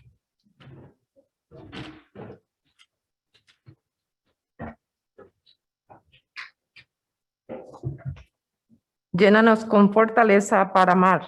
No amemos de palabra ni de labios para afuera, sino con hechos y de verdad. Con toda criatura en el cielo y en la tierra, y debajo de la tierra y en el mar, y todo lo que está en ellos, nos unimos en el himno de toda la creación. We thank you, O God, for your life-giving word. We thank you, O God, for your life-giving word. Amen.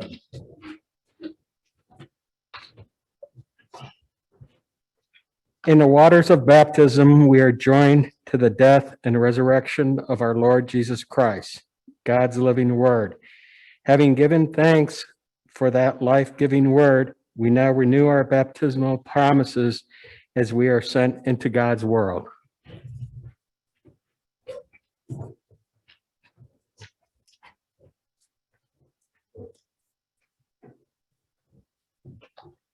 Let us pray. Merciful God, we thank you that you have made us your own by water and the word in baptism. You have called us to yourself, enlightened us with the gifts of your Spirit, and nourished us in the community of faith. Uphold us and all your servants in the gifts and promises of baptism, and unite the hearts of all whom you have brought to new birth. We ask this in the name of Christ. Amen.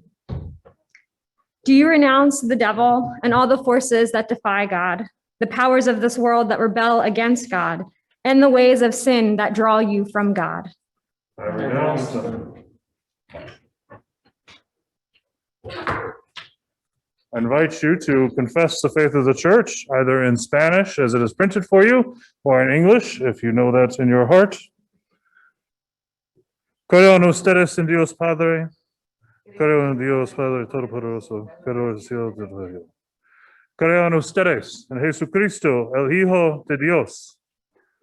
Jesucristo, el único Hijo, nuestro Señor, fue concebido por la voluntad del Espíritu Santo y nació de la Virgen María, padeció bajo el poder del pecado, fue crucificado, muerto y sepultado, descendió de los muertos, al tercer día resucitó. Mira, entonces, y hasta cenotán, para vivos y los muertos. Creo en ustedes, en Dios el Espíritu Santo. Creo en el Espíritu Santo, la Iglesia Católica, la comunión de los santos, el perdón de los pecados, la resurrección del cuerpo y la vida eterna. Amén.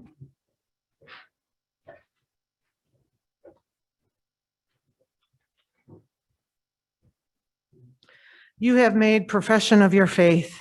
Do you intend to continue in the covenant God made with you in holy baptism, to live among God's faithful people, to hear the word of God and share in the Lord's Supper, to proclaim the good news of God in Christ through word and deed, to serve all people following the example of Jesus, and to strive for justice and peace in all of the earth? I do. And we ask God.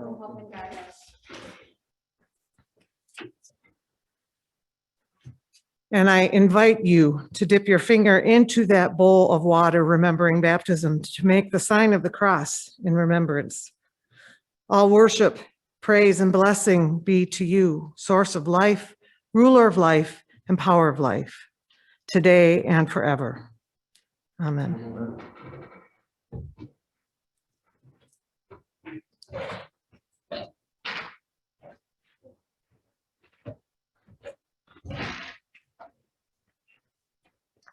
Jesus said, "You will be my witness to the end of the earth." Jesús dijo, ustedes serán mis testigos hasta el final de la tierra. I chose you and appointing you to bear fruit that will last. Te elegí y tu nombre para dar frutos que perduran. Remember, I will be with you always to the end of time. Recuerda que estaré contigo siempre hasta el final de los tiempos. The Lord be with you. And also with you. El Señor esté contigo. También Y también contigo. Let us pray. Oh God, our beginning and our end, you kept Abraham and Sarah in safety throughout the day of their pilgrimage. You led the children of Israel through the midst of the sea, and by a star you led the Magi to the infant Jesus. Protect and guide us now as we set out travel. Make our way safe and our homecoming joyful, and bring us at last to our heavenly home, where you dwell in glory with our Lord Jesus Christ and the life-giving Holy Spirit, one God, now and forever. Amen. Amen.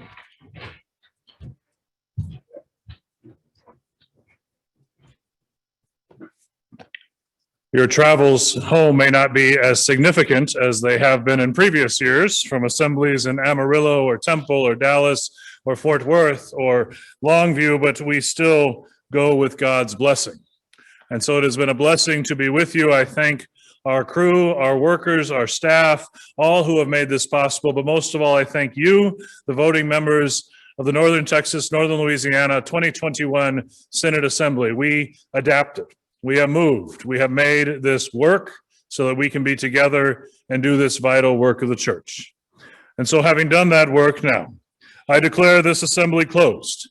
In the name of the Father, and of the Son, and of the Holy Spirit, and the church says, Amen. Go in peace. Share the good news. Thanks be to God. Thank you for being with us. God bless you as you travel. God bless you in your work. Amen.